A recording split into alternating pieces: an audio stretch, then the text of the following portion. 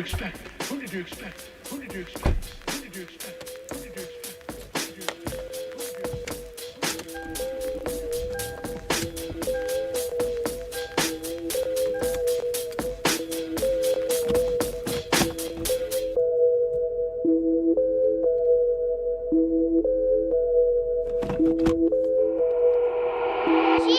Welcome to the east side. We don't wait for doors of opportunity, we just wait on when we gotta kick them in. Decatur, Georgia, or a den of thieves. Hidden leads just to feed the village. Hidden leads make them feel like ninjas.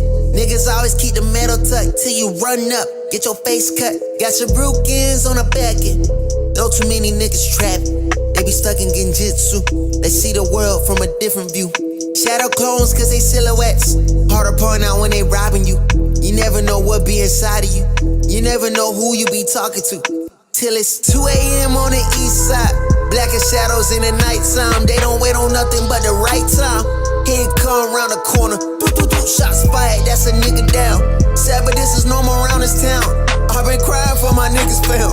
I've been praying for my niggas down. Always looking for some progress. Try a nigga, he gon' regress. Locked and loaded that nigga ready. Turn your brains into a red spaghetti. I be looking for God here. Hopefully he see that I'm trying here. Save my niggas cause they really lost. Tell that my niggas before you write them off. They say, Vic, don't you move on that side, boy. Both the crime rate and junkies stay high, boy. Scary niggas, they ain't see my vision and they see it, they want in the convoy. Stop by the corner store, know that it's kissing there. Let them watch windows, pump gas for a bag of chip shot with the water. But no, they got size, I don't need no patchouli. I just want water. Start bitch with my brothers like Pops and Earl. We gon' turn Killer Row right into a Melrose. I might turn Wesley Chop to a motherfucking church. And they got them my people and teach them their worth. I don't need no appraiser, I'm knowing the worth of my property. They just don't talk the cap, always a lot in the world. And I'm on it, all that construction on this side. I'm taking my time, now it's 2 a.m. on the east side.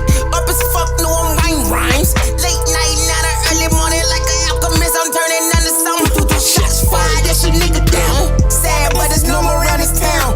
Cause I'm calling, say you beat the charge. He can't wait to come back around. Other cousin calling, y'all must out. Say he heard prices went back up. I confirm they gassed up.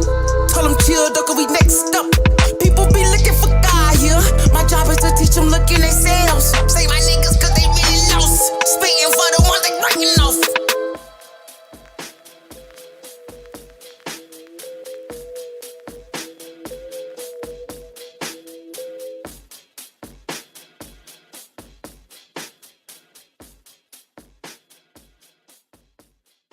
Who did you expect?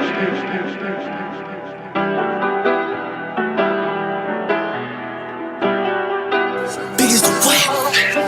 Biggest the what? Biggest the what? Biggest the Super Bowl. Niggas so thirsty, don't put me in beef. Dissecting my words and start looking too deep. I look at the tweets and start sucking my teeth. I'm letting it rock cause I love the mystique. I still wanna give me a song where I be. Can't trust everything that you saw on IG. Just know if I diss you, I make sure you know that I hit you like I'm on your caller ID. I'm naming the album to fall off. It's pretty ironic cause it ain't no fall off for me. Still in this bitch getting bigger. They waiting on the kid to come drop like a father to be. Love when they argue the hardest MC. Is it K Dot, is it Aubrey or me? We the big three like we started the league. But right now I feel like Muhammad Ali.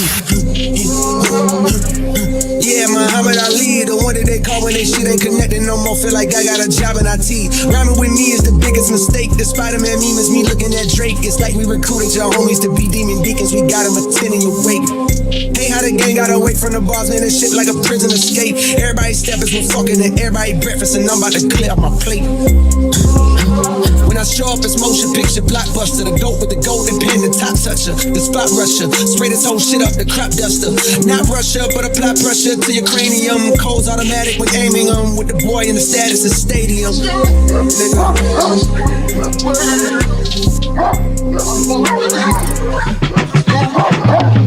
Big as the Super Bowl, but the difference is it's just two guys playing shit that they did in the studio. Niggas usually send their verses back to me and they be terrible, just like a 2-year-old. I love a dinner with some fine women. When they start debating about who the GOAT, I'm like, go ahead, say it then.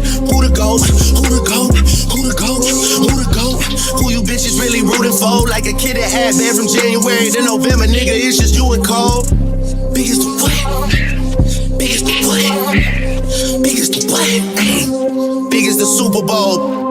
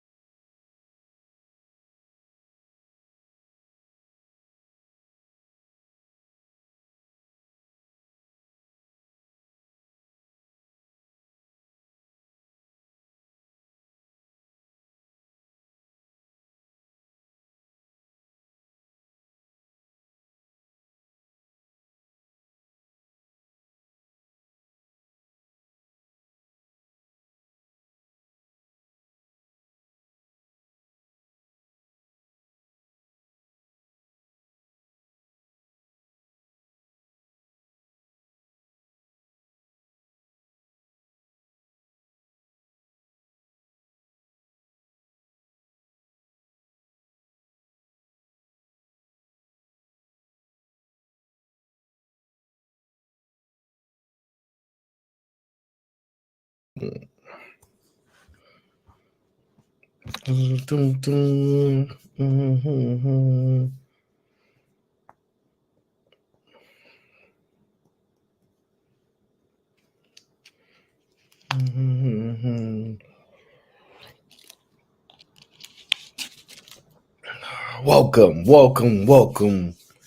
It is Saturday.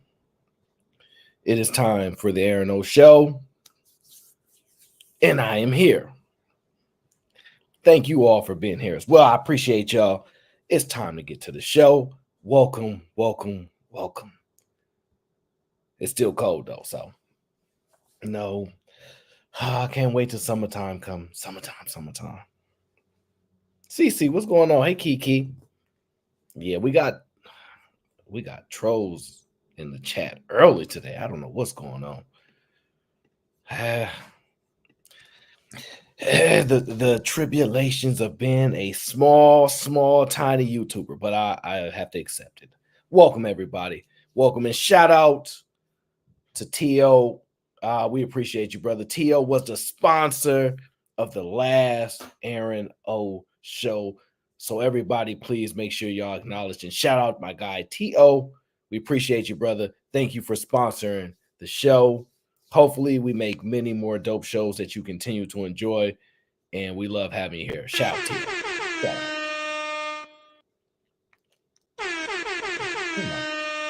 Let me turn my volume up. My volume is a little low. Oh, man. What a wonderful day in the neighborhood. A wonderful day in the neighborhood. Wonderful day in the neighborhood. You know what? I'm gonna start wearing this like sweaters like that. I'm gonna start switching my whole thing to sweaters. That's what I'm gonna do. I'm gonna switch up to the sweater guy. Yep. I'm gonna put that on the list.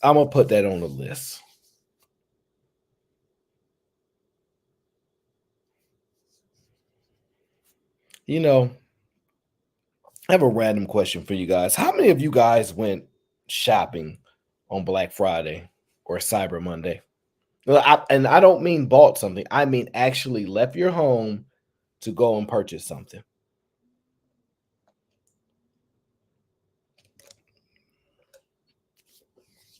You know, I was looking at something and it said, well, they had a lot of video, and it was empty parking lots and everything. And I was like, wow. I remember the days people was fighting in the aisles, stealing TVs from people's carts, just back and forth. And they've done so well that people no longer need to go outside anymore to acquire the things they want. They have programmed us to go online and buy all the things that we want. What up, Chaz? That's what has happened now. They have programmed us to go online to buy all of the things that we desire. We don't even need to wait in line anymore. It's getting scary.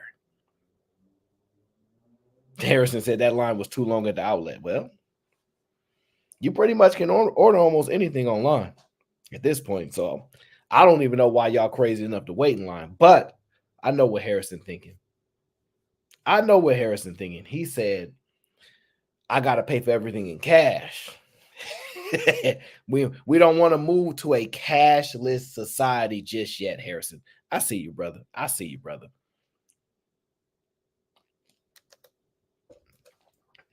Oh, man.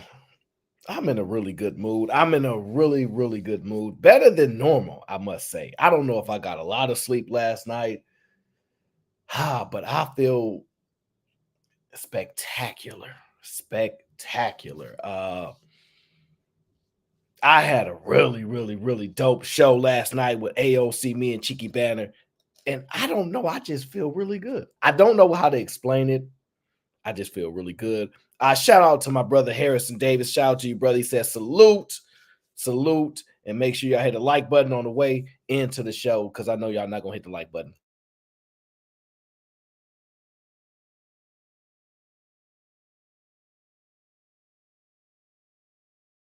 I know y'all not going to hit the like button. Harrison, tell him to hit the like button, please. Hit the like button. You know, I went on the last show and I looked at the likes. I said, dang, these likes is low. I need to find a way to each segment to say hit the like button. I don't know why. But shout out to my guy here. So I appreciate you, bro. Oh, shoot. Batman 4011 with the $50 ball.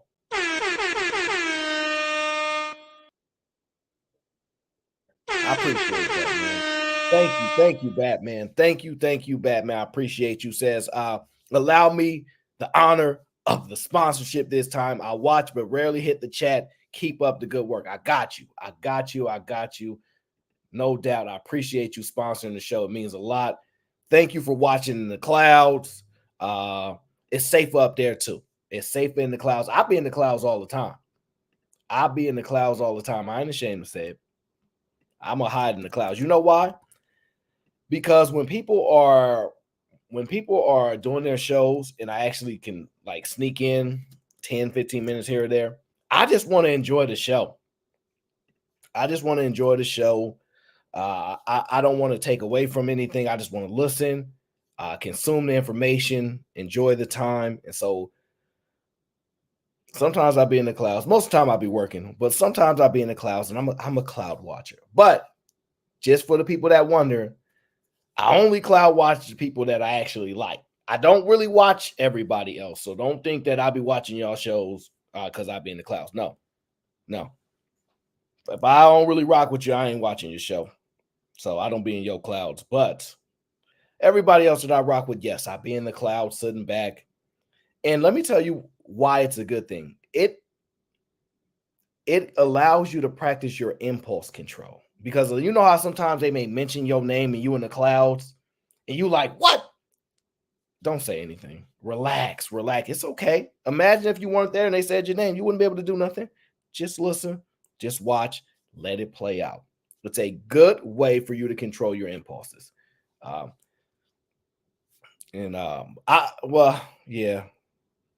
watch gang. That's where I'm going to be at soon. Be in the clouds. Hopefully. But shout out to you. Thank you for sponsoring the show. Appreciate it. I got some news for you guys, though. When we was doing AOC show last night, it went crazy. I don't know if y'all was there, but if y'all was there, then y'all know. For some reason, we can never get through the entire show.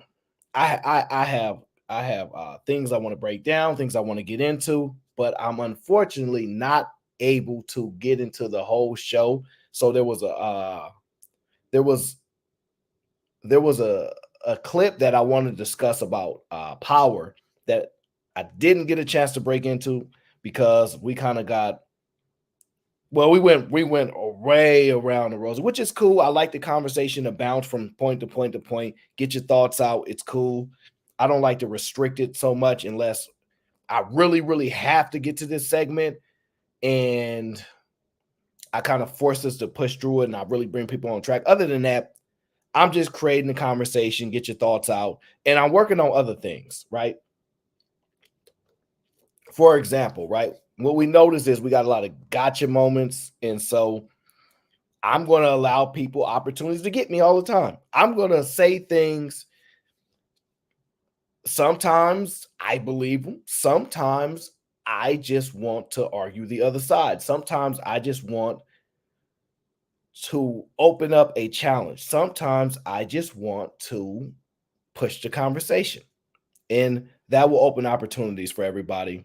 Might not always look good in the beginning, but I will always find a way to bring it home one way or another. Okay. So that's what we're going to work on. What's up, Callie Bev? And of course, shout out to Batman for becoming a member of the Gang.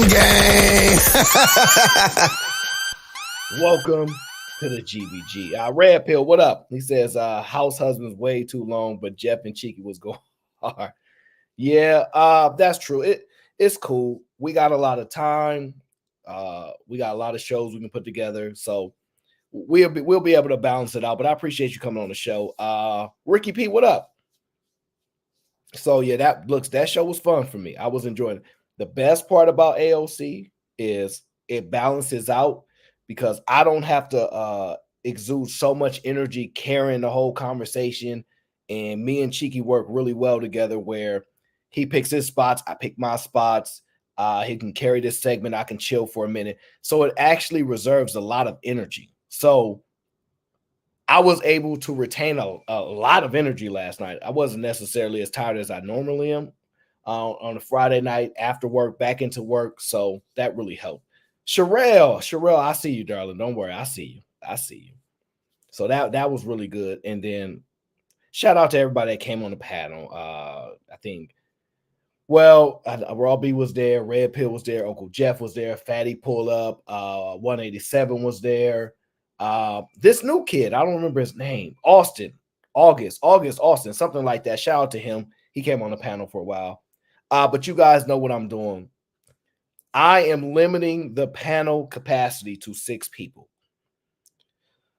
I found that it's much less like going back and forth for the mic, and for the ladies in particular, it gives them a better opportunity for them not to have to yell over 8 or 9 guys for them to try to get their thought across.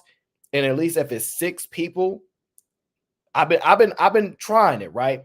It seems like people are more patient and they're allow you to finish your thought because they believe they're going to get a chance, as opposed for when the whole panel blows up and then everybody gets to fight for it. So that's what I'm working on. I'm going to continue to navigate that. I'm also going to make sure that it's not too much of a hindrance for the show. But I got to figure it out. I think so far it's gone really, really well. Unfortunately, not everybody can get on when they want to get on, but it is what it is. I can't make everybody happy. Okay. I just cannot. I cannot make everybody happy. So I'm going to continue to explore that and see how that works. And if I have to revert back to the old method of just a straight open panel, full panel, I will. But so far, the 6 on panel seem to work really well. And I think people are getting their thoughts out a little bit more. It still can at time for the stronger personalities to kind of dominate the microphone, but the frustration and jealousy that gets there is not as much as when everybody on panel. So, and then the people that are waiting in the back, they're pretty much going to be waiting until it's their turn. Somebody, either they negotiate somebody to get out their spot, or they just show a level of patience. Because if you get to the show early, it's not your fault that you show up on time. It's not your fault that y'all get my notifications and other people don't get the notifications, because apparently people are not getting my notifications. And that's what YouTube does. So it's cool, but that's what I'm doing. It is what it is, guys. Until we can find a level of balance without it, I think we're going to continue to go that way. And that's what it is. But let me tell y'all what happened, y'all. You know, I have my people. I ain't got a lot of people. I need more people. You know, our Team Fatty got all these stalkers that go everywhere and clip up everything and send them things. I don't have enough people like that. I need some people like that on my team, okay? I don't know what Fatty did to recruit y'all. But it came across to me that for some reason, my show is causing relationship problems. And it's never been the goal of my show to cause relationship problems. The goal of my show is to open conversation, to get you to think differently, to allow you to express yourselves and give your views, for you to be challenged, for me to be challenged, for me to check biases, for me to challenge my own biases, formulate independent thinking, and dealing with people that don't have their own train of thought. So because of that, trouble has occurred. Trouble has occurred in these YouTube streets, y'all. Trouble has occurred in these YouTube streets. Somebody said somebody's timing out. I'm not paying attention to the chat right now. So I'm just going to have to rely on my mods right now. What's going on, Yvette? So I wasn't hoping that my show would cause issues in with anybody's relationships, but I can't control it. I can't control it. I have to be unapologetically me. And I'm going to be as respectful as I can, even through all the disrespect. I'm going to take the higher road most of the time, right? Because I have the ability to do so, but not all the time. If I put my orange hoodie on, it's going to be trouble. And no, I'm not going to let you guys incentivize me to put the orange hoodie on. All right, I'm not going to do it. But I've been noticing that's going on. So this is what happened, right? So somebody send me this. Hold on, let me pull it up.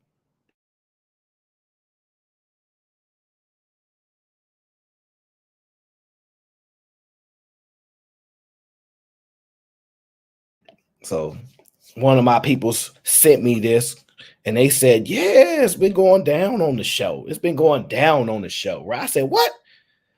So I pulled up the clip, and this comes from Nightish show. You guys know my guy, Nightish Town Business, Nightish show. And somebody on the panel was discussing my show. Now I'm gonna see if you guys can tune in and listen in, and then I'll give you the breakdown. But listen up to what was discussed, right? Let me pull this media closer to me so I can access it easier. There we go. This is what happened. Show. I was typing in the Aaron O show comment. My wife was looking over my shoulder said, "It better not be one of them bitches." I was, the fuck is you talking about? The Aaron O show. Yeah. Look, you know what I did? I said, look, fuck this shit. I hit the goddamn breaker box. You finna go to fuck to sleep. We ain't playing no more. Fuck all this shit. I'm turning all this shit off. Your ass is tripping. I look back. Shit like that. Listen to that, right? I was typing in the Aaron O show comment. My wife was looking over my shoulder said, "It better not be one of them bitches." I was, the fuck is you? I'm sorry, Vic. I'm sorry. All right. Listen up. Vic said he was tuned in to the Aaron O show, right? You know Vic Mike. He got the McDonald's mic, and he said his wife said that better not be one of them little chicken heads that you listen to. She like that. Vic like this the Aaron O show was. Oh man, let me turn this off before I get in trouble. Vic, I'm sorry, brother. I'm sorry, Vic. I don't mean to get you in trouble, brother. I apologize, brother. I don't want you to get in no trouble. Just turn the show off. Go to sleep, brother. Vic said, I'm turning the show off. He going to sleep. Because his wife was giving him a hard time because he was tuning into the Aaron O show. She talking about what you messing with these chicken, what you doing. Sorry about that, brother. I apologize. Let your wife know if you need me to vouch for you. You was watching the Aaron O show. I'm sorry. I didn't want that to happen to you. But, I guess you never know it. But hey, man, I don't want to break up no good families. But, Vic, listen, brother. If it comes between your wife and the Aaron O show, you better make the right choice. Vic. You could always get another wife, but you can't get another Aaron O show. Make the right choice, Vic. Vic is a good man. He gonna make the right choice. Sharon, what up? He gonna make the right choice, y'all. He's gonna do it. He will. But I thought that was hilarious. I'm not gonna lie.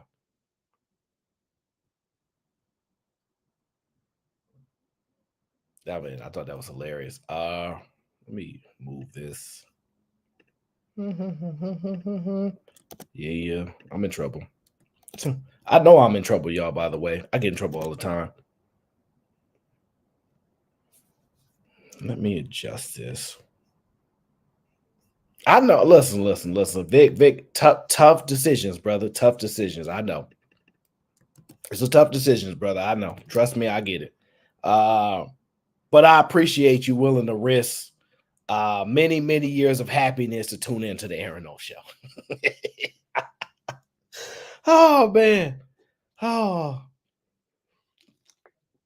I had no idea it was that bad out in the street. Yes, we gotta support Vic. Okay, we gotta support Vic. We gotta make sure the mic is right, because every time he call in, static there. He always on the road though a lot of the time. So I don't know. But shout out to Vic. Shout out to Vic. Sherelle, did you come here to talk about getting Vic a new microphone so we don't have these issues when he watching the show? You got all the money. You need to buy it. I ain't got no Hello, money. how you doing, Aaron? Dad's coming after me. I'm chilling. What's going on? What's going on? You got a haircut? So are you late? That's not what. How can I be late to my own show? Why haven't we been over this? Because you said it for one time and then you said it for another time. Yeah, because I be messing up my time zones. You know how you told me my time zones all messed up? I be messing them up. Oh, so you're gonna lie. You look shiny. Did they put like grease on your face? No, I just have lights around me. So there are lights that are literally shooting at me right now. So that's why you see this little light beaming off the top of my head. That's a light. Oh, okay. This little light of mine. So your skin is dry right now? No, it's not really dry. But the way the light hits it, it might look like that. But it's not. I don't like it. Okay. I don't know. I came up here to join the panel before it get full, and then you be trying to tell me that I can't come on the panel. Oh gosh.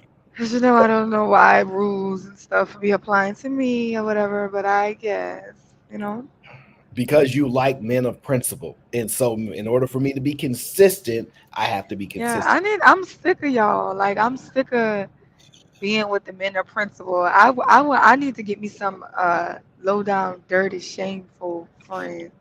Oh, we got a lot of them. Don't worry. We got you. We got you. I'm gonna find a new tribe. I don't want to be with the principal tribe anymore. I want favoritism. Well, I already get favoritism, but I want favoritism even more. But that's a power thing, right? And that's what we're talking about today, power, right?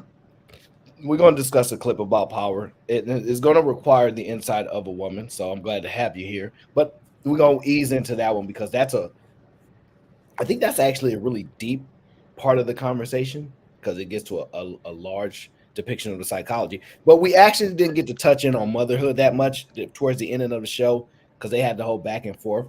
And they kind of ruined everything for me. But at the same time, I was enjoying the show, so I don't mind.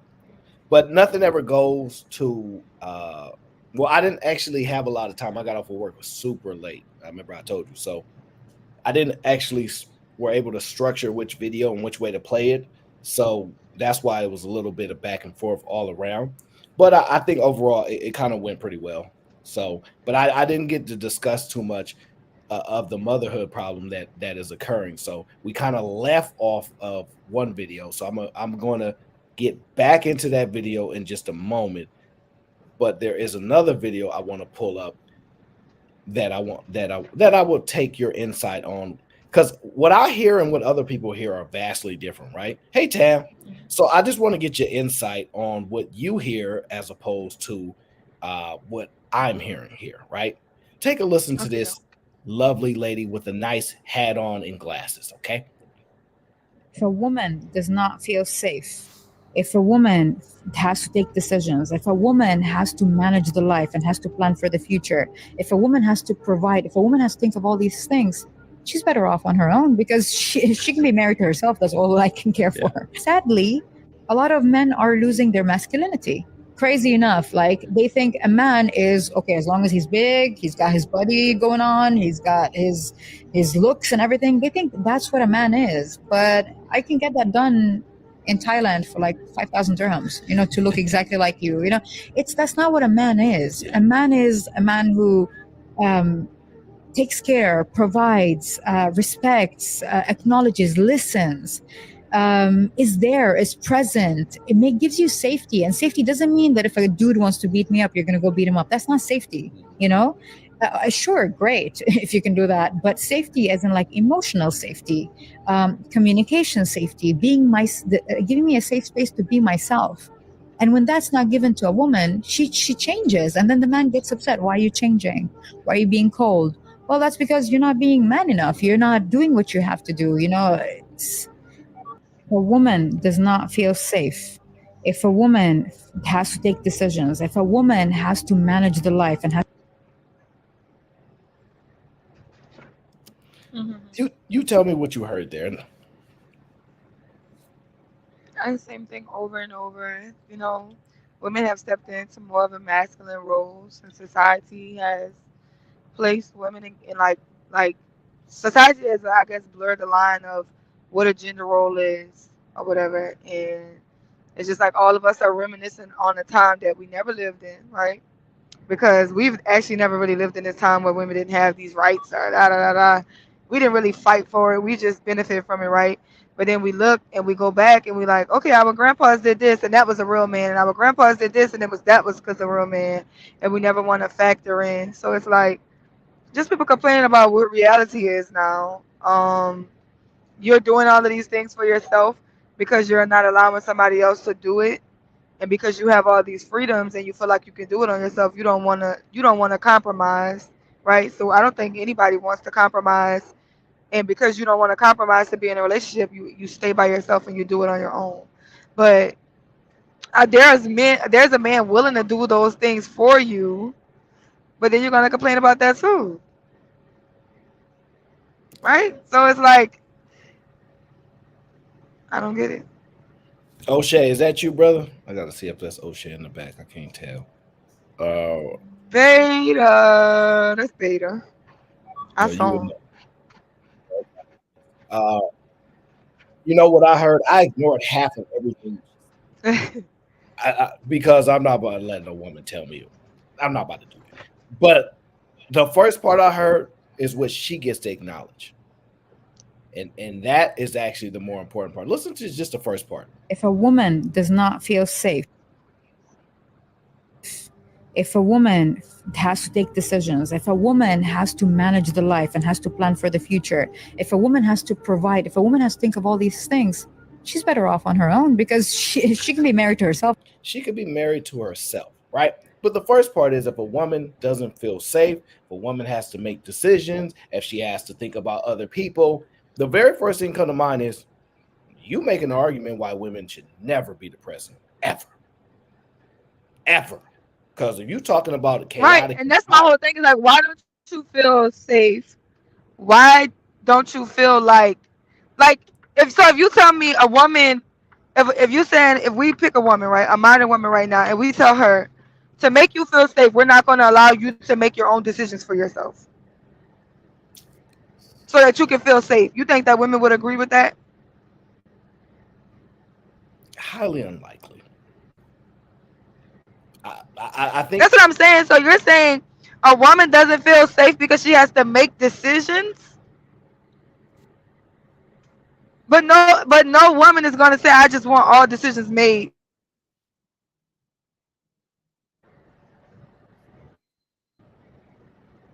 tough to say. Tough to say.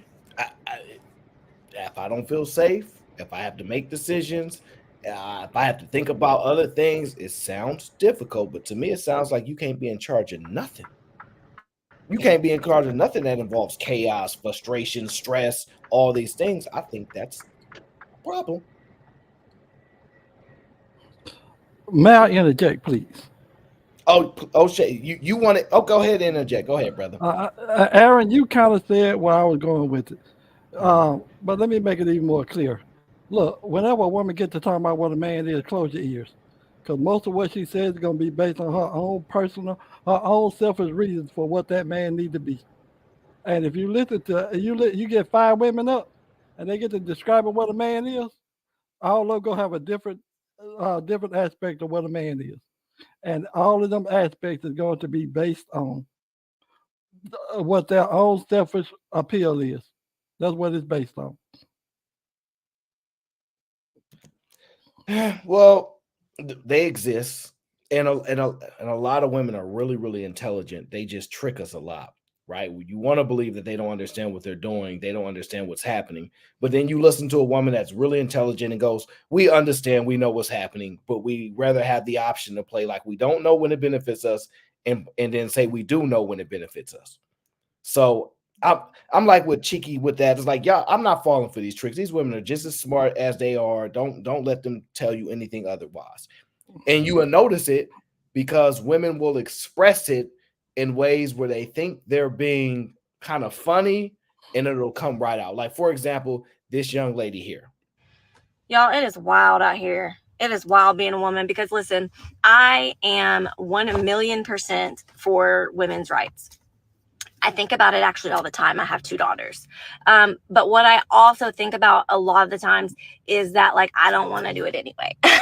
Like, I'm glad that we now can drive cars, but I don't want to drive. I don't want to drive, but I don't want you telling me I can't do it. I also don't want you to do something because I'm a woman thinking that I can't do it myself. But then I think you should do it for me. Like when I'm unloading something from the car that's heavy and a man sees me unloading it, like I don't want him to assume that I can't do it on my own. But if he doesn't help me, that was rude. That was really rude because I don't want to do it by myself. And it was heavy. There's a problem. There's a problem. This is a problem. I'm admitting that. And the first step is admitting that you have a problem. Also, like, do not think for me. I can think on my own.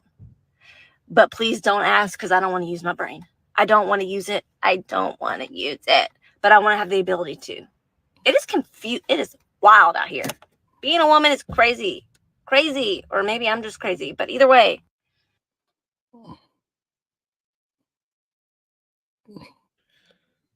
You see the woman acknowledging what occurs, what they do, how it's received, the response, fully aware of what occurs, but not going to stop. Aaron, I like videos like this, and pardon me if I cut you off. You know why I like videos like this, Aaron? Because they show you why you should be listening to women. You should hear what they say, hear them, and then make your own decision. Because that right there, she's admitting that she is crazy. To build a woman and her that mindset is straight crazy. It's confusing. It's like being on the outskirts of a tornado. Now, if you was in the middle of the tornado, you good because that's the eye of it's peaceful. But on the outside of that tornado, everything is crazy.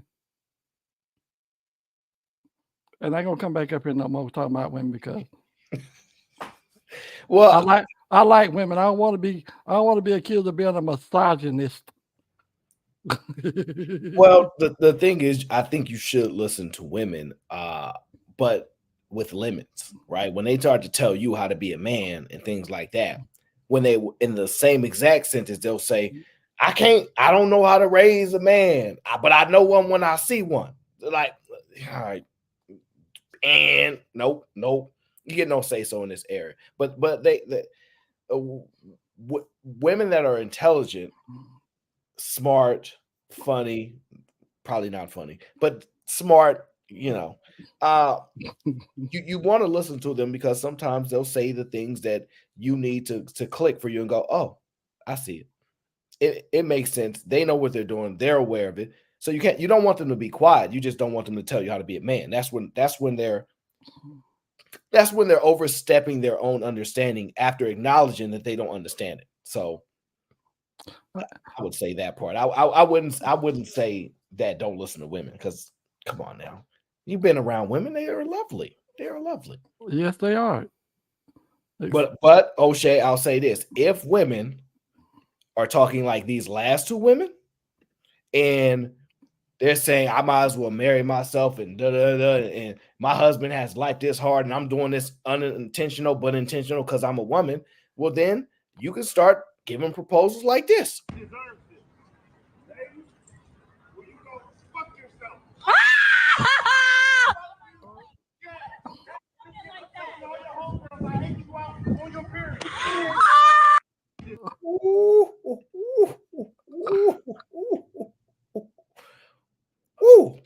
I miss some of that. I know you did. Let me tell you what happened. See, she thought she was about to get proposed to.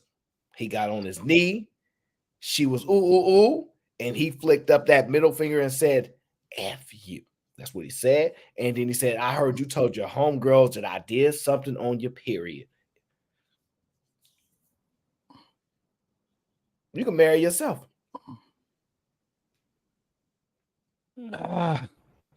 So he's upset because she told her friends that he have red wings, but he's not upset that he just upset that people know. Well, I think there are some things that people shouldn't know. So yeah, I mean, I think that's wild crazy, but people can do what they want. People have their own bedroom experience. Ain't none of my damn business. Mm-hmm. Here's my thing about that. Look here. Now I Tiana, would the not addict says snitches get stitches. look. I would have not sit there and said what it was that they said. I just simply said, look here. Since you can't keep your freaking mouth shut, you gotta go tell everything to your little friends. Why don't you go marry them little nasty heifers? since you got it like that. Oh yeah. Yeah, well, I actually like this better. She whipped out, it was lit, and and because he was vulnerable, they had a moment, and she shared experiences that he wouldn't, that she knows that he wouldn't have wanted to be done. I wouldn't have done that either, but that's kind of nasty right now. Hell no. I mean, listen, she let him. Hell no. So they own this explore, live life. It's more common than people think. The nasty stuff that people do. Majority of these heathens are nasty, honestly. It's not common for me, so I'm gonna continue thinking this stuff is wild crazy. Yeah, they nasty out here. They try to. It's pretty crazy. You know what? I came across this video too. I was dying laughing. I love this. First of all, I want to acknowledge I love the green. I love that green. It looks amazing. I just want to make sure that you can express yourself. So go ahead and express yourself. Be having money, but they want you to invest so much time before they come out of their pocket at all. And nowadays they're like, oh, you wasn't down when I was down, so why am I spending my money on you now? Yeah, like I wasn't there. I wasn't there. I didn't know anything. But let me would have been there. I would have made you some noodles. I would have been hiding the bodies. Whatever I got there. When you had 2 pair of jeans, I would have been there. Like, I would have been there. Supportive. That's why they say, like, oh, you got to find your dude that's down and stay down until he come up. To view the full episode. You know, this young lady said, and let me tell you what hurts right here, right? She said, men be wanting you to just, like, they don't be wanting, they be having money, but they don't want to spend it on you for a minute. Like, they don't want to spend it on you right away. They be want you to wait a long time. Really? Y'all don't have a problem with people waiting, do y'all? Yeah. Last time I checked, ladies said, you're going to wait until I'm comfortable. 1 month, 6 months, a year, until I'm comfortable. So I think you have an understanding of sometimes it takes people a long time before they're comfortable spending their money on you, right? Don't you think that makes sense? I think it'll take me a good amount of time before I'm comfortable spending a bunch of money on this kind of stuff. I think so. So that's one. And the second part, she said, I would have been there, but I didn't know you at the time. I would have been there. I would have given you noodles. Yeah, we would have been there. We'd have held you down.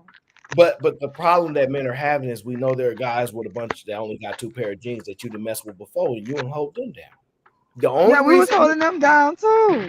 The only reason you willing to acknowledge that you're willing to hold him down is because you see he winning now. See, if you can see the future, like you guaranteed a victory, you like, I'm willing to go through that kind of stuff because I know victory is on the outside. But if you ain't guaranteed a victory, nobody held you down when you held in 2 pair of drawers, Aaron. No, absolutely not. That's a lie. I know. You're telling lies. You're telling lies. Nope, never happened. But if they knew you was gonna win, then they probably would have. The point of it is, ladies, I understand, but you can't just be expecting a man to give his money away immediately like that. It takes time before they're comfortable doing so. And you as a woman would understand something so important and precious to men, like you say all they care about is their money, then it's going to take them a long time before they're willing to just give it away like that, It's special to them. And I expect women to understand that about the men. Yeah, just like, I guess it's the money and the sex is like synonymous, I guess, right? Eric, can I comment on, pardon me for it, can I comment on part of the statement that you just made when you said they gave what they gave to the other guy? Here, look, that argument, that should be thrown away. I'm gonna tell you why. For the simple fact that it ain't what she gave the other man, it's what you can get out of her that you want. Because if you can't get out of her what you want, then guess what? She just ain't into you. Call it a day and move it on and move on. Because see that comparing yourself, well, she gave all this, she did all this for this other dude. Look, let's just admit it. Let's just admit it. If you ain't that dude to her, then you just ain't that dude to her. So it ain't about what she gave the other dude, it's what you can get out of her. If you can't get what you want out of her, then guess what? Don't let there be no hard feelings. Just move on. No, that's fine. And shout out to B.O.B. for, I think he sent a super sticker. Shout out to you, B.O.B. But that's fair. That's fair. But I just think that they got revisionist history. Let me give you an example. I didn't know you at the time. If I did, I would have been there. Okay, because women say men don't like virgins. Well, we didn't know you when you was a virgin. If we did, we would have been there. But you know what I'm saying? Right. When I was a virgin, you would have been there. You would have been my first and married me and waited for me, right? But I didn't know you. Right. So hey, can I put a caveat in my statement, Aaron? Pardon me for that. Can I put a caveat? Now, if it's one of them girls that dissed you when you was younger, told you ain't it. Now you done got you done got your money up, you got your personality up, and now she comes and she's circling back around. Now that's a different ball game there. That's a whole different ball game there. Okay, you talk about get back. You talk about get back gang right now. I ain't talking about no get back now. It's basically still boiled down to the same result. Look, you have to decide whether or not you really like that woman and still want that woman. Because most of the reason a lot of guys are complain about women like that, because they still kind of want that woman. They just want her to bow down, come in on knees, say, "You my master." That's what they want? I'm telling you. Is this what you want? I'm telling you. Look, that will solve a whole lot of stuff. Are you spilling the tea right now? Don't worry about all that. Remember, I'm a beta man. I'm coming up here. I'm doing beta. I'm decoding it. But see, guess what? Here's the point. If she didn't treat you right back then, that's a good possibility. She ain't gonna treat you right. Ever. Right? I'm telling you, it's a great possibility. Now, there are those outliers, but for the most part, if she didn't treat you, she didn't treat you right back then, she's not gonna treat you right now. Now she's gonna get some of the resources off you. She's gonna treat you nice for a little while. But after she gets a little too familiar with you again, it is what it is.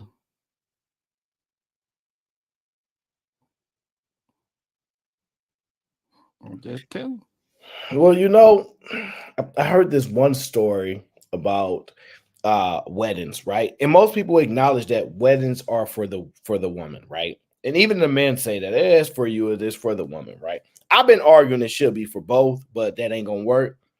So I think I did a video a while back about a dress color. Like I think this girl was wearing a dress that was kind of like similar to like a bride looking dress, and they felt like that was a way of disrespecting the bride because it was her day to shine and all those things. Sherelle, does that make sense to you that for that particular day, every woman should not necessarily be trying to look their best to kind of compete with the bride, and she should be looking they should understand the moment and allow that woman to have the type of wedding that she wants? Yeah, because it's her day, so she should be shining. Like, you're not supposed to wear white if the bride is wearing white. You shouldn't wear white because she's the bride. It's her show. So, yeah, you shouldn't be trying to come up there and upstage the bride, but people be doing it anyway. Some people can't help it, though, because some of these women get married just be ugly. And it's like, damn, what you want us to do? So, see, you're a woman, so you have more insight. So as a guy, we probably don't care as much about that type of stuff that you would care more about. So we kind of concede, okay, it's your day, but we understand it's actually smarter for women to kind of make it a joint day, but whatever, because men don't want nothing, right? Do you really believe women should, like, it should really be whatever they want on that day? Like, that, to me, that's crazy. Crazy as hell too, because it always used to be that way. I don't know, man. I don't know. Nope, it used to be about the groom. Way back in the day, it used to be about the groom. I don't know. When it used to be about the groom, it never was about the groom. Bull Y'all crap. say anything. Bull crap. Oh shit, be quiet. Bull crap. It used to be about the groom. It wasn't never about no groom. It was about the woman. It was about the conversion of two families. And it was about the woman. She was special. It wasn't about no woman. That wasn't. Well, women. Do you not know back in the day, women was a damn dime a dozen to. How you know? You wasn't there back in the day. I'm so sick of y'all talking about back in the day. Y'all, how old are you? That's why they got history. That's why y'all they be 20 years old talking about back in the day. 20 When years was you old. back in the day? You wasn't alive. 20 years old. They got history. Never mind. You is an old ass nigga. Thank you. Thank you very much. You is an old ass nigga. You right. You know. You was there. Thank you, Sherelle. I'm so glad not having died young. Thank you. All right, little one. Well, you better wrote it down and took a picture for me to believe in. All right, settle down. It's just hearing about these type of weddings is crazy, right? Because the way the amount of leverage that other women give other women, don't upstage. It's her day. Let her have whatever she wants. It's her special moment. Don't take away from it. It's crazy to me. But I guess I just have to understand that it's her day and she can do whatever the heck she wants, and nobody should be upset with her because it's her day, right? So men just need to just accept it. But not look, pardon me. Let me just say my comment on that, because I did as a guy who did wedding pictures for a long time. I'm gonna be honest with you now. See, look. If you come in there with the intent to upstage, well, you can't truly know a person's intention unless they just. But here it is. Now, what if you find a woman? She just elegant. She just wears some of the finest clothes, and I mean, she just has a beautiful style of her own. But now she come to her wedding, and the bride, look here, if it wasn't for somebody else dressing her, she would look like crap. But no matter how much you put on her, she's still not going to be up there. So what should that person, that elegant woman do? Should she just not go to the wedding? Hold on, O'Shea. What was it? Power Up JT, you don't have to be on cam right now, because I see what's going on, so you just go ahead and go off cam. We don't do that over here. We don't let y'all drive on camera. Y'all can go to jail. Well, I prefer people be on cam, but if you're not in a position to do it at the moment, you know, so we got. What you trying to say? Yeah, I was just about to ask. I was like, and I get a little exemption. No, yeah, no, but I know why, because at least I can see you in the back. I appreciate that. But I've had you on Fight Club like once or twice, so my memory's not. Aaron, I have a question for you. You got a question immediately? You just gonna run up on the panel, bypass me and JT, you know, and you just gonna go ahead and bypass everybody else to get to your question. Go ahead. Right, so is it safe to say that the marriage is customarily for the woman, but the honeymoon is for the fellas, right? No. It's not safe to say that. Absolutely not. Because he doesn't have full the amount of artistic expression that she has on that day is nowhere near close where he like, all right, we're going to Jamaica. It's so beneficial to her, she's not going to object to it. There are things that happen at the wedding that men like, all right, fine. But things that happen on the honeymoon, I don't know. I think that's still more of location, especially if we're talking like traveling or going destination, that is 100% benefiting her. Like, and why do y'all feel like the honeymoon benefits only the woman? Are y'all still in 2023 thinking that women don't enjoy sex or they don't benefit from sex? I never said. Do y'all honestly think? Because like, I guess the idea is that okay, well the man gets to have sex, or the woman gets to have sex too, and women like sex too. So the honeymoon is for she's benefiting from the honeymoon too. I never said she wasn't, but customarily, who's expected to put on for the honeymoon, the man or the woman, and who's the main beneficiary of it? I think she wants it all. Yeah, I personally look. If I may interject, it's for the woman. I'm gonna explain why it's for the woman, especially today. Because guess what? That man been get look. I know they ain't been saving themselves for marriage. So guess what? That man been hitting that ass a whole long time ago. So now he just hitting it in another spot that she wanted to go in anyway. Because guess what? He wouldn't care where he hitting it at. As far as he concerned, that's just a whole lot of damn money he done with his spent just to hit ass he been hitting already. Well, now Cheryl said 2023, and I specifically stated with the operative word customarily. So I'm talking about tradition, not modern time.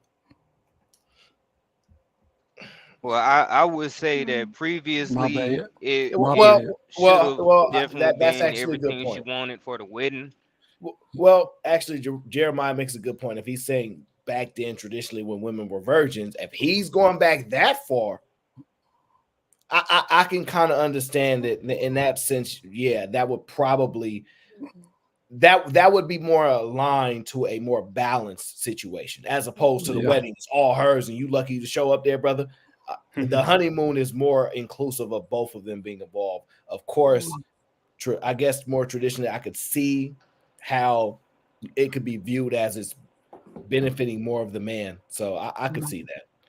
My bad, I don't know if it's a good idea to back that far because we ain't it ain't happening no more. You about to be running the chicks that got about 5-10 bodies minimum. Sadly.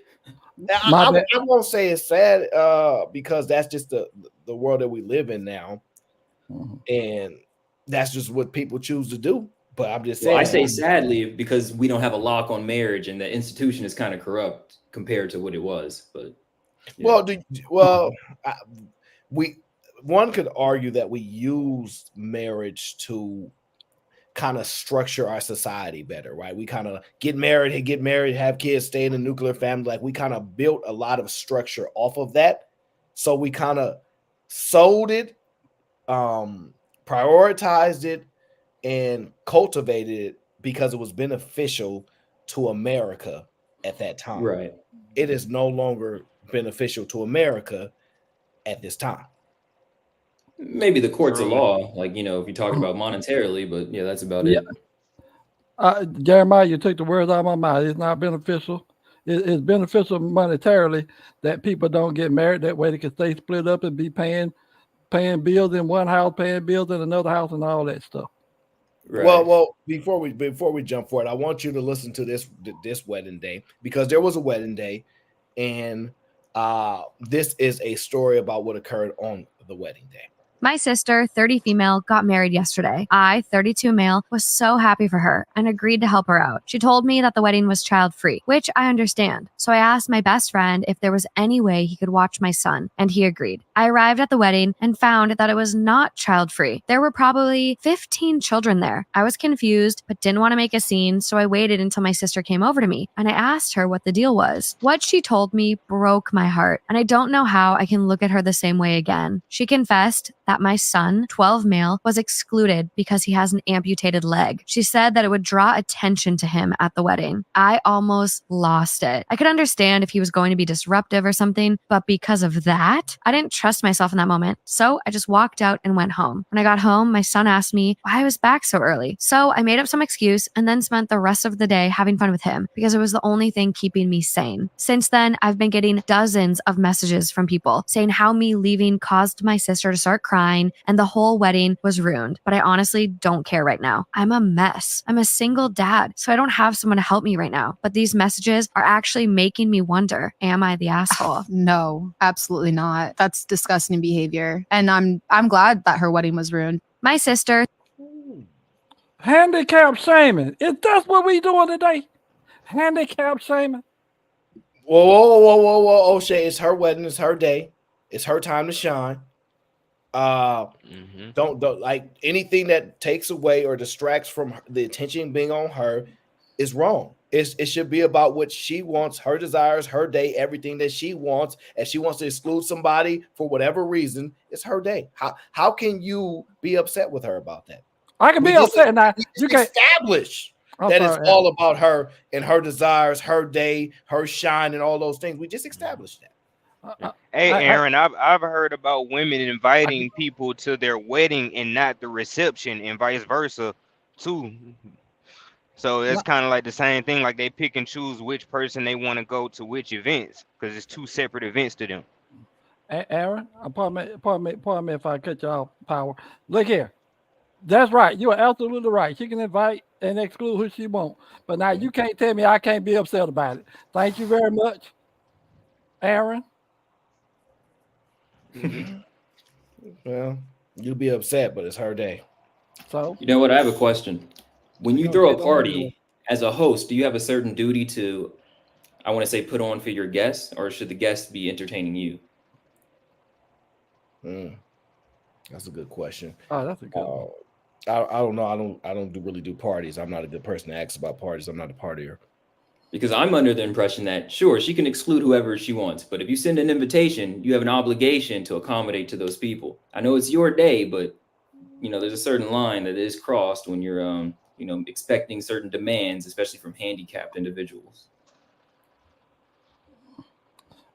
I mean, as long as the handicapped person didn't impose any kind of, because look here, speaking of the handicapped person who used to do weddings, riding around in a little scooter taking pictures, hey, that was kind of fun and all that. But anyway, hey, it is what it is. But hey, you're right, Aaron. If they don't want somebody to be there, I ain't never tripping on that. But now you could have said that up front because she invited the person. She invited the daddy of the handicapped dude, and though he didn't have any feelings about his child. That's stupid. Shouldn't have invited him. If you can't invite the child with you, shouldn't have invited him either. I think it was morally wrong, but I mean, it's her day at the end of the day. However she wanted, I guess is how she gets it. So it wouldn't be wrong in the aspect of she can't do it or isn't supposed to do it at all. But I guess morally, I would say it's morally wrong to me.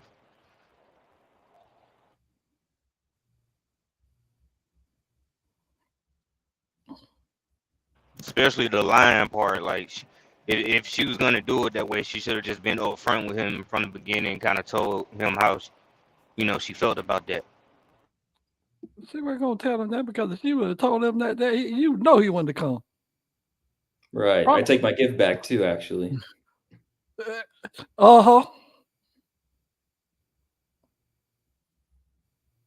Like I'm playing, y'all. I bet she was ugly anyway. I bet she probably cheated. On him with one of the best men, right before the day of the wedding. Ain't nobody stunned her. Let that chick kick rocks. Well,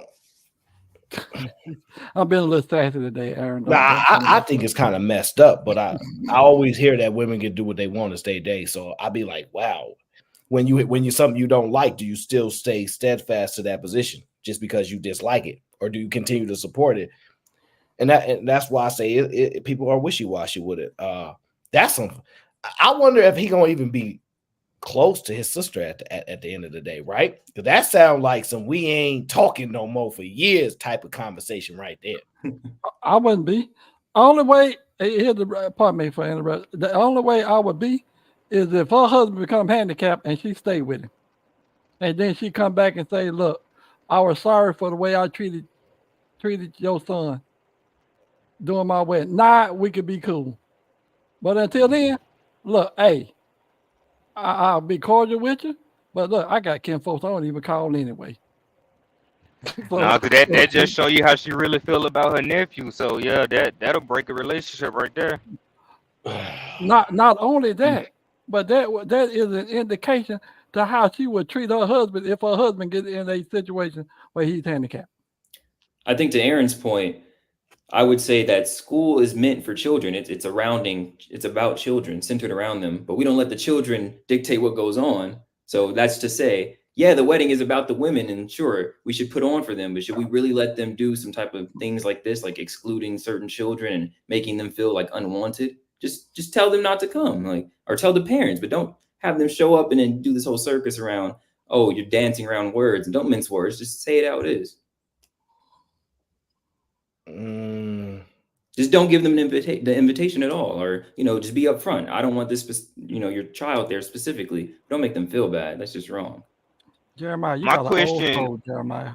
That's a my tough my conversation. question is, did the husband know about this decision that she chose about her brother and the nephew? That's irrelevant because in most situations, because they're not married just yet anyway, but in most situations, people don't really bypass brother sister relationships as the alternative spouse. So if you with your woman and she got a brother and they have conversations, you don't really get in the way of that. That's that family figure it out typically, right? Even if you kind of know that's you would say that's between you and your brother, what y'all want to do. Like you don't typically override that typically.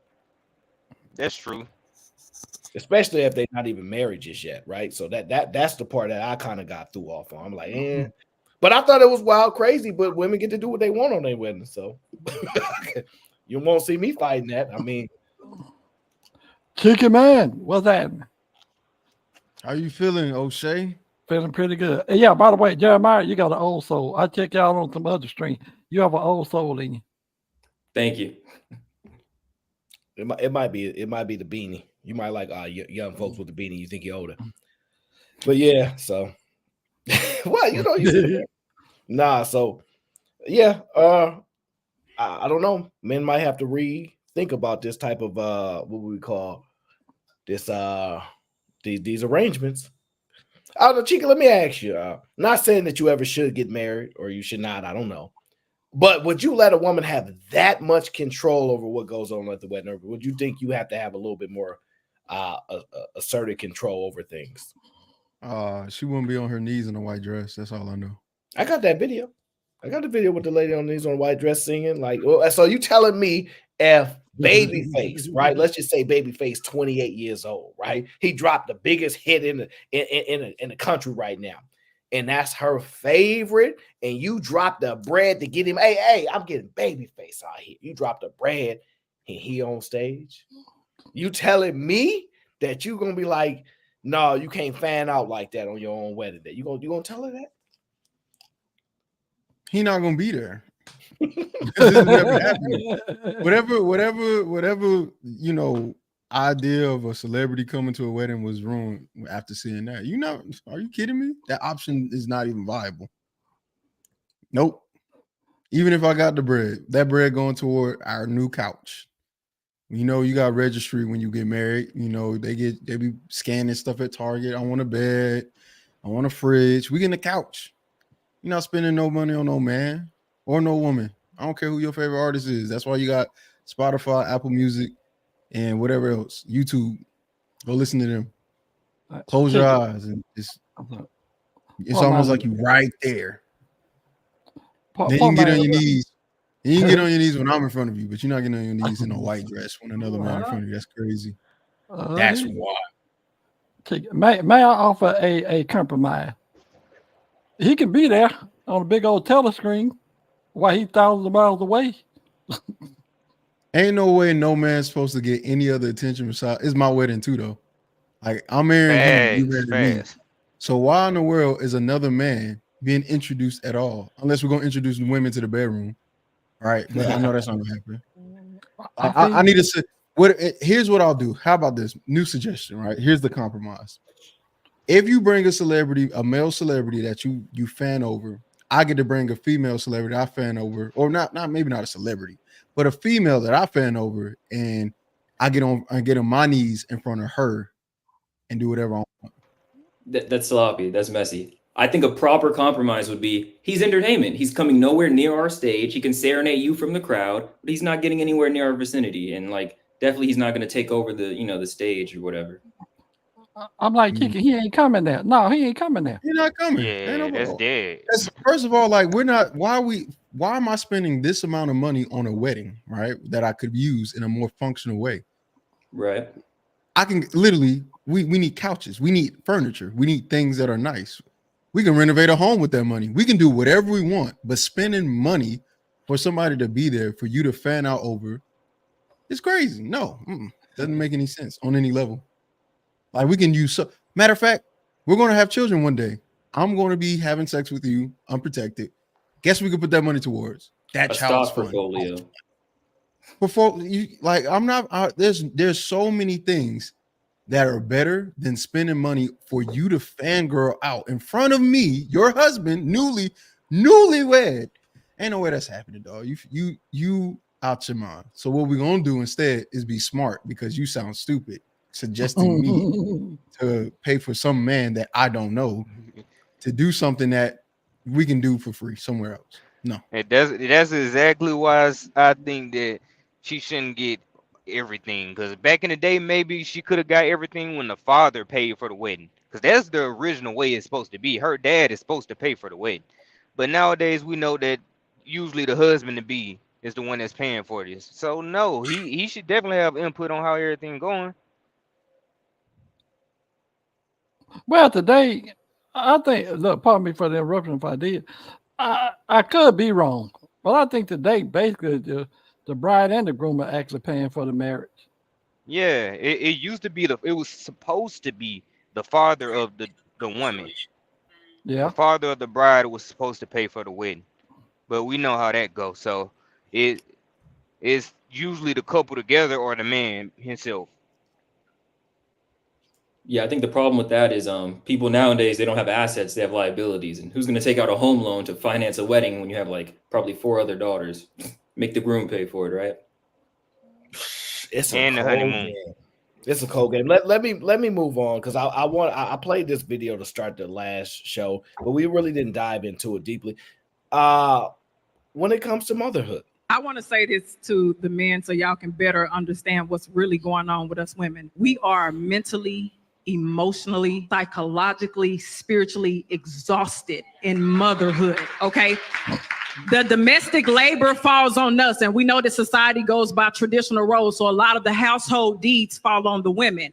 But for us we constantly have to be attentive to what our children need when they're sick, when they look like they're about to become sick, their education, their emotional well-being, them learning, their coping skills. This is all of everything that we are paying attention to. On top of loving our children, we're trying to find spaces to be able to love ourselves. On top of trying to create safety for our children, we're looking for safety and security within ourselves. And sometimes because of all of the expectations and obligations and burdens and the load on us, we can't find that safety. So we turn to our partner, and sometimes in our partner, because they resent us so much for the transitions that we have faced in our motherhood, we can't find safety with them as well. So you have to be able to extend some type of grace. And that's what we mean when we say we want to be seen, we want to be heard, we want to be understood, we want to be validated. We need you all because we understand that mentally, psychologically, men and women are not the same. We understand that, but as a partner, we need you to try to step into our shoes, see it through our eyes, hear it through our ears, feel it through our heart so you can better understand where we are coming from. Do you hear the pain in her voice? I think it's disingenuous. You But think What do you think is disingenuous? That sounds like she is as honest as she could ever be. No, I know she's being honest. I'm saying the statement itself, like what she's saying. What's disingenuous? I just think that as a couple together, when she has a kid, she kind of make it seem like the dad ain't doing nothing at all, and she just handling everything on her own. And I don't think it plays out like that most of the time. Yeah, I agree. Like most dads help out around the house and stuff. And he's affected too as well. We can't act like men don't go through some of that stuff too. Like he's stressing with the baby crying at night too. I tried covering this. Women don't care about what men go through. Every time I try to bring it up, it always turned into men go through postpartum depression too. I'm like, yes, that's why I'm doing a show on it, because it's not something that's talked about. We typically ignore men's experience doing this whole thing. I'm not the only ones that go through psychological or mental or emotional issues or trauma. This is it affects both parents. Well, instead, what you get met with is, you didn't have to carry the baby for 9 months. You don't have to breastfeed. I'm like, whoa. Yeah. That's all I'm saying. I'm not saying we did. All I'm saying is, hey, men are human beings too. But if you continue to neglect that aspect, but you're also asking for us to bypass our neglection and our mental health as well, but to aid yours, then it's going to be a problem. Then it's going to lead to resentment on both sides. You're going to be resentful that I'm not doing my job in the way you think is best fit, and I'm going to be resentful of you for not noticing that you're asking me to do a whole bunch, and you're not paying attention to how this affects me as well. Considering they'll always say, we want our men to be vulnerable. We want our men to communicate. But it's limited. You don't want it in totality. You want it in this weird range where you get to determine it. That's where I say it's disingenuous at right there. Well, I don't think anything she said was disingenuous because she was just expressing what she believed, what she feels, and what she sees occurs. I don't know if you can be disingenuous by doing that. You may say she might not have been complete enough in that conversation. She left out things she should have added, but I think she was pretty honest. That's how most women feel. I agree with that. I agree with that. Wait. Think about it. Just let's not make it just what our opinion is. What does the role tell you? Are women running to be mothers? Now, in my opinion, women are running to do whatever is easy. If they find it's easy to get $1 out of you by showing this or showing that, they're going to get it. If they find teasing you and pretending like they're going to show something, I'm not showing nothing, send me money, like they're going to do that too. So the easiest process or the easiest road is what they're looking to acquire, right? And so it's clear as day that running from motherhood, desiring it, they only want it in ideal circumstances. I position it as the same claim to marriage. What is the bad stuff you willing to go through to be a wife? I don't want to do no bad stuff. It sounds for good, for better, for worse. Don't sound good when you ain't looking towards what worse stuff could occur, right? Most people go into things by deciding about what has happened up into the relationship at that point, and they project good things only primarily, right? So motherhood is a difficult thing. It's not an easy thing, especially from listening to women express that. And you shouldn't expect it to be easy. It's up to you to accept this journey, right? Let me give you an example. If a woman goes to school for 11 years, 12 years to become a doctor, it is very difficult. It is not easy at all. It is a long, strenuous process, a lot of work on the brain, long nights. But if they're willing to do it, they accepted the journey. The acceptance of the journey of motherhood sounds like a no-go. Aaron, I'm sorry. Go ahead. May I interject another perspective on this matter? I'm gonna tell you why that woman is complaining, saying what she's saying. Because today, men are not what they used to be men are not doing what they used to do in the back in the day. Men go to work today and they come home, and what men do? Men are doing more than they used to do. Wait a minute, hold on. Walk with me, Aaron. I'm trying to walk with you, but when you say men are not doing what they used to do, that's vague. I'm finna explain it. They go to work. Many of them go to work. They come home. They sit out in front of a TV or they grab a video game. Guess what? You're sitting down, you're looking like a lady, even though you don't work hard that day. Look, if you get your project outside the house, get your car to work on your motorcycle, act like you going around cleaning up the yard and stuff. Guess what? It always appears that you are doing something, even though you're not doing a thing.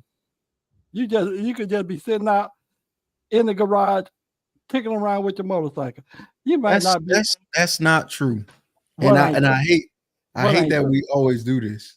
We make it seem as if men are not going to see that if something needs to be done or their significant others doing something, they won't step in to help. I'm sorry, I don't know most men that'll just walk by while their wives are just doing something, with the exception of cooking, because most women, whenever you try to help, sometimes they want you out the kitchen. So when something's dirty or when it's a communal chore that needs to be done, I see men step in and do it. I see men actually instruct, if they have children that are old enough to pick stuff up. I see men actually instruct their children, hey, go help your mom. I'm gonna go do this and you go do that. That's what I see. Also, most men work multiple jobs nowadays. So it's so crazy that we're able to stigmatize what men do or make up this thing with what men do. But if I try to do it with a woman, all of a sudden I'm the bad guy. Like, for example, when O'Shea Lennox says, yeah, men come in, drink a beer, and play video games. First of all, do you realize most men don't play video games? So when we start talking about what men do, and none of these things can be proven statistically, because statistically speaking, more men are the most helpful they've ever been when it comes to household chores, when it comes to rearing children, when it comes to being involved with children, when it comes to helping with schoolwork, when it comes to doing all of these roles. Men are the most involved they've ever been in history because of how we've changed our mindset on children, child rearing, helping our helpmate. So this is false. That's wrong. It's a lie. Yeah. Especially black men. Hold up. How you see now? I can deal with you when you're stating a lot of what you're saying, but now when you say it's a lie and that's false, hold up. You are, look, and I hate using that thing. You are assuming that applies to 90% of men out there. No, it doesn't. I'm talking about a fraction of men out there, just like you talking about a fraction of men. So if you're saying a fraction of men, why would you say men in a very general term and not say some men or little men? We usually use men when it's the majority, like at least 50+%, like a higher concentrated percentage, at least. I mean, to say a small percentage, we can acknowledge that those things exist in almost any area of anything we'll ever discuss. And I didn't say small. I said it's a percentage. I would say when I said most men have multiple jobs, I mean most men with families. Because, of course, if you're single, who really cares? But most men who have at least 1 or 2 children, they have to work multiple jobs in today's economy. So, well, I don't know if that's the case. I don't know if most people have multiple jobs. I don't know how to get into that or whatever the case is. If they do, they do. If they don't, they don't. You could say most statistics. But yeah, you could say most people work 40 hours. When you say multiple jobs, are you indicating working 70 hours, 60 hours, 40 hours, or a 20-hour job and another 20 hours? You see what I'm saying? Like, right. I would dive into the hours more so than the amount of jobs, because I think that's more indicative of things. But the thing about it, O'Shea, is that men are the most present that they've ever been. We built up a society where it makes more sense for that to occur. But unfortunately, the desires of what men used to be still exist for women, but they don't want to be those old women. Grandma, she had 10 kids. Cece was in the chat saying, I don't know how grandma did it with 10 kids. I don't know how she did it, because she was a real woman. She took her responsibilities serious. She's willing to do the things that most women now are not willing to do. She's willing to prioritize her family's needs prior to her own individuality. And what the lady in the video says, we're trying to focus on loving everybody and finding still the space to love ourselves. Well, your love is for everybody. Maybe you don't get no individual love. Is that okay? Because if you don't realize you don't get everything in this world. We love to try to sell that you get everything, but you don't. So what are you willing to go without? What are you willing to give away? What are you willing to sacrifice? That's what separates people. When we start to highlight what people have done in history, we say, man, look what they did. Look what they sacrificed. It ain't look how they love themselves. So that's one of the biggest differences.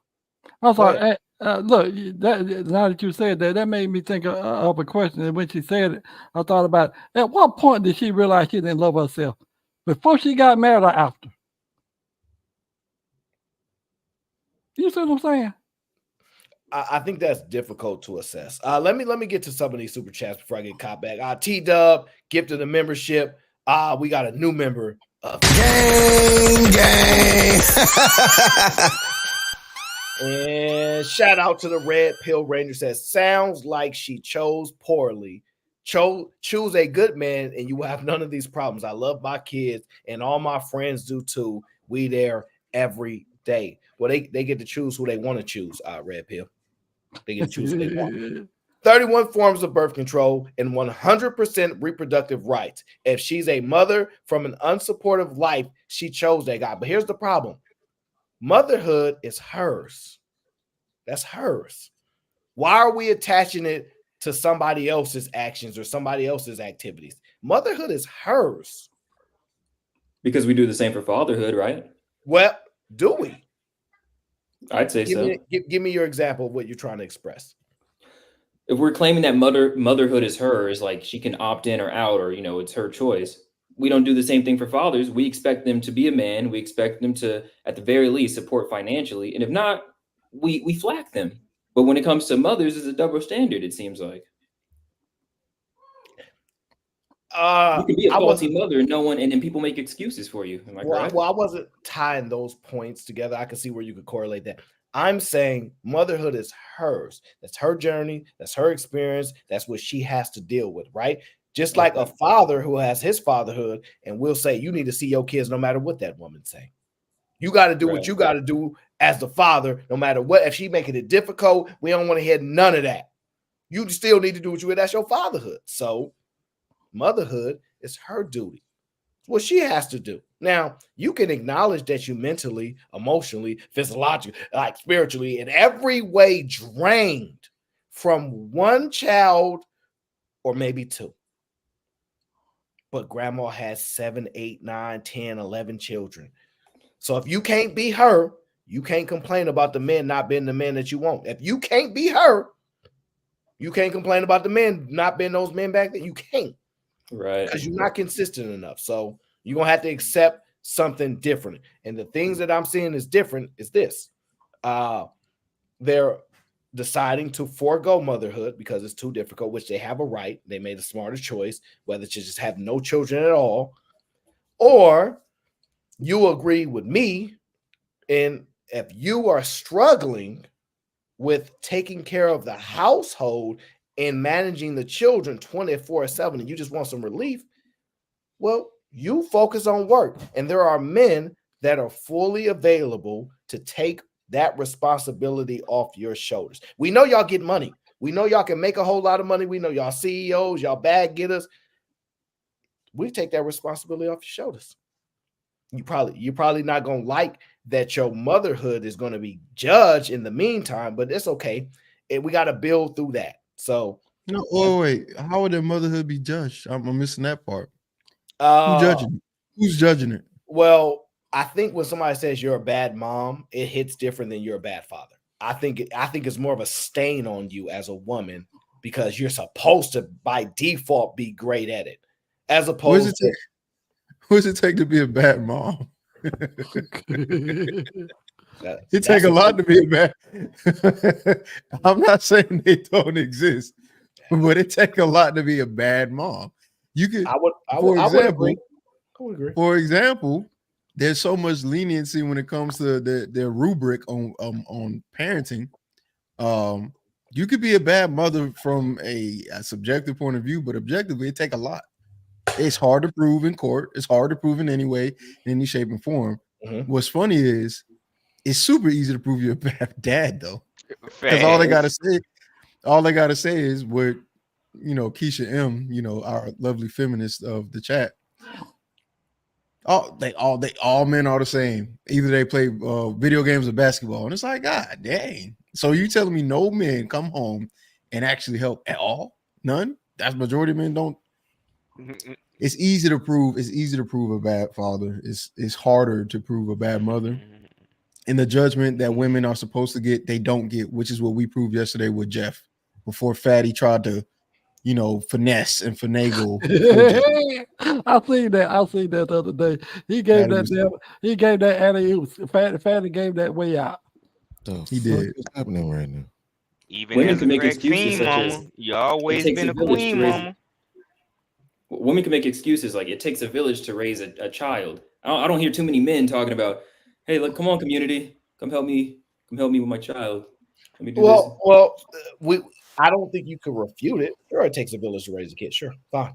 Like I don't find a need to try to fight that argument. I'm not fighting. I'm just saying that there's more excuses to be made, more leniency on the motherhood part as opposed to the fatherhood. May I interject something in there? Because when you said that, it made me think something. Look, say a village. It takes a village to raise a child. But you know what I know a lot of, and a lot of teachers know a lot of, What? Anytime you get on that child, that same person, that same mama gonna come up there and be like, and gonna try to chastise the teacher for chastising that child. Listen, you know you made it, Keisha, when you have a troll. Podcast, what up? What up, man? You all right? You good? Hell no. I know that feeling. What's good, dog? Man, I gotta do a show praising Anton Daniels. You saw? I seen that clip going around of him and that back and forth with the one guy. Yep. Yeah, I haven't Wait. I haven't really saw the whole breakdown, whatever the case is, but What y'all talking about? Well, Anton went. I don't know. I think he might have went on somebody's podcast for a minute. There's this guy named Yada or something like that. And he 50-50 dude. Yeah, I don't know if he Don't do 50-50. Oh, the dude that we reviewed. Yeah. So, and the worst part about it is I just realized who he is. I knew he looked familiar for some reason, and now I know who he is, and I can't dog him out because I know who he is. He's a pretty dope dude, actually. Oh, he not a scammer? Not in that way. This, I believe, is a scam.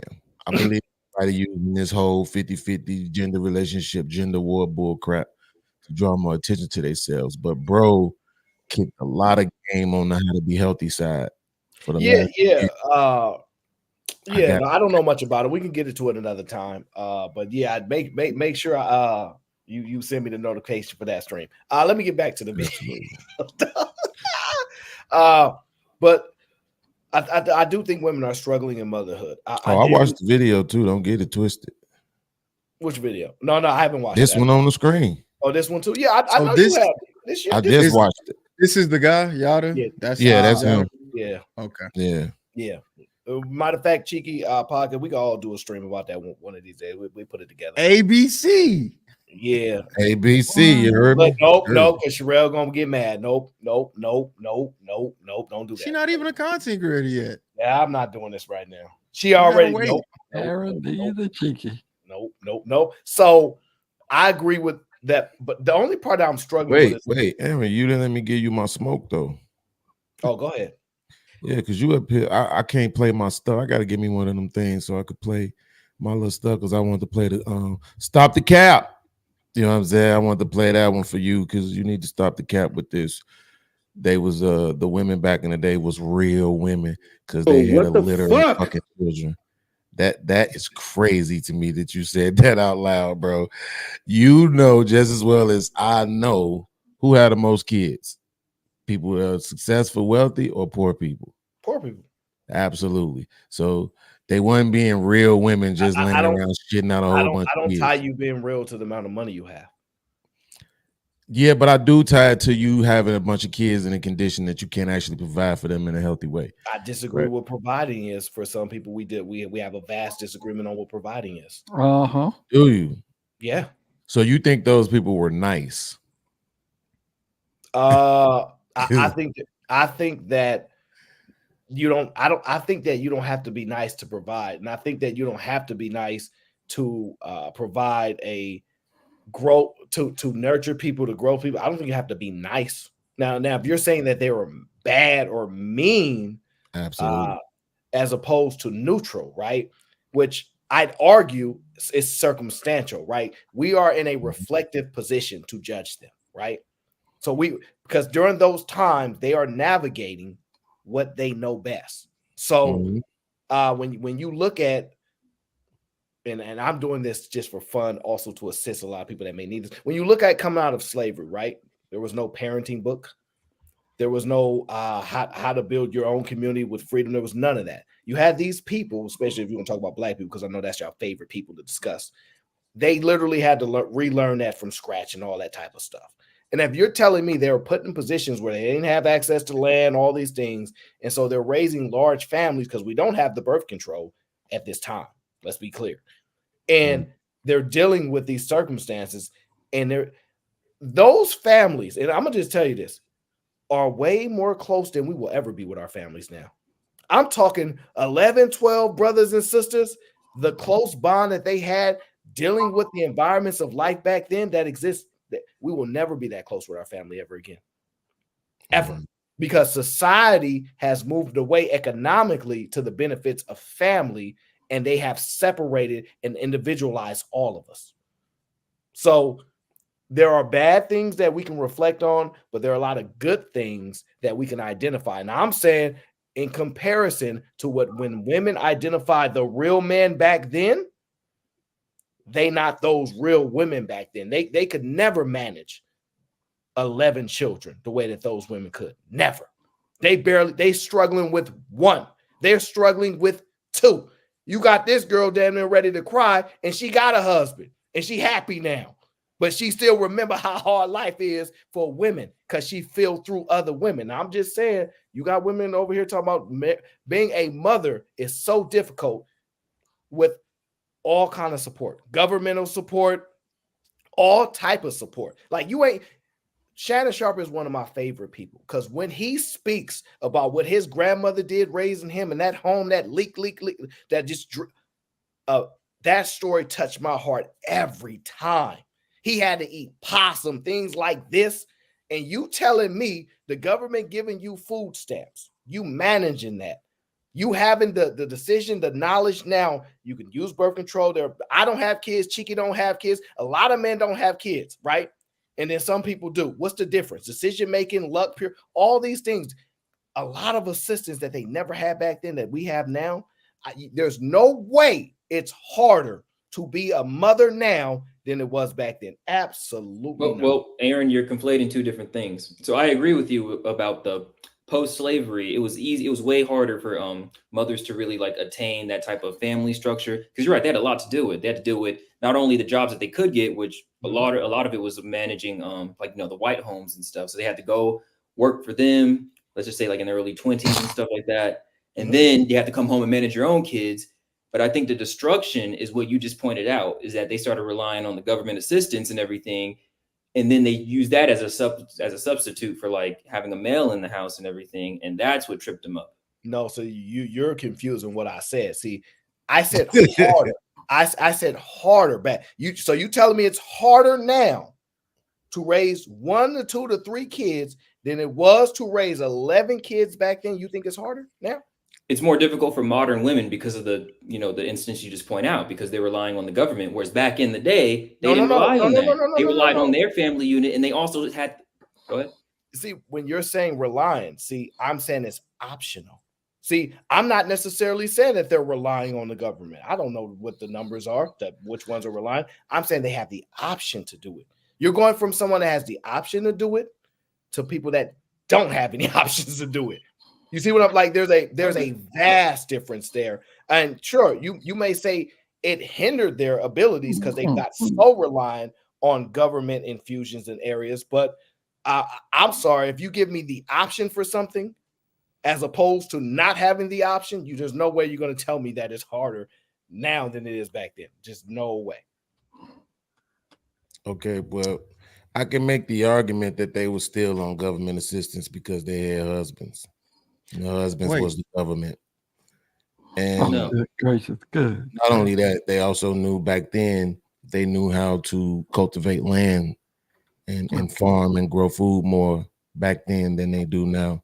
So I think the mindset has shifted to the point where back then it was more of a,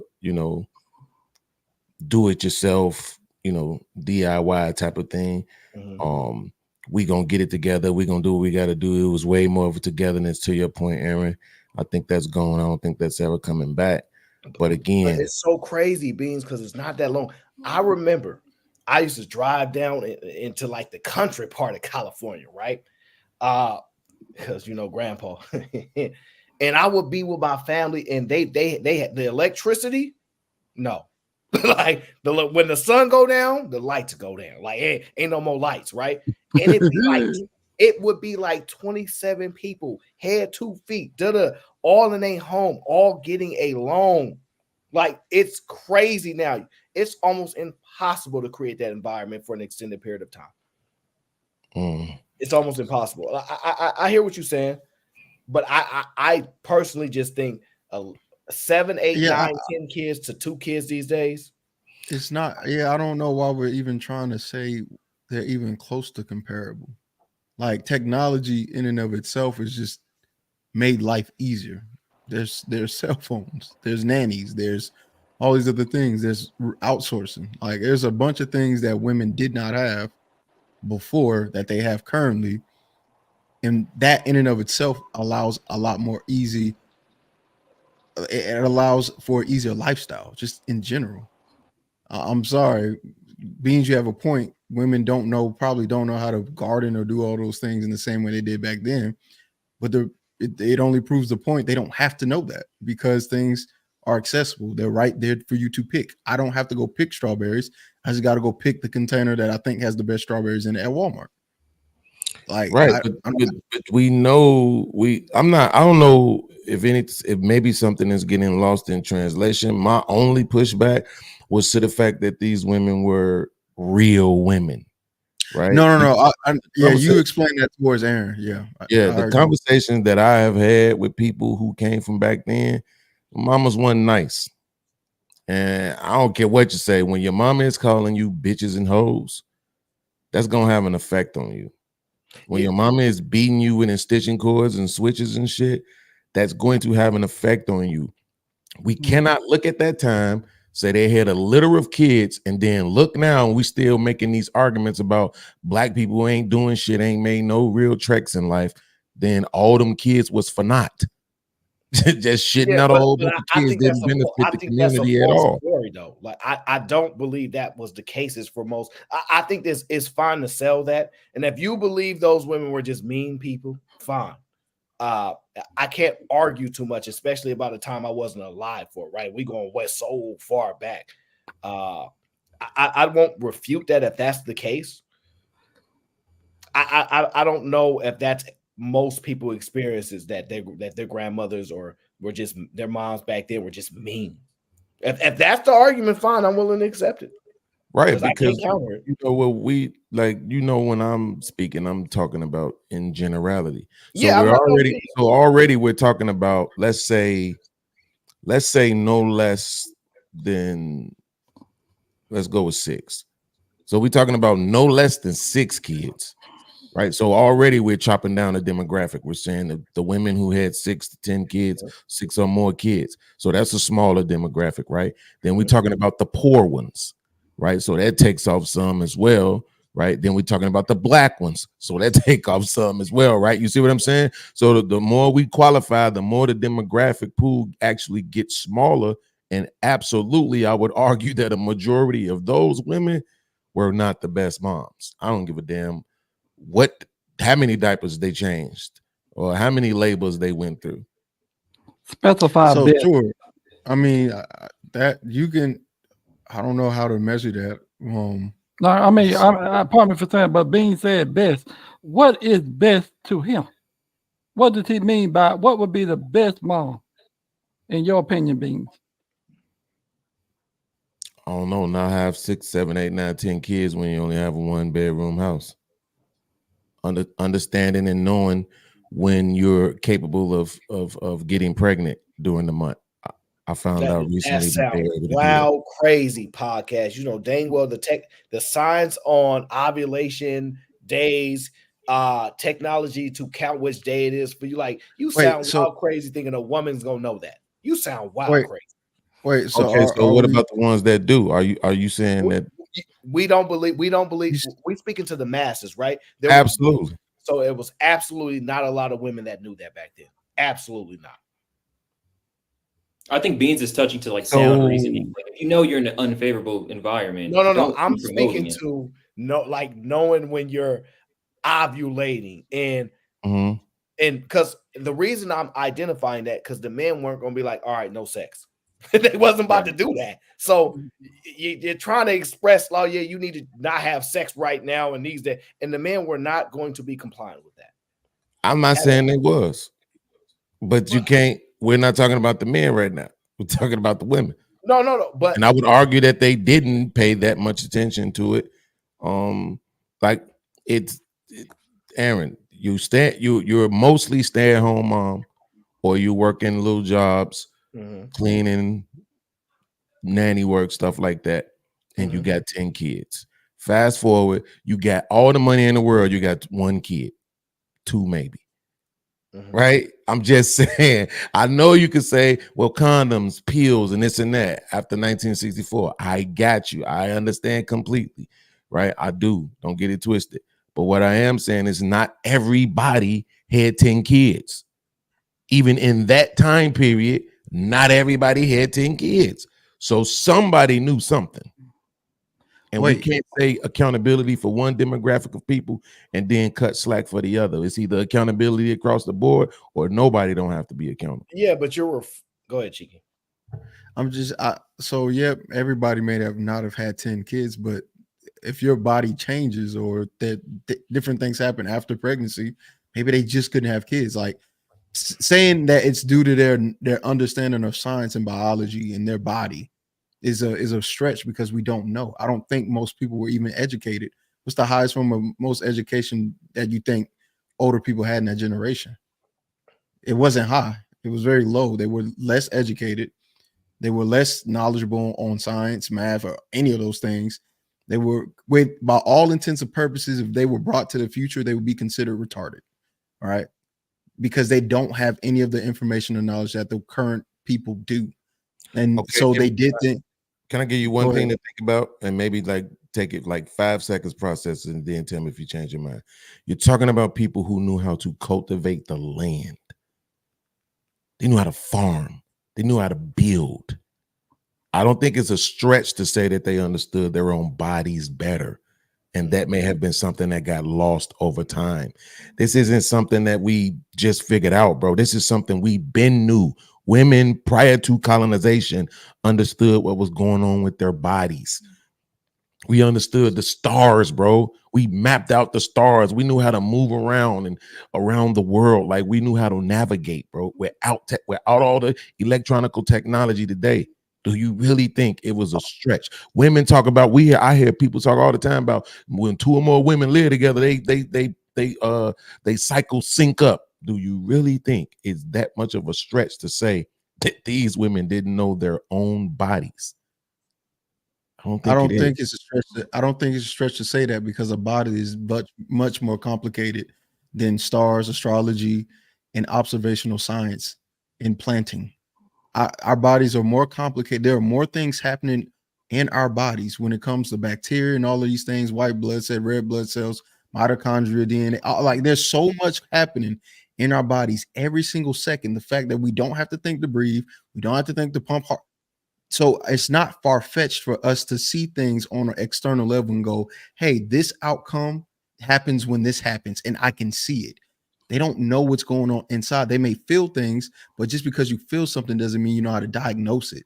There's a reason why doctors have utensils, tools, and all kind of things necessary to help either hear or see or better understand what's going on inside, because there's no way you're going to be able to do it just by looking at yourself in the mirror. You may feel something, but your feeling doesn't always equate to something. And you may realize that, hey, this thing is happening while she's in this room, but you don't understand the depths of how that works or how that goes. So how old do you think science is? What do you mean, like bodily science?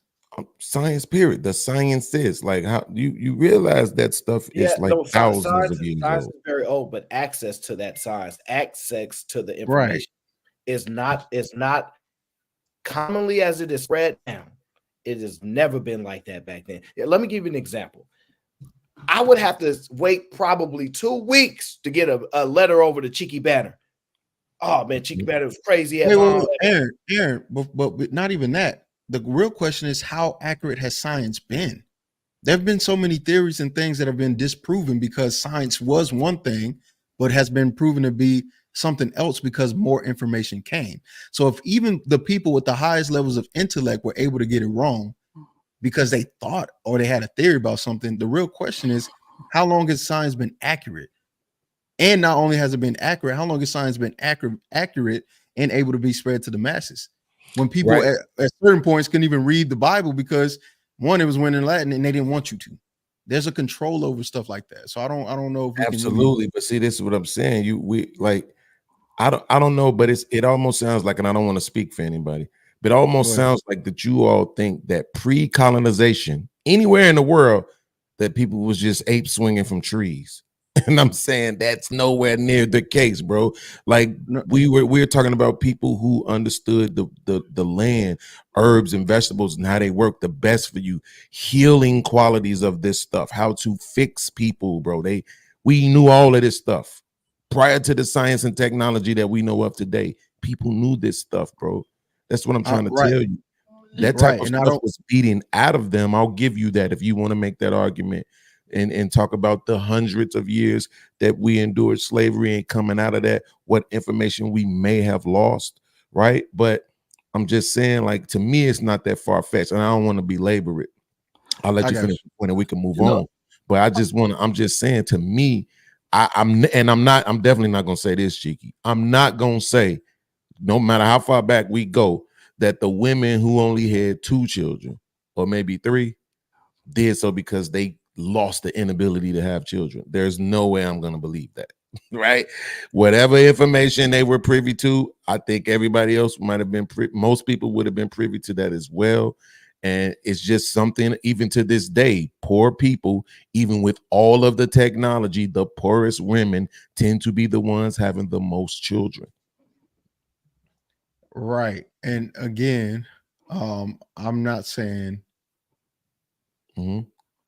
I'm not saying that that there was no information or that they had absolutely nothing. But I think to the degree about majority versus minority, right? Right. And I think that even when it comes to poor people having children, a lot of the things that is still funny enough, because there's actually programs to push this, they're still very ignorant about their body and sex. Weird as it is, there's a lot of ignorance behind reproductive rights. One, because that's a big thing in America still, even though we would think with the internet you could just look this up. People will spend their time doing something else besides looking up how their body works and function. And there are programs trying to teach young women about themselves in 2023. And if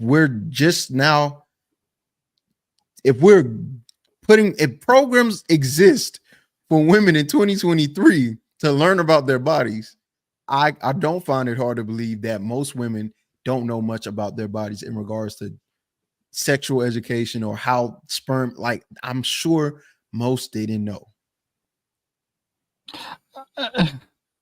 I want to agree with you, Chica, but here's lies the problem. You act like there was no older women before them, the younger women, that started giving them little clues and helping them deal with some of the stuff that they dealt with.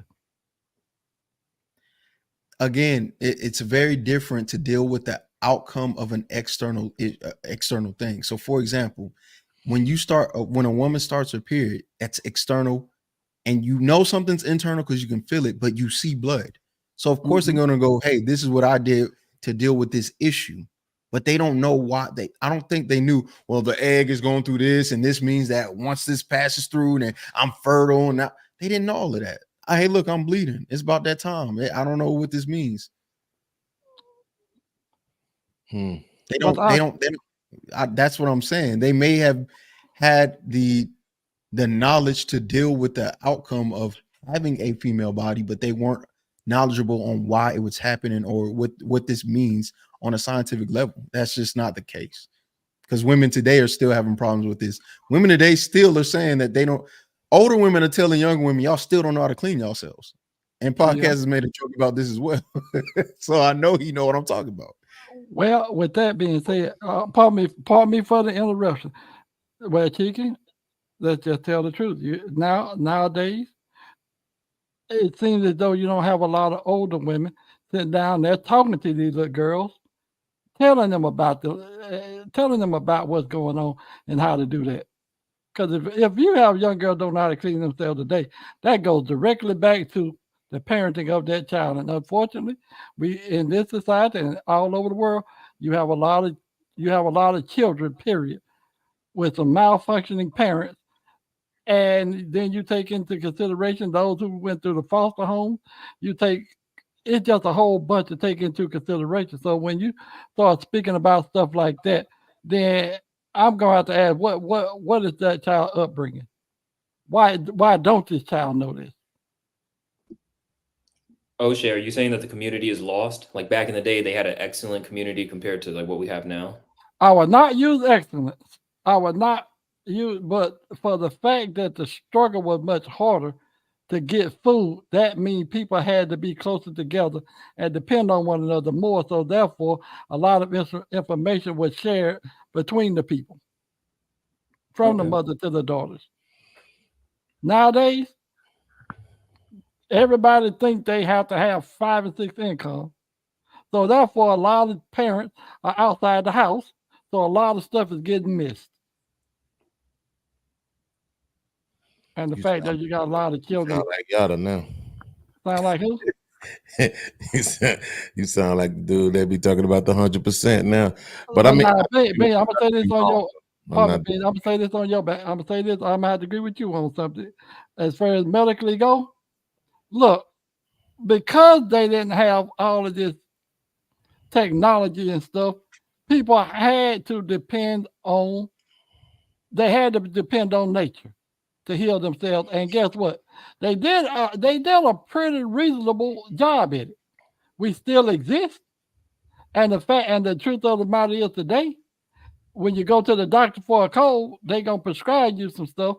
But now when you deal with a lot of us country folk, look here, those aunties and grandmothers and uncles know, let me go up in this kitchen, let me go hit this honey, let me hit this lemon, let me hit this right here and make this look concoction. Look, drink some of that, take your butt to bed. Next day you woke up, you're feeling good. Absolutely. Okay, let's move forward with the. I mean, it's okay, Aaron. I know that you are anti-woman, so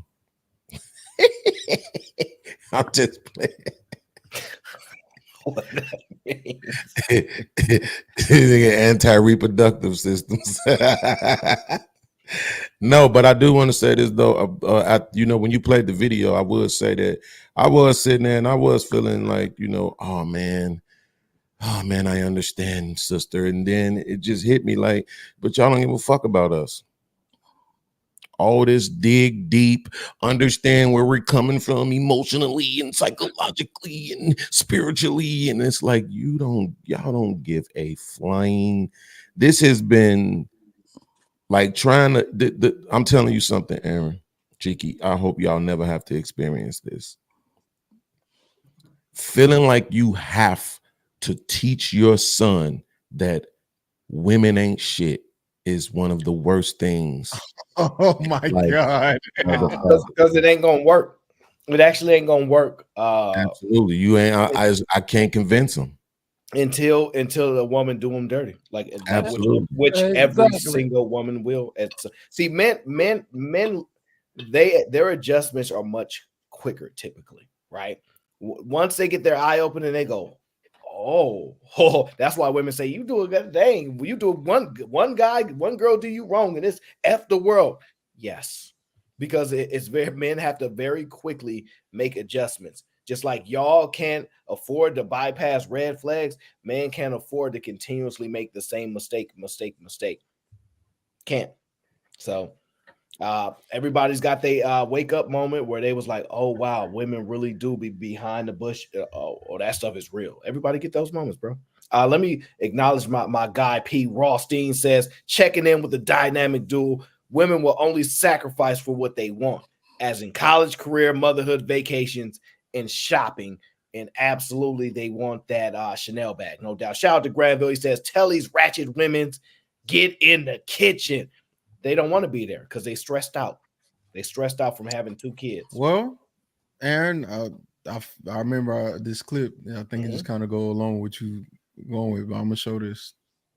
Need to know. No, everybody need to know. Come on now, and you're a parent. You know what I'm saying? Parent too. Yes, I I don't want know. our kid no more. I'm sorry. What? You don't be here. You don't be here taking care of her. You don't be going through all the stressful stuff that I be going through. Sure. I want to go out. I want to go to the club. I want to travel. I want to be able to get up at 2 a.m. and go hang with my friends if I want to do it. You don't be nowhere to be found. What? I'm working. What are you talking about? Doing what? And you sound real selfish like that. Saying that. You sound real I'm alone. selfish. You're supposed to be her father, and I'm alone. I am her 24 hours father, in a day. and I am here so with where her. do you be at? Because you might as well be a absent baby daddy, and I might as well put you on child support. Oh my God. To be honest. Well, where the baby at right now? With your mother. With my mother. Yeah, because you want to sit here and put But a you camera told in my me face she was and gonna argue be with here me. with you. Why would she be here with me when I don't want her? Oh my God, you sound real selfish, man. I don't even understand how we even going through this right now. Because you don't be here. I gotta sit there and bathe your child every night. I gotta sit But that's here, what you're supposed to do. I gotta sit here and listen to your child cry about her father not being here every night while I gotta put her to sleep. I gotta sit here and No, everybody need to.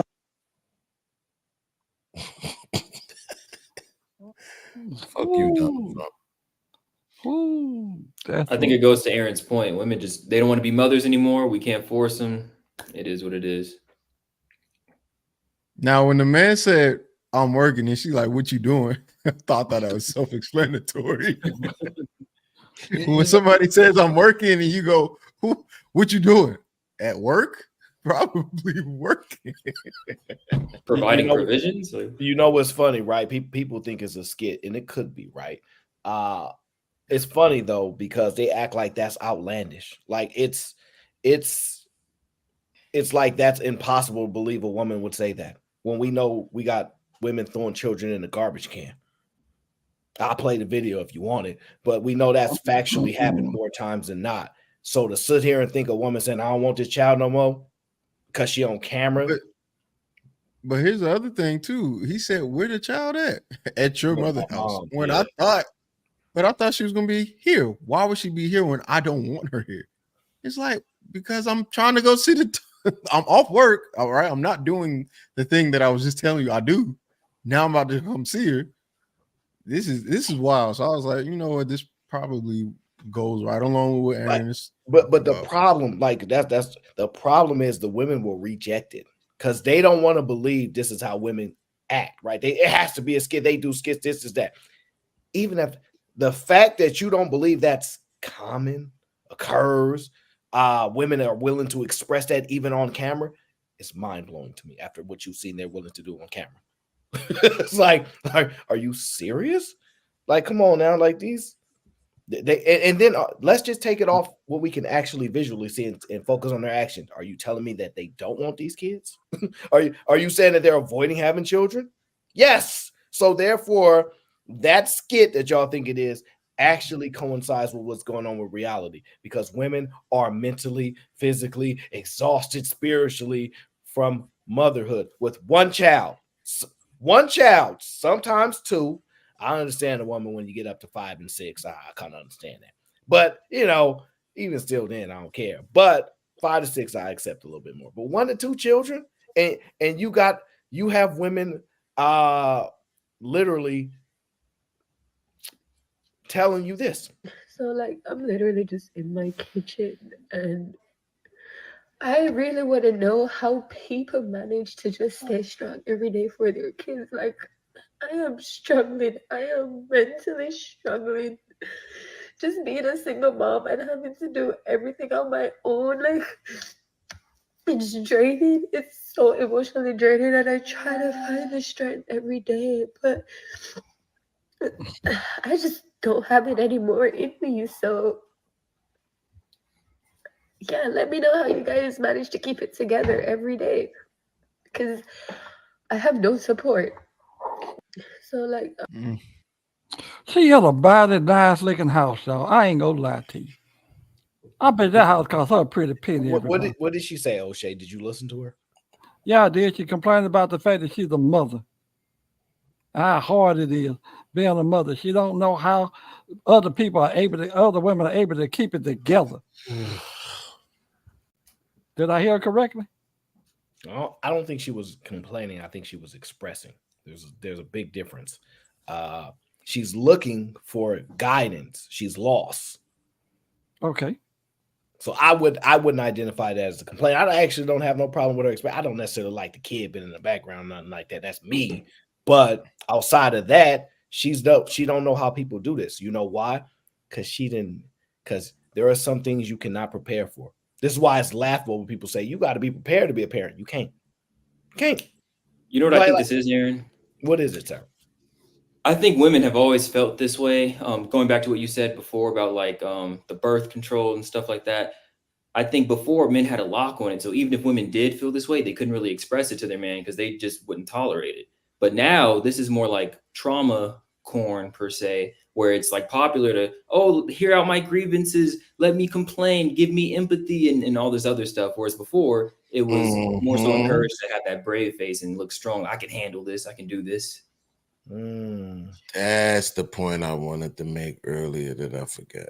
Absolutely. Well, yeah, I think women cannot sustain without social media. I think there's a report about men being lonely, and I think the issue primarily revolves. I think women are extremely lonely without social media.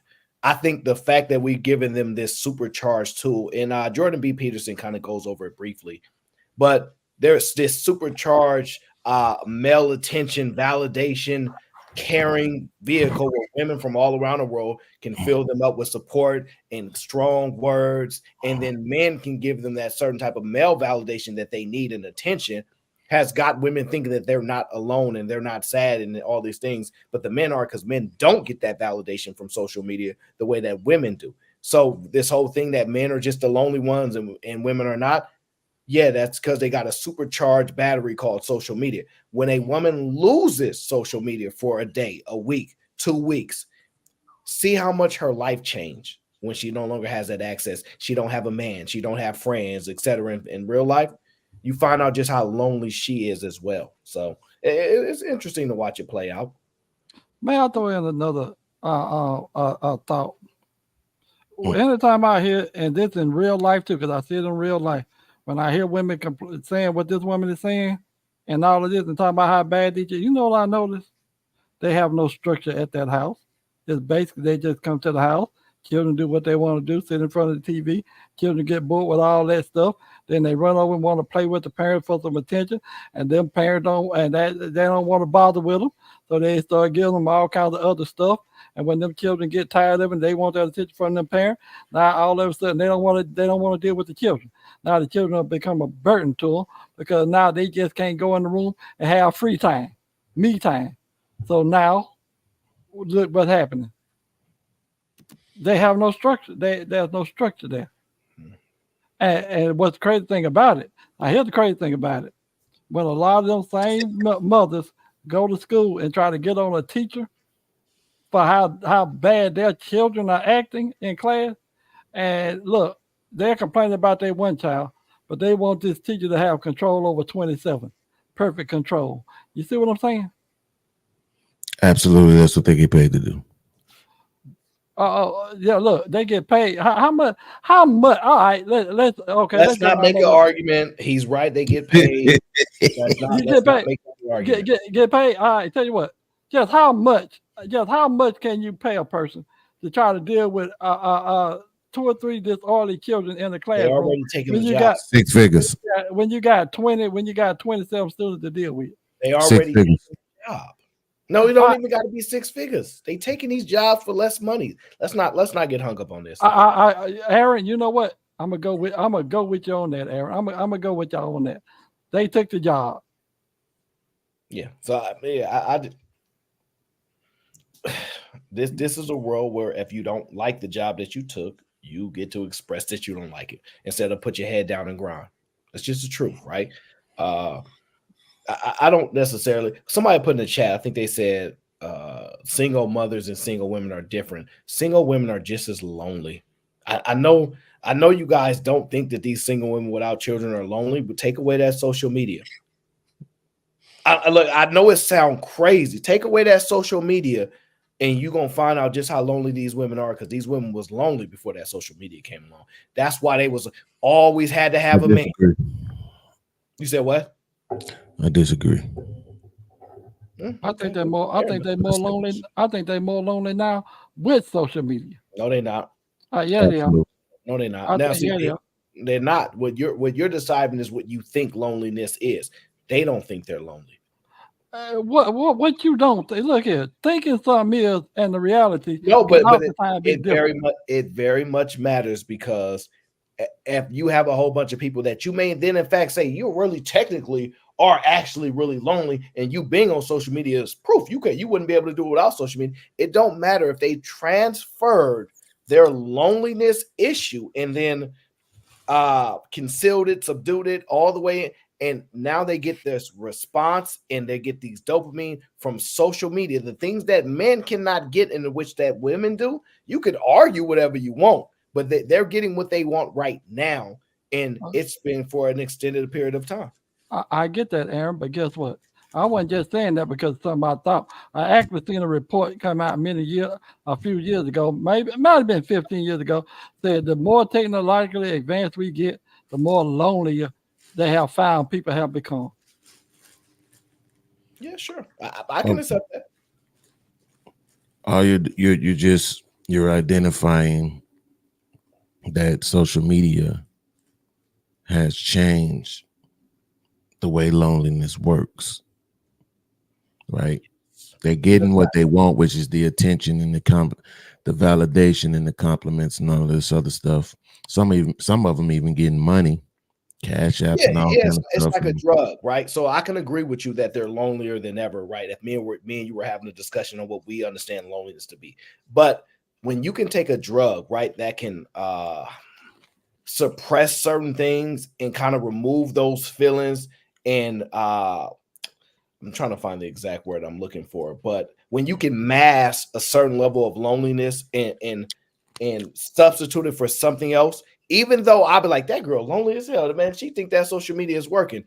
She actually does think it's working. And if you can trick your mind into believing, you can sustain for a long period of time until you have a wake-up moment.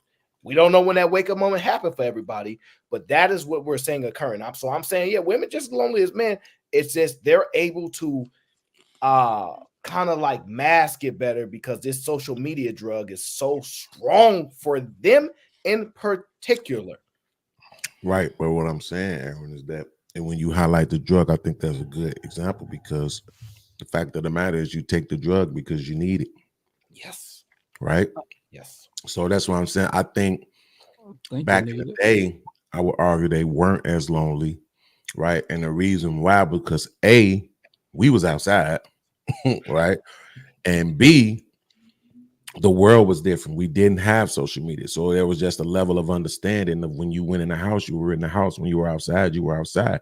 If you didn't want to be lonely, you went outside or you had somebody come over. Mm-hmm. Now, to your point, right, because of all the attention that they get with social media, and it's easy, right? And we know people like to do what's easy, right? So it becomes the drug, to your point. The social media becomes the drug. Yeah, you know something else about a drug?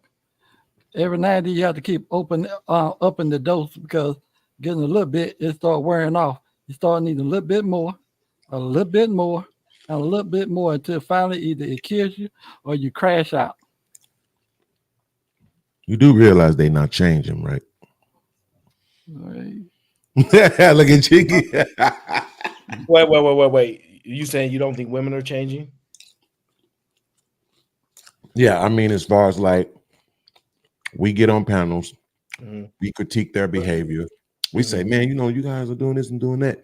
They're not saying, man, that's crazy. They right, man. Like, no, that is not happening at all. Yeah, but that's not the problem. Like for example, right? The problem is that it's funny that they give this fake false story, right? That women were just taking it. Women just took what was going on, as if men weren't walking through life taking everything and every obstacle that come their way and masking in many ways. They act like that didn't exist. The problem that they're having now is men said no more. We're the ones pulling out. We're the ones said, no, we quit. We not playing with y'all no more. And you know what they're saying? You're not a man. Go be a man again. See, they want to talk about how men are crying and complaining about women on the internet. Actually, what we're doing is expressing what we're going through, just like they asked us to. And some of us are doing it much better than they ever expected. And it's problematic for them because we're impacting other young men that they were taking advantage of for a very long, extended period of time. So when Absolutely. young men go, oh, you doing all this for other men? Yeah, because those men have enlightened us for the things that we didn't understand that we see now. So the man actually have said no more. And that's what's frustrating women, because we no longer playing these little games. Remember when me, like, bro, you doing all that? Yeah, you know, the old lady. Now we saying we gonna mob on you. We not playing with you no more. And they like, so you just gonna like Netflix and chill with us and not get in a relationship? Yep. Oh no, that's not fair. We want wedding rings too. And nope. Like, we turned up, and it's frustrating them because now they're saying, oh, so first women already know men are men. They already know what that means. I ain't even got to go deep into it. It's frustrating them because they are not able to no longer manipulate the men in which they used to do. Now men know why they're being manipulated. Now, not only that, Aaron, but now not only are the women not able to do it, but we don't care about the men that try to shame us back into doing it either. Oh, it's a fail on two fronts. Both the men and the women are failing, and it's scary. It's scary. So the problem is not that women are never going to change again. The problem is that men are changing. You see the frustration. You see when men go back to being men, you see how that was benefiting them? Listen to that. And they were supporting it too. All the men, that's a real man. A real man pay for all the bills. And then these stupid men are following them talking about real men pay. And then all they doing is, like Fatty always says, they're being useful idiots. But when two men or three, however many agree with this ideology that we're pushing in 2024, which is House Husbands 2024, all of the men that are going to push this ideology are going to be one of two things: articulate and hard to be proven wrong. Because what we say, everything we said yesterday made sense, which is why everybody has such a hard time dealing with it. It wasn't that it was just undefeatable. It's hard to deal with because we're not saying nothing that's crazy. We're just saying, look at what's going on. We got to adjust. We got to change our tolerance and our threshold. Let me see if I can find this video. We got to change. We got to change for the better. Let me ask you this, Chicken. Pardon me for interrupting. Now, I keep hearing you saying that, man. Every time I hear you say that, I get a thought come to mind. Just what the hell are we going to adjust to? Are we supposed to become more feminine and become to the point where you can't tell the difference, the difference between how men act and women act? How far are you going with that? Tell me tell me the differences between how men and women act today, right now. What's the big differences? Well, yeah, give me some of the biggest differences between men and women in their behavior. Today, considering the fact that a lot of them just act soft, for the most part, men still act as men. And that means, look, they take on the provider. For the most part, they still take on the provider role. For the most part. They still do. That's it? No, that ain't just it, but that's part of it. Is that the biggest part? Is that the one of the biggest parts? That's one of the biggest parts. Oh, and that's the only thing you can name right now? See, when you talking about look, I just see men acting as men, and when you start wanting to define what it is, a lot of times that stuff start crossing the line because it's not just how men. It's not just about what's men, feminine and masculine. It just boils down to people. But taking the provider role that's one of the things I still see even amongst younger guys. It's still a provider there. They still think they are to provide it to a great extent. Well, let me give you some more examples, right? I want you to listen to this interaction right here. Yeah. I'm 27. You 27? Yeah, you can stand on business. Can I stand on business? Yeah. Hell yeah, I can stand on business. So we can take a trip? Take a trip where?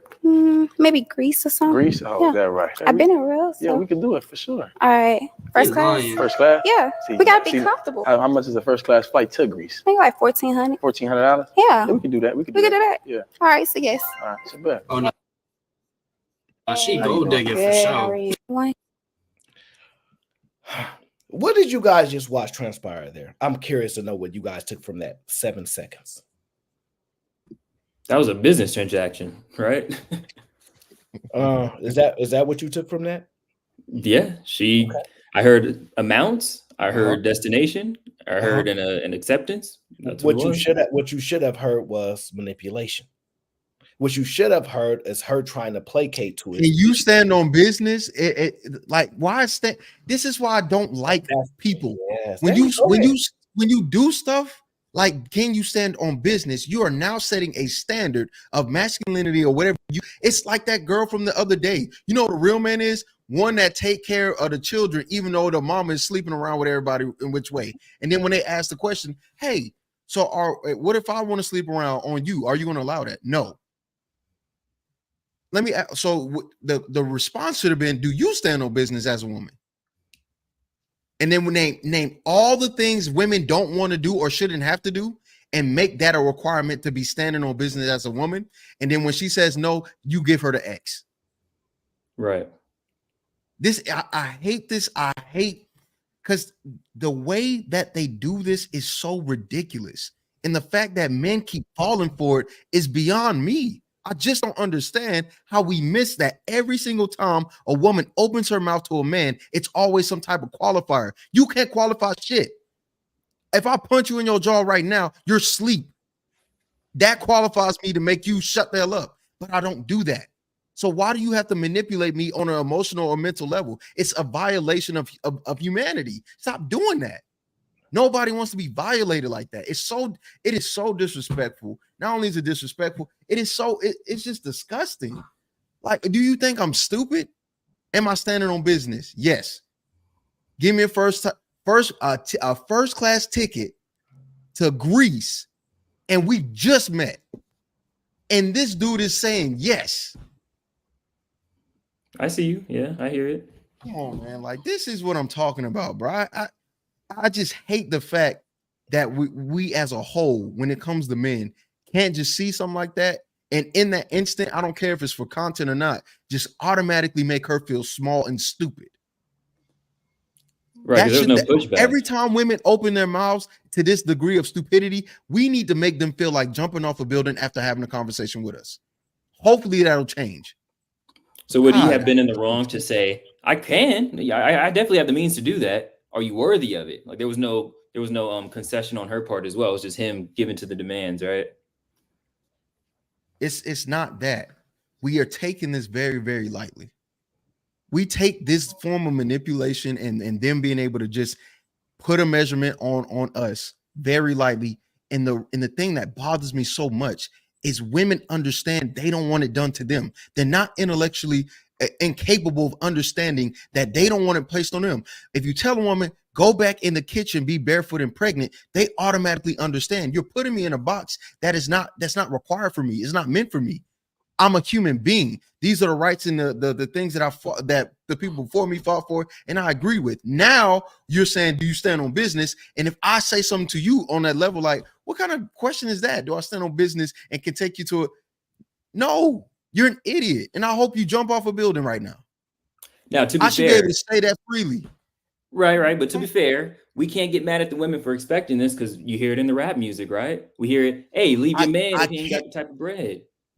Jeremiah, I can get mad at them for this because they're not stupid. It'd be different if I thought all women were retarded and didn't understand what words meant, the implication of words, the implication of what they're saying, and that they're not currently doing this. But because I think women are smarter than what we give them credit for, and they're able to accomplish things, and they've shown it through their accolades, through education, being able to make more money, they're showing us, their everyday life shows us that they are intelligent and able. And because you're intelligent and able, my standard for you stays the same. If I'm talking to a man and he's stupid, he's going to piss me off. If I'm talking to a woman and she's stupid, she's going to piss me off. The only thing that I can't do that I could do with a man is put hands on him. That's it. Right. That's the only standard that's different. Outside of that, that's ridiculous. There's no way. Chief, can I give you a little pushback? I'm sorry, Chief. Can I give you a little? It ain't no real pushback. But I like, look, this is just my, since y'all don't like people just coming out first with what they thought, this is just my opinion. You're speaking as a man that don't have the choice to be like, no, I'm good on that and walk away. All right, No, you can walk okay? away as a No, man. that's fine. That's fine. This is the point. There are young men that can be manipulated too. We never speak to them. They are the only women seem like they could be the only ones that can be manipulated. Apparently, y'all don't think men can be manipulated, especially young men. Every day of the week. So yes, he has a right to say no, right? But in that moment, you think that's the first time she tried to run some game on somebody before? See, this is what I'm talking. Like, y'all only see one-way things. Because when it's time to hold each person accountable for doing the right thing, for just being a good human being, it seems like, well, you're a man, you shouldn't even let stuff like that happen. Well, there are things that women can say, I never let stuff like that happen. So if one woman's standard is, I never let stuff like that happen, I was a virgin until I'm married, could we hold all women to that standard? What is they gonna stand on business? Right. But what I'm trying to say was like how women get mad, like to Cheeky's point about they don't want to be objectified. But if you're allowing it, if you're wearing skimpy clothes, I can't get mad at men for trying to catcall at you. I'm just seeing it how it is. I'm seeing the environment. But Seeing you how get people do mad that. that you still shouldn't be allowed to do that. Like seriously, like just because it's a whole movement about just because they dress this way, you shouldn't still be able to. Exactly. But here's my push. Here's a little pushback to you, though, Aaron. And I mean, guess what? And I see, and I'll be honest with you, I see things from a biblical perspective too. Guess what? If you find a woman that's always trying to run game on the dude, I already know she done got some dude that she got some dude right now that's probably running game on her so hard it's ridiculous. And guess what? If she don't have it now, oh, it's coming. Oh, it's coming down the road. I've seen women like that, and I've seen them 20 years down the road. Dude, you'd be like, I'm glad I dodged that bullet. I don't. There needs to be some level of reprimand for that kind of behavior, and since it can't be anything besides maybe mental and emotional distraught, I say you do that.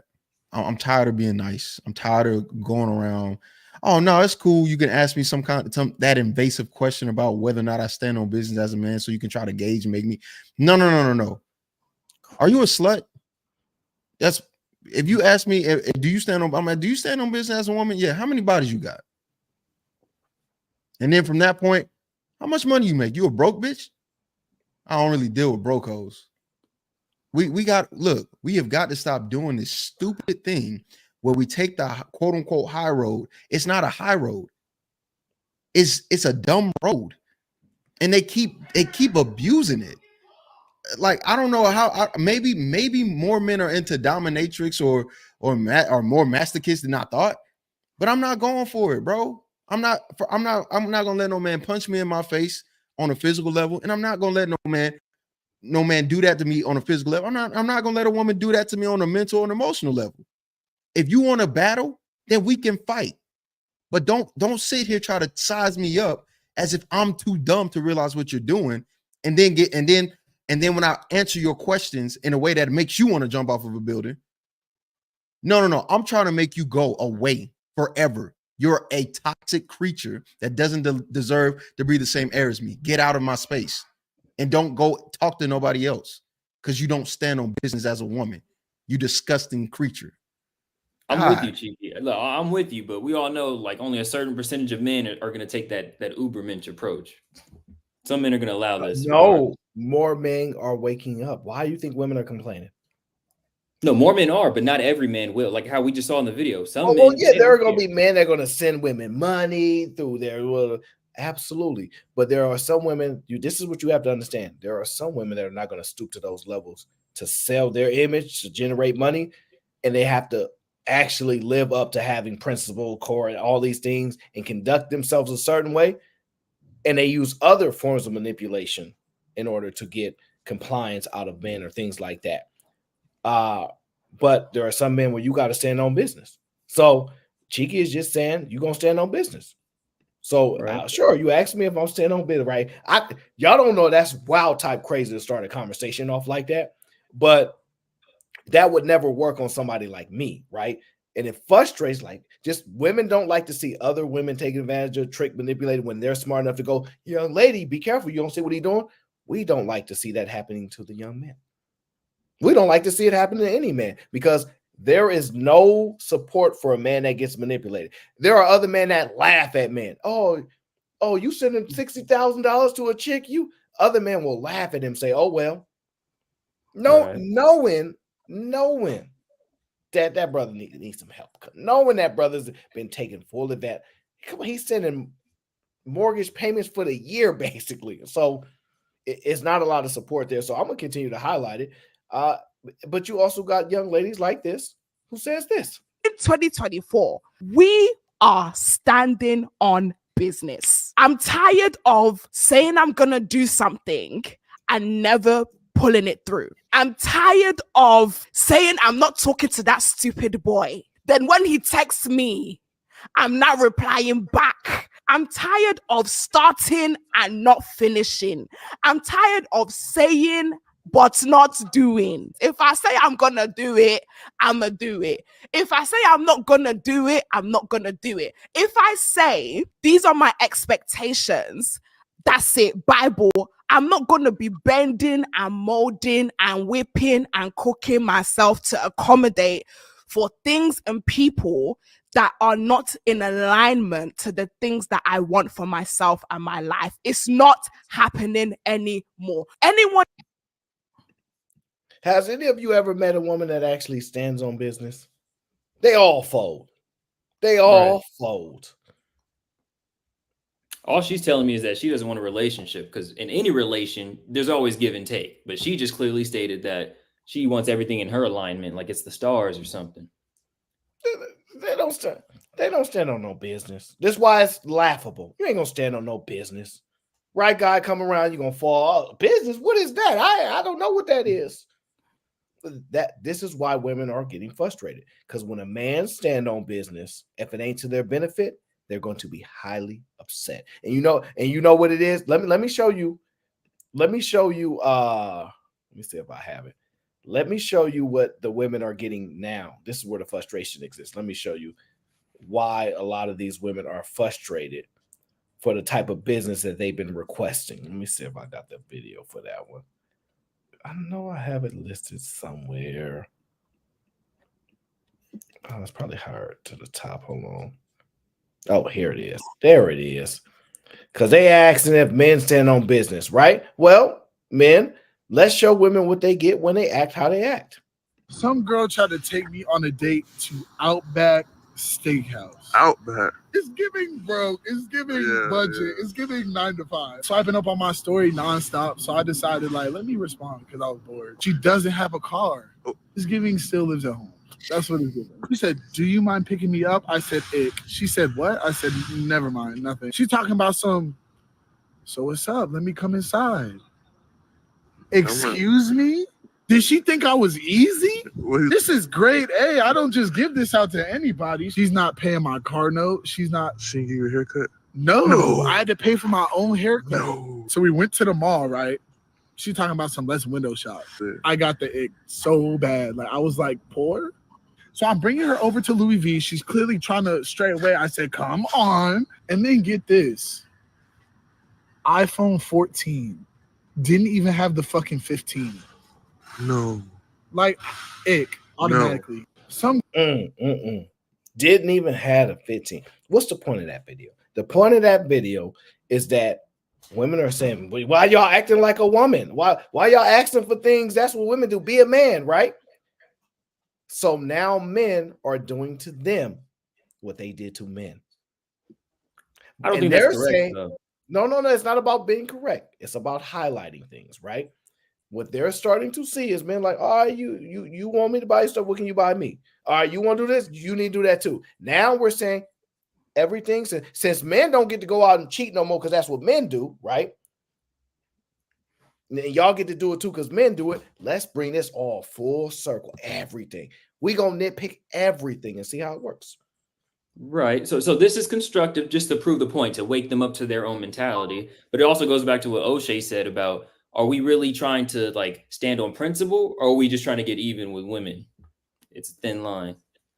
Well, I didn't quite say that, but I get the point. Okay, sorry to paraphrase what you said, I guess. No, you cool. You look, Jeremiah, you cool. I think you got an old soul, so bro, you good.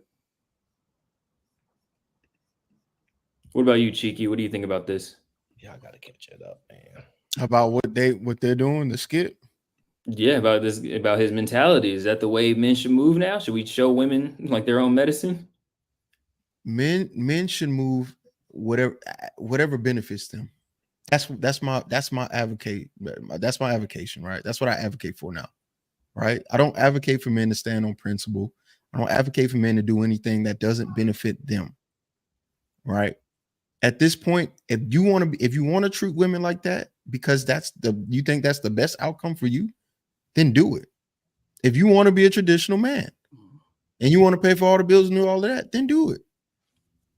I'm at this point, men, there should not be any social contract, any moral obligation. There's absolutely no reason to hold anything that we consider. There should be no standard for masculinity because there's no standard for femininity. There's no standard. If there is no standard, it's only fair that we both share that. Stop asking me to do things that I may not want to do. Stop trying to shame me for doing things that I don't want to do. If somebody break into the house and I think there's an opportunity for me to leave and get out of there and I'm leaving you behind, let me do that. And let me choose. Because if you want to be selfish as a human being, why can't I? Okay. We got to stop doing this thing where we make men the protectors of the entire world. It's an unfair trade that is never going to stop. Do what you want to do as a man. That's what I'm pushing. If you want a lot of women, cheat on them and have kids outside of wedlock and do all of that, you do it. Why should I Each stop? their own, basically. Why should I stop you? What can I tell a woman? What about women that do paternity fraud? They know for a fact that the kid that is in their home ain't that man's. They don't say nothing to that man, and they know it. What do I tell her? Damn, he a sucker. He should have picked better. Is what I'm gonna tell the man. So guess what I'm gonna tell the woman? Damn, you a sucker. You should have picked better if you step out. Look, man, if y'all don't want to uphold any standards or any morals or whatever, stop asking men to do it for you. That's such an unfair agreement. And men that are younger should not be held to the expectation that we're just going to maintain this stupid idea. It's so dumb. Either we're going to do this together and we're going to do it with some rules in place or and bounds, or we're going to get rid of all the rules and we're going to do whatever we want to. I'm not paying for you on the first day. You want to know why? Because what rule is there to say that? Right. What do you do? That's reasonable. I agree with you on that. Look, they fought to be equal so hard. They fought so hard to be able to do everything that we do. So why are we taking that opportunity away from them? Why they can't take us out? Why they can't pay for dinner? Oh, they are. They do. They do pay. They look for that dude. That is that dude to them. Oh, they paying without complaint. I think that was the point of his video. But the problem, O'Shea, is that's inconsistent, right? So if you're saying it's for that dude, then don't talk to no guy that ain't that dude. If you're saying a woman know within a few seconds if she really into a guy, not if she gonna do something, then don't spend no time with a guy that don't do that for you. But they're still willing to do it. Why? Because it benefits them. Exactly. So you know it. I know it. So, but as a man, what you gonna do about it? I'm just saying we're gonna do what as men, you're gonna do what benefits you. The sophisticated jerk says, I'm a 50-50 guy, and I'm in full support of the house husbands. Shout out to Kevin Federline. Yeah, moving on up. And shout out to Harrison. Harrison said, get the likes up. You know them likes gonna be low at the end of the show, Harrison. Greece better be in Compton. No, she wasn't really lying about them prices. I've been to Greece before. But the problem is she tried to manipulate that young man. And it ain't fair, and we're not gonna let them do it. How long are y'all gonna be on? I don't know, bro. I don't know. We winging it. And Grizz says, why they never want to give when they when do they give? They'll give it when you're the right man. Like O'Shea just said, if you're the right man, you're the right guy. Instead of let me tell you. I did not say right guy. I said that dude to them. Oh, That- correct. Right. Have the right guy, that dude to them. Fair enough. Right. This is how you actually do things. Be who you are with everybody that you deal with. I like that. It's a very so every time I go on a date with a woman, if this is what I do, I'm gonna consistently do it. That's what I do. Don't matter if it's Kelly, if it's Shelly, consistent. Because then you set the standard. That's who you are. But This it is ain't gonna I'm benefit so you. like I didn't fight for this shit. I was born into it. What's that mean? And right, and then Cree, that's what I'm saying. We agree. We didn't fight for traditional masculinity. We were born into it. So now we're not doing it anymore. Stop asking for it. Stop looking for it. Stop trying to shame men for not wanting to be quote unquote provider males. You be a provider female. You're not having children. Stats are showing that. You don't want to have children. You don't want to be married. So you provide. Do something. We're not saying it's your fault while this is all happening. We're just saying here's the response, because it's so funny. Nobody thinks about, hey, men weren't born into this idea of having to hold up this traditional, oh, I got to pay for the day. I got to pay for her valet parking. I got to pay for her kids that aren't mine, but she can have a whole separate account and not share the child support. Man, what do you, okay, you're right. You didn't fight for it. You were born into it. We didn't fight for it. We were born into it. Stop trying to tell men what to do. Remember that when you're talking about men. I'm not directing that directly to Callie Bev. She's pretty cool. She's pretty fluent on her stance and stuff. Yeah, no, sure. Yeah. Lou, is that you in the I don't know if that's Lou in the back or not, but I'm gonna get him up here. Okay, I got you, Lou. You know me. Listen, this is the thing. I'm very, very happy to stand on principles, morals, all those things, and I hold you accountable for it. I'm going to tell you, most women can't handle that. They cannot handle. This is why they're telling you, I need a man to allow me to be safe and do what you do. You stand on principle. Because if you ain't got no man now, what principle are you moving on right now? How did it exist if ain't no man around? You need to be who you are all the time. Be you. Well, when the right man come along, I'm going to adjust to who he want me to be. Okay, so then don't be mad if you need to be changed for the right man. Then whoever the right man is, and you get to decide the right man. So you don't know how to stand on anything. You don't have no principles that you're consistent with. You don't know how to identify the right man, but you're gonna change when the right man come. Oh, that's too confusing for me. I ain't smart enough to follow that logic. Here's the thing that in 2024. Here's the thing that I don't understand as I was watching the show, and I'm a little sick, so sorry guys. Since when is it doing the right thing always the right thing to do? Like, men in general have to stop trying to do the right thing identified by other people. Do what's right for you. And if they don't like that, screw them. I just don't understand. Like, it's not that hard to grasp. Why are we trying to settle down or sit down or be what society tells us to do? It just doesn't make any sense anymore. Like, this is 2024.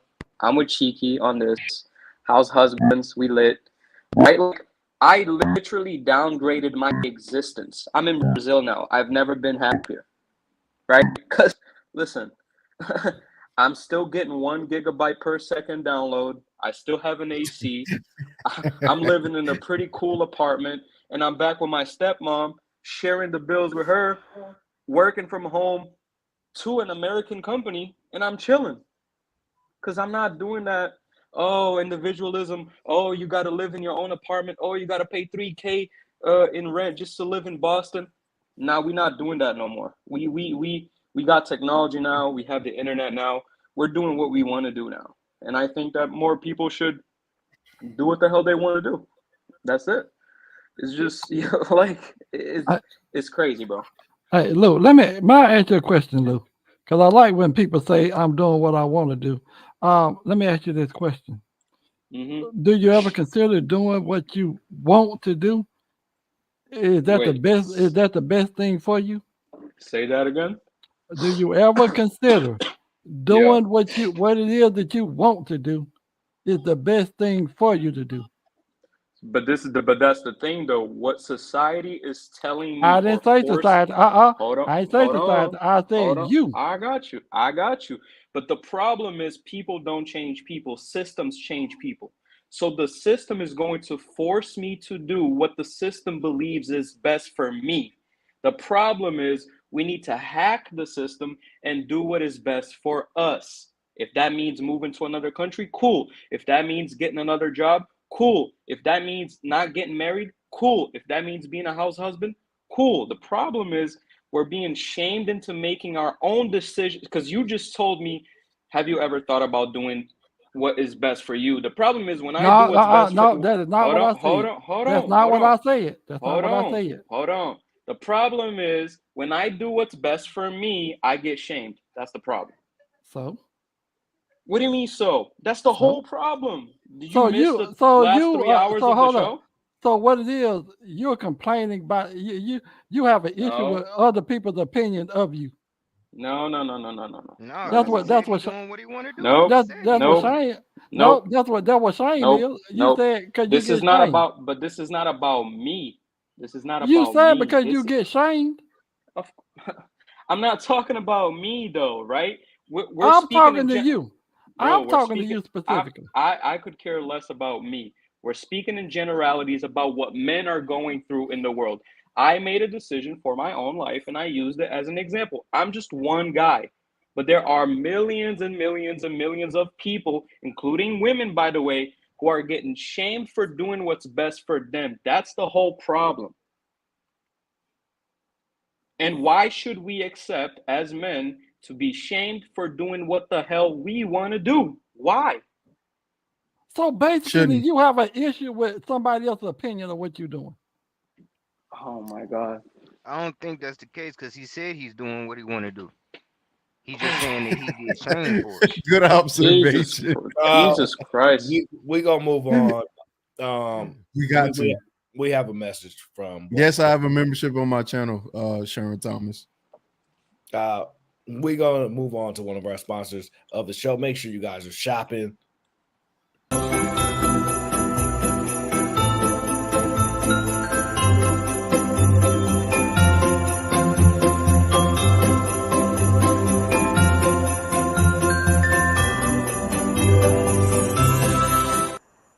You guys make sure you're shopping the Raw Gallery this holiday season, and we appreciate your business. Let me just say this, O'Shea. It sounded like you was trying to shame Lou, right? In this Exactly. Come on, bro. What was I? It sounded like you didn't like him expressing a viewpoint and opinion. You saying it? You saying it seemed like I was? That's your opinion. Okay, look. All right, let's say I had a $100,000 job, right? And if I decided to take a $70,000 job because it's less stressful, guess what's gonna happen? Everybody's gonna be on my neck, bro. You're making the wrong decision. You're not being a man. Take the stress. Take the responsibility. Be a real man. That's what they're gonna say. But that's not what's better for me. So you're gonna And that's just one small example of what happens with millions of men out there. So let me ask you this, Lou. So you're gonna keep that stressful job because of what somebody's saying about you? Most people do. That's the problem. Most people do what society wants them to do. Otherwise, you don't get accepted into the group. That's what society is all about. Society doesn't like outliers. Society doesn't like people that don't fall in line, right? If you go to China and you don't fall in line with the Chinese system or with Chinese society, get them out of here, right? If you're in America and you don't fall, this is why America is divided, by the way. If you don't fall into a certain line of thinking, millions of people are going to tell you, get them out of here. You have to fall into a certain group and you have to follow the group.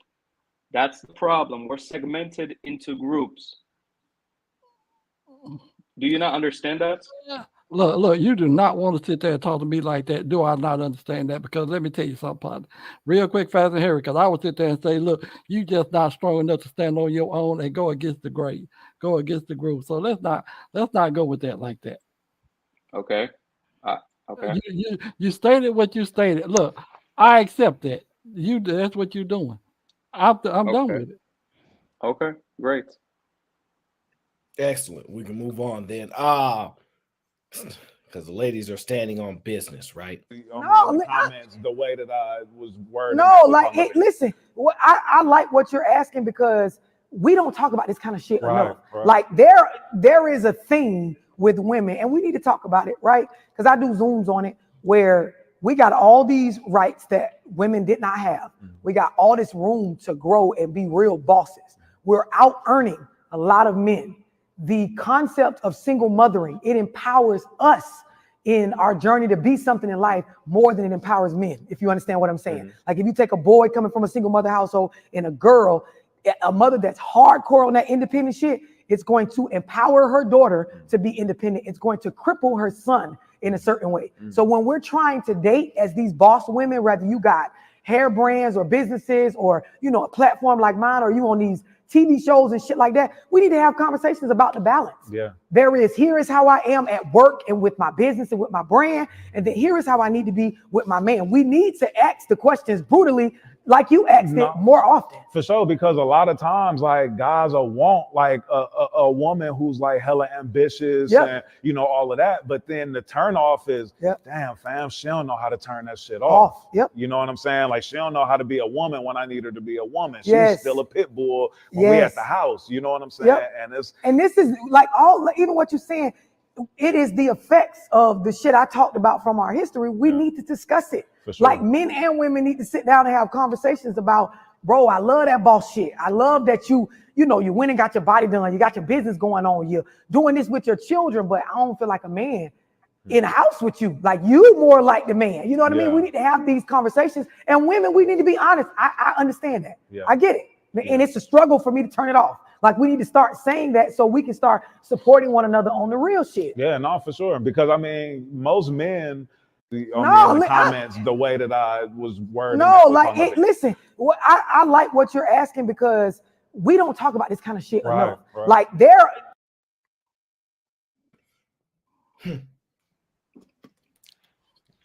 Can we define what a boss? What's a boss? Like, what's a boss? Wait. Look what Cece said. She's on the men's side. Is that what you interpreted from that? Yeah, I interpreted verbal manipulation. That's what that was the word salad.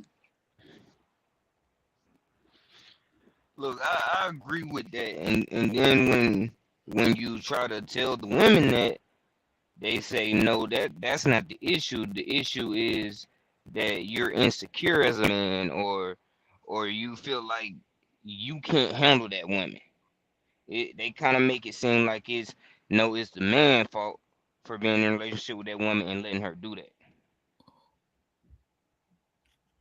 I don't know. She sounded confused to me. Like, what do you want from us? Do you want us to act all powerful and everything, or do you want us to like? She just doesn't know how to like, I guess shift scales, or maybe she's asking, is that what men want after all? Bro, a female boss and a mother can't coincide. I think that's impossible. How can you be a CEO of a company, or how can you run a team? How can you be a manager at work and then believe that you're not going to be a manager at home? I think that for a woman, that's impossible. She wants to be a manager in both locations. That's just how they are.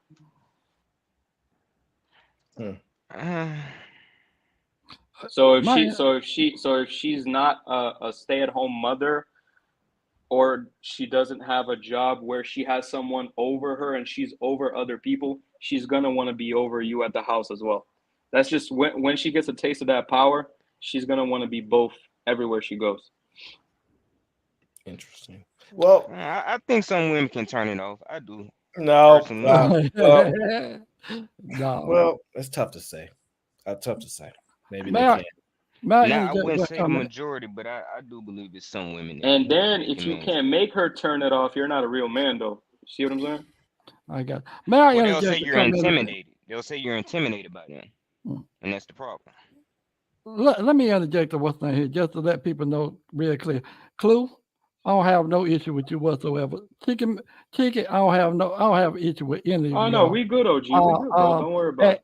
and Aaron said, I seem as though I was trying to change. Make no mistake about it. I look, if you thought that way or felt that way, I'm sorry, because that was You were never trying my. to shame me, but don't Oh worry. no. Don't worry. But don't worry. Don't worry. We have love worry. C in the back. So Don't worry, because once one of these gentlemen step down, we can pull up Love C. this is what society has been doing to all of us, though, OG. They've been putting us against each other so men can shame men for making decisions that are like against the grain. So, you know what I'm saying? It is what it is.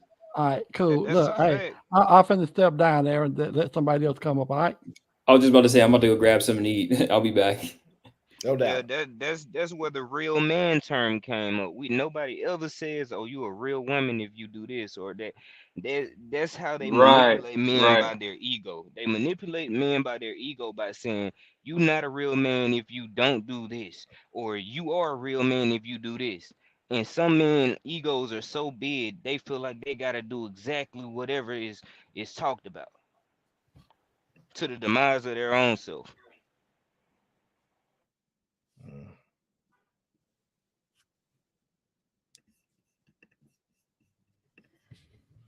Love C, are you there?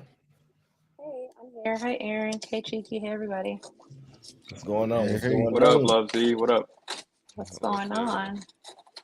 Hey, so I'm listening, of course, from the chat, and one of the, I think like what I just witnessed, it makes it if this is why I think it's so dangerous to speak in the generalizations the way that we do, because you'll start to look at everybody in one way. Like I watch Love Dorsey's content. I've watched her before I ever came to this space. Talk about somebody who's sound and balanced on both sides. She's everything that the men in this space say that they want in a woman. Now, you hear her voice may not come across that way, but literally everything that men advocate for, she's that. On top of being a mother, on top of working, and I'm not talking about just like, oh, I say I'm a good mother. She's brought her children on stream where you can, and they're going through the bookstore talking about the books that they've read. She's training them emotionally intelligent to be able to say, hey, you can't just speak like that. You need to get your emotions in control. You're in control of your own life financially, what she's teaching her children about their bodies, what she's teaching their children. And the way she's open about her marriage and about her, the way that she carries herself, how to be what it is that people say in this space that you want from a woman. That's what she teaches. She calls women out consistently and constantly about being obtuse, about being a nag, about settling for something that you didn't want, hoping that it will change, and then holding him hostage to your expectations. These are the kind of things that she speaks about. And within a minute-long clip, people are like, oh, she don't know that and we can be so contrary that we don't even listen to what you're saying or give somebody an opportunity. And relationships are not like that. That's why we have the struggles that we have. They're not rigid. They're not a box. People are fluid and they're fluid in the sense that we're constantly evolving. If you're a good person, the minute you get new information, you're going to consider it, synthesize it, analyze it, decide if that's beneficial to your life, and then apply it. But if we get up here and we start making these blanketed, rigid generalizations about things, we'll find ourselves alienated from one another, alienated from the things that we actually want. And then we'll begin a narrative like, I don't really want that anyway, just to overcompensate for the fact that we weren't willing to humble ourselves to be what we needed to be in a relationship. And that's like, we're having these conversations, to be honest, not because I'm never doing that, man. I'm not doing that. We're having that because what we wanted and the idea that we had in our mind maybe didn't come to fruition. And so now we're having to backtrack and reevaluate and reset our expectations. But if you be honest, this stuff is not as hard as we make it out to be. It's really simple, and it can be so simple that we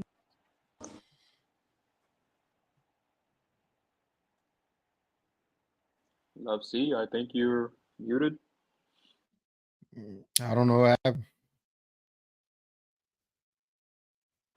I don't know, man. I don't believe people just because they say things on the internet. I really don't know who Love Dorsey is, but if we have any indication about these internet gurus, they're mostly liars. So I don't know.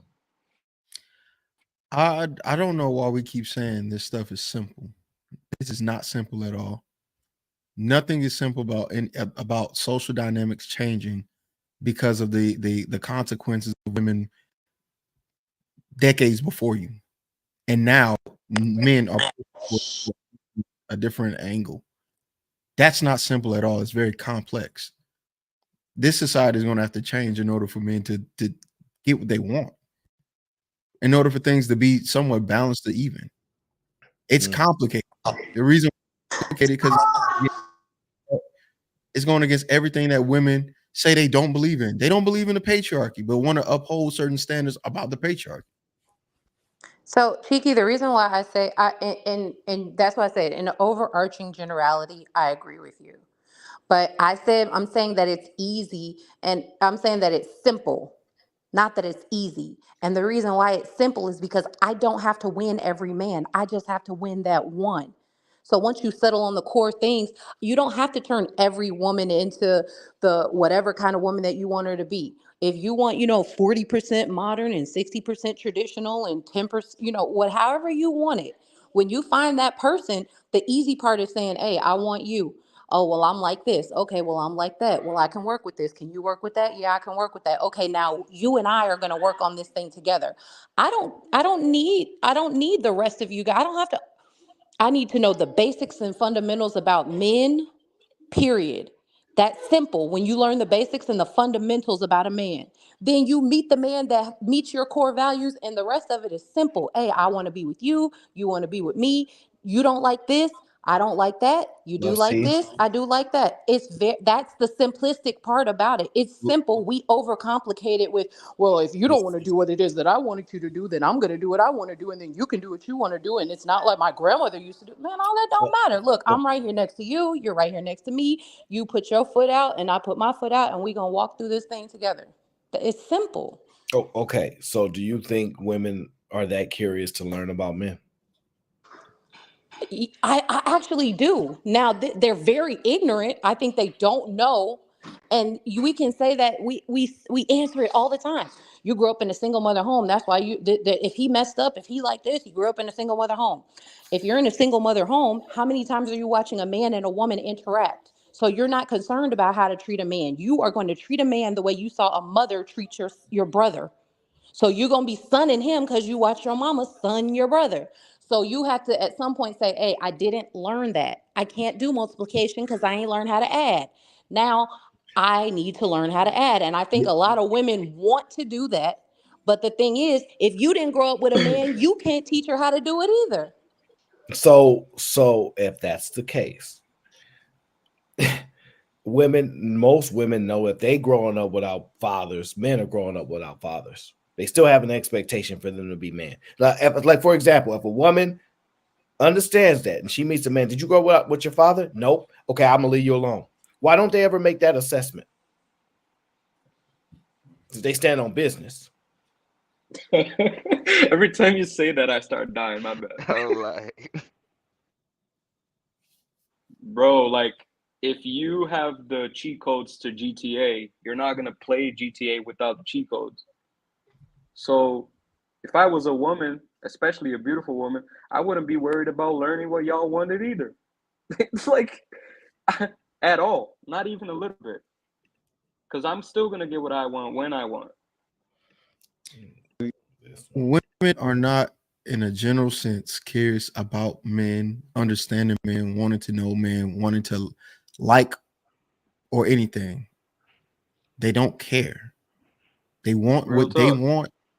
They want what they want, and if they don't get it, then they go find someone else who will provide it, because it's still enough men available who will still concede to that. Exactly. Now, they tend to be older. That's what we've noticed. There's a trend that older men and younger women are getting together. That's nothing new. Because again, this goes back to this idea that older men have always had what women quote unquote wanted, but they're going to find it somehow, some way. Women are not interested in men. Women are only interested in how they can achieve things or get things from men in most cases. And then the women that you think are actually, I don't know, I guess, quote unquote, in love, you start to realize, well, you love me because of, again, what I'm doing for you. This whole thing is transactional. That's the simplest part of this entire equation. It equals transaction. That's why a $30,000 ring equals loyalty, a housewife, and what was the other thing she said? It's transactional.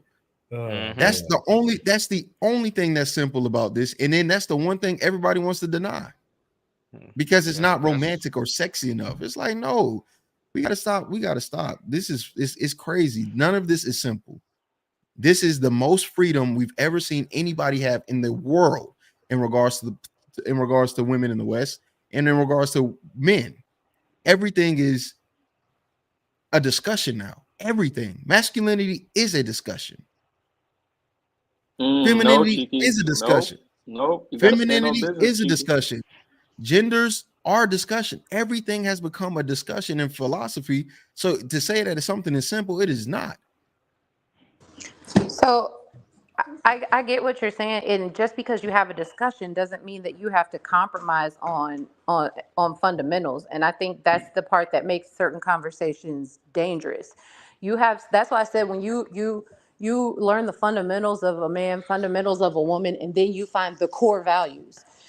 If you meet somebody and they're like, oh, I heard this conversation about this, so now I believe this over here. Oh, I watched somebody on YouTube say this, so now I believe that over there. They have a core fundamental issue. If your principles and your morals bend and shake with every blow in the wind and every trend and everything that happens, it's simple because I don't care how cool it is to do whatever it is people are. I don't even know. I'm not in touch. And I'm proud to not be in touch because that doesn't shape my life. And that's the same way there are a lot of people out here that are like that. You could be, city boys or whatever. I don't even know what to say that it is, but the simplicity of it is, this is what I stand for, and this is who I am, and this is who I'll continue to be. And I can continue to meet the finessers. I can continue to meet people that only want transaction. I can continue all of those things. But if I see that and it doesn't align with me, I just move on. That's what makes it simple. I don't have to be frustrated by your inability to stand on principle, business. I don't have to be frustrated by you being toxic or transactional or any of those things. Wonderful. There's a transactional person for you. I shall continue to move on. But I'm not going to be like, well, since everybody else transactional, let me be that way too. That's what complicates the conversation. We can have the discussion all we want. I have a bunch of discussions all the time on here that mean nothing. They don't affect my life. It doesn't change my Love, principles or see, anything you're like that. married with children to a husband and you're a housewife. But I haven't always been that. How old are you? I'm 38. Okay, so you're speaking from one generation before. None of these things have been progressively getting better. None of these things have gotten quote unquote better. These things have gotten more complicated. When did you get married? I've been married for almost 10 years. So you got married when you was 28? I'm 28 right now. Within those 10 years, things have drastically changed. This is what I agree with you 1,000%. I'm not I was about to say, I'm not dismissing. Diminish. I think that's a real word too now, so don't worry. Seriously, I forgot how to say it the other way. I'm not dismissing that. I think that, and Cheeky, I've told you, I think that what's happening, you're accurate. It's not the waters are muddied. Like, there's no doubt about that. But what I'm saying is that even when I was not married, even at that point in time, it's not the same thing, but in general, the principle of whatever the equivalent to loose women or bandits or whatever the equivalent was in my time, they existed then as well. And you still had to function the same way. You still it doesn't change. So you still operate and function the same way, regardless of what. This is not the first generation that has people that are loose, or people that don't, that are transactional, or people that are We're not even finessing. talking about loose. We're talking about societal standards. Give me another generation where transgenderism was a real thing, a real conversation to be had. I was just about to say that, man. Give me another generation or time frame where women were actually like outdoing men in education and are on pace to out earn men. Give me that generation, please. There's not a generation like that, It's and that's this one. That's the point. This is the It's only this one. and because it's this one, it affects everything. This is what's the word I'm looking for here? The word unprecedented. We may actually see the first female president ever within my time frame. That we're doing things that we've never imagined. Never in the world of patriarchy or men have we Testing 1, 2. ever thought that women were going to be smarter than men or have more education than men. That was unfathomable just 20 years ago. Right, Cheeky, and I agree with you. And at one point in time, the women being able to vote was unfathomable too. So everybody's dealt with an unfathomable thing in their own time, in their own generation. You don't, and this is what I'm saying. You don't have the president being a woman doesn't mean that you can't find the woman for you down the street. Like that. Okay, all right. So okay. Because I want to kind of review the video, and there's a video about power that I want to discuss with you soon. So I want to kind of lead into that. But Love, see, I hear what you're saying. What we're saying is the amount of information that we have to decipher is insane. It's beyond ludicrous at this point, and it's not comparable even if we go 15 years ago. Forget going back 40, 50, 15 years ago. So when you hear men need to be honest with women, you need to be upfront and honest. Stop playing these games, right? You hear this type of stuff. And then the response, it's a lot of inconsistencies. Let me read the super chats real quick. I apologize. Grid says, my bad. There I go asking about honor and integrity. I been gave up on it. Because every time I point out where's the honor, where's the integrity, they don't stand on it. But I guess in 2024, they're gonna be standing on business. Okay, shout out to Marcellus. He gifted 5 memberships. Shout out to you, bro. I appreciate it. That means we get 5 new members to join the GB gang. And shout out to my guy Sherwin Thomas. Yes, Cheeky does have membership on his channel, so please make sure you join his membership. Gang.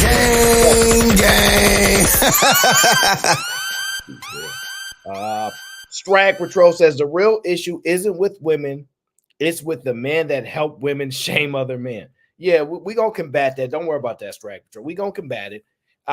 Red Pill Ranger says men have to operate off generalizations and the majority. It's illogical to make decisions based on exceptions. Dang. Strag Patrol says, funny, the same women that shame men for not holding men accountable are the same ones that are quick to say, is she married? When they see women do it. Shadow Dragon TV says, AO and Cheeky always bringing the fire content. Salute to the panel. Respect to Love. See, Luke, keep doing your thing. I support the house husband movement. We coming through no matter what. Bulldozing, running people over. Y'all gonna get on this movement or y'all gonna get ran over. AL says, it doesn't depend on me. It is what it is. AL says, if I die on the way, it is what it is. What? AL says, let's be honest. No one cares about a man at all. Only the usefulness they find for him. Once the usefulness is gone, he's discarded. That is the reality. Yeah, we live in a cruel world. And I think other people are starting to experience this cruelness. Our Red Pill Ranger says, women constantly try to force their thought process into a man's world. What y'all eat don't make us. Okay, you did. Come on now. You know I can't say that word. It's unbecoming of me. We are not the same. Well, we're all human beings. One world, one love, right? Can women stop telling men how to feel or think? They will never stop. because they know how to be a man. Okay. Side note, my 4-year-old son just finished the first chapter in a book, 110 pages today, all in one day. What? I'm confused. He finished his first chapter book. 100. Shout out to AL son. Yeah, that little kid's gonna be a genius. I mean, maybe his dad can learn something from him.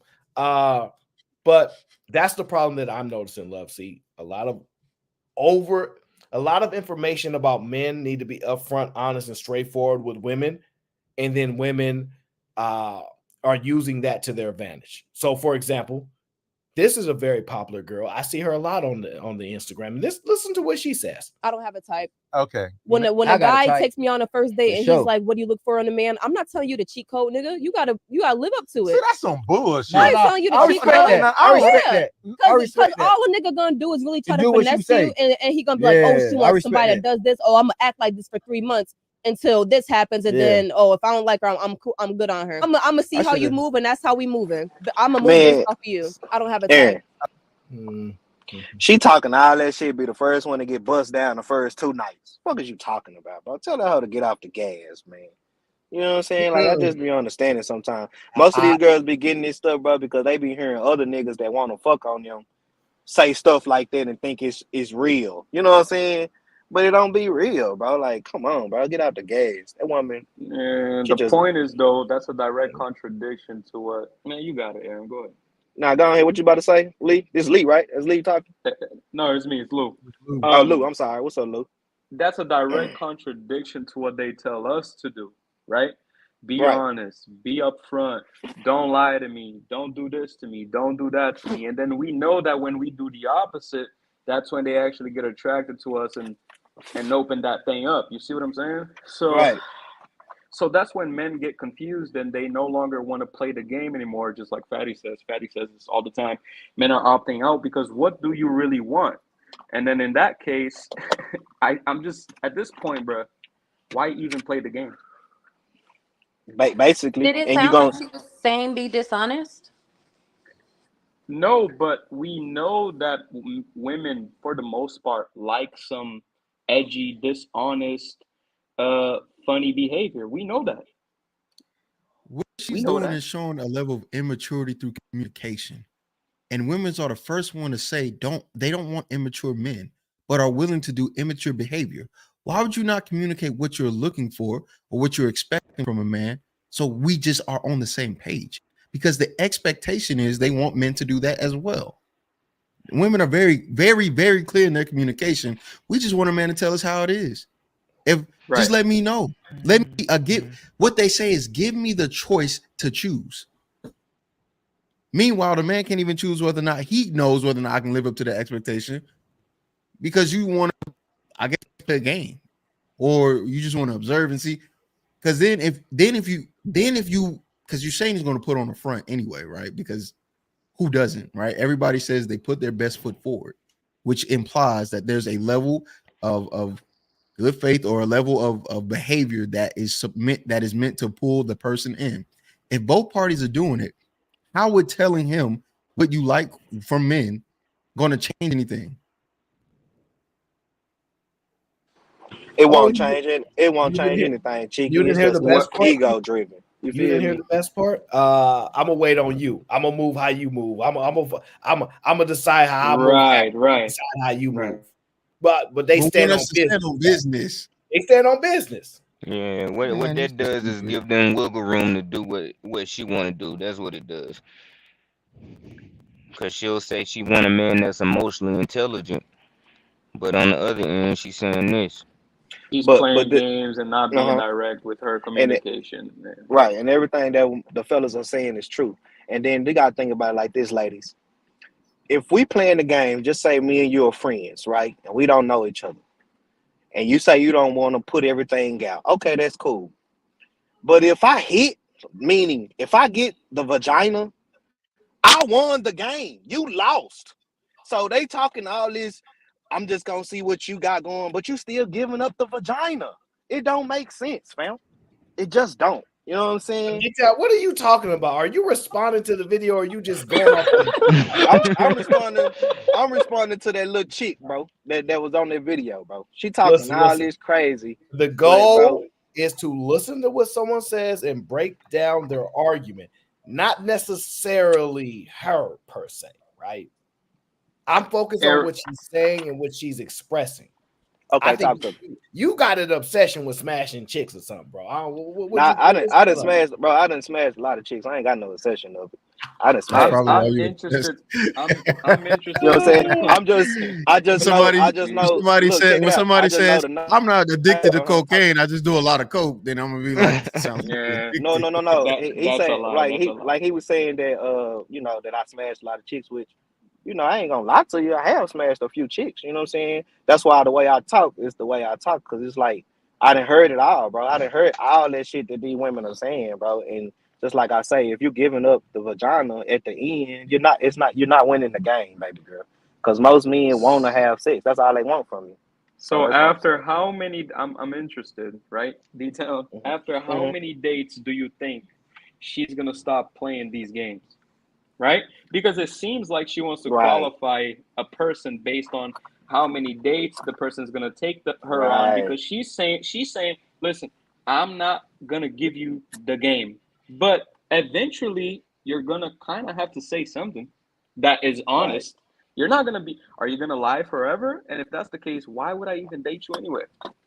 But she didn't say lie. She said that she's not going to give him the whole cheat code. So she's not going to be like, I like a man to bring me flowers. I like to go to do this kind of thing. Like, she's not. This is what I understood it. I'm not going to break it down for you piece by piece by piece.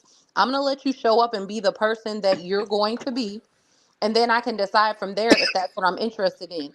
But that's what you heard me say? No, yeah, I hear you, love. So you talk to me. the Yes, ma'am. main Talk to me. things the main things are, I mean, I think there's some things that you discuss up front that need to be put out there. If you, hey, look, I'm not looking for a serious relationship, I'm looking for marriage, those kind of things. If that's what if that's your philosophy on how you do that, go right on ahead. But I actually agree that you shouldn't sit and tell somebody like the keys to your heart. I really like for people to be whatever it is to me. Like, I think you should have I If think a you man interact if with a people man and have said what mutual she respect. said, Here, this is what the problem is. Are you worried about protecting your heart? Is that the goal when you say don't give them the keys to your heart? You worried about protecting it? No, my goal is to be able to find somebody that I can entrust with my heart. But to do that, I want you to be genuinely you. Okay, but you don't have the ability to assess that. Who doesn't? Women don't, according to them. Oh, I don't know. I According don't to subscribe to women, that. listen, according to women, I can't assess if this man's a good man. I need to have him vetted by another man because I don't understand how to make, because I don't want to be held accountable for these bad decisions. If you're telling me women can assess these good men and know about them, fine, I'm willing to accept that. But is that the information you've been hearing? Aaron, what I'm saying, either way, let's say you have him assessed by a man, which I don't think there's anything wrong with that. You meet somebody, you like them, you bring them around your family, your uncles, your father, your brothers, and even still, I'm not gonna tell him like, I'm not gonna tell you the not the overarching. I'll give you a high level view, but I'm not gonna tell you the key details of what it is that like to win me over. That's something that has to happen organically, and I wouldn't expect a man to do that either. And I think is that that's what I'm hearing though, because I've been not just I'm gonna play a game, I'm gonna finesse you, I'm about to lie and be like But this see, and but she then try did to do that. game you into Wait. it. But she did do that. She didn't say, "Look, I go on a date with somebody. Look, listen, I'm not gonna give you and tell you the things that you want to know in order to beat me at this game. I want to allow you to do these things to explore. I have these systems in place. I'm not gonna let you do this. I'm not gonna let you do that." That's not what she said. She said, "I ain't got no type." She lying. So she's manipulating like women do, especially with this verbiage in this language. And now, because you can interpret for her, that's fine. But she's a liar. She's fine with lying, and she's moving it up to her benefit. All I'm saying is, if you stand on business, You should be able to do that at all times, regardless. So listen, he ain't gonna be able to get none before 8 months anyway. So no matter what I tell him, no matter. So let me give you an example. Right. I can tell a woman everything. I go ahead and tell you everything, right? If you stand on what you stand on, why would it matter?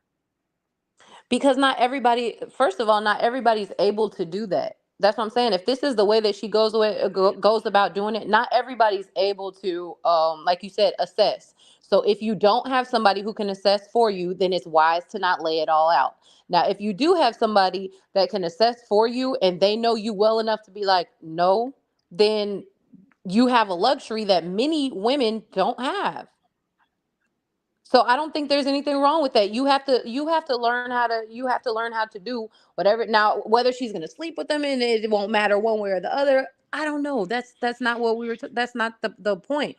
But if it sounds like she has learned the game some sort of way, and it hasn't been a way where it was proactive, it's been reactive. And now based on that, she's coming into the situation and saying, this is the way that I'm going to move going forward, so that I don't find myself in a situation where I gave you the cheat code and then you beat the game and you act like you beat the game because you actually was good at the game. There's nothing wrong with that. As long as you're not, like Lou said, I don't think you should be lying. I don't think you should be pretending to be one way or another. And a lot of women, be honest with you, don't have a type. Okay, the problem that I'm having is you got all this way you think, but then you're gonna wait to see how I move and you're gonna operate how I operate. You're gonna do what I do. So you're not being honest in your behavior. Like, that's what I'm saying. This whole thing, when people say, I don't want, I just want you to be yourself. And we've already established when most people say when you go on dates, you're putting your best foot forward. It's an indicator that you're acting or you're doing something that's not typical of normal behavior. And all she said was, I'm not going to tell the man the basically the best way to behave around me. Instead, what I'm going to do is just watch how he behaves. I guess not tell him what's annoying to me. I don't know. So how does the communication go from that point on? That means that you don't correct him on things. It's the same thing that you guys say. Hey, I watched her. She did this. The minute she was all in, we went out. We was having a good time. I noticed she was all in the other dude's face and all this kind of stuff. I ain't talked to her no more. You didn't have to tell her, listen, I'm the kind of guy that's very insecure and I don't like to see my woman in no other man's face. So don't be smiling when the waiter brings the Why drinks. you gotta be insecure for that though? No, Because that's the reality. Besides That's all of human that, behavior. That's human. That's human. A woman could feel the same way too. I'm just giving the example. It's not biased here. I'm not trying to. But what I'm saying is the typical male is not, when a woman asks a question, they're not going, that's not, oh, I don't have a type of woman, or this is what, when someone asks a question, they're going to answer it genuinely. They're not going to say, oh, I'm not going to give you the keys to the game, or I don't have a type. That's not true. Right. No, Right. but men, that's what I'm telling you. A man is not going to tell you like, I'm very jealous, so I don't want you to be smiling in no other dude's face. And then even she now I know how to behave. But that's not the question that she would ask. The question that she would ask is, what are you looking for from a woman? And he would answer that honestly. I'm looking for this. I like these things about this is what I learned about my last relationship. This is normal dating behavior. You saying you don't have a type just so you don't give the keys to the lock or whatever is abnormal. It's weird. Something's wrong. When they're saying I don't have a type, I'm not hearing that the way. I don't think I'm hearing that the way that you're hearing it. I'm thinking like I don't have a type, meaning I'm not exactly what I just said. I'm not going to tell you the things that make me tick, the things that trigger me and all that kind of stuff. I'm not going to do that because I want you to be yourself. And if being yourself happens to be in a way that contradicts or rubs against what it is that I'm looking for, then there's no need for us to continue on. So just say that instead of giving a deceptive response Right. of I don't have a type. Just say, hey, instead of giving, that's my point. My I'm going to point. tell you why that's not deceptive. This is why it's not deceptive, and this is why I don't see it as deceptive, because let's just say that the last guy that I dated was a tall, athletic, kind of person, and you might be a homebody or whatever the case may be, right? But whatever it is that I'm looking for, core values in a person, you've got them. You've got those things. So tall and athletic and outgoing and extroverted means absolutely nothing when the core values are sitting in front of you. All of a sudden, hey, whatever you are, you're my type because you got the core values. That's what that means to me. That sounds so crazy. No, that is not how she expressed that. You want me to play She the says, video again? replay it again because her When a answer is guy takes actually me on the first as date, deceptive. We'll play the video again. I don't have a type. Okay. When I a got a guy type. takes me on a first date For and sure. he's like, "What do you look for in a man?" I'm not telling you the cheat code, nigga. You gotta live up to it. See, that's some bullshit. I ain't telling you the I cheat respect code. that. I respect that. I Because respect that. all a nigga gonna do is really try To to do what you finesse say. you, and he gonna be like, "Oh, Yeah, she I wants respect somebody that that. does this. Oh, I'm gonna act like this for 3 months until this happens, and Yeah. then if I don't like her, I'm cool. I'm good on her. I'm gonna see I how you should've- move, and that's how we moving. I'm gonna move based off of you. I don't have a. But see, the That's thing that's that a, she's withholding is the type within itself that she says she don't have. Do you not hear her? They Uh, listen. Or I what's your hear, I what's your hear assessment of what she said? They listen. exactly what I just explained to you. Exactly what I just explained to you. Now I hear what you're saying when she says, "I'm gonna see how you move, and then I'm then I'm gonna go from there." To me, I don't hear that as okay. So now, if you want it to just be a hookup, okay. Now everything I'm gonna just follow along with what you're doing. It's okay. I'm gonna assess from there. I'm gonna move accordingly. I can't change you, so I'm gonna move accordingly. If I want a relationship and you looking for a kick it buddy, I'm gonna let you do everything that tells me, hey, he's only looking for a kick it buddy, and then I'm gonna move accordingly. I'm gonna say I'm not looking for a Hold kick on, it I buddy, don't so want to get let me hung move up on it. around. So I want to accept what you're saying. What I'm advocating for men is not to be honest and upfront on the first date. Then don't be honest. Right. You reserve your honesty for the person that shows you who they are, and make sure they move and how you want them to move, and then you will proceed to give them honesty. Prior to that, because people be weasels and snakes, and they might try to prey on the fact that you're an honest person in general, we're gonna remove that from happening to you by removing honesty up front. How does that That's sound?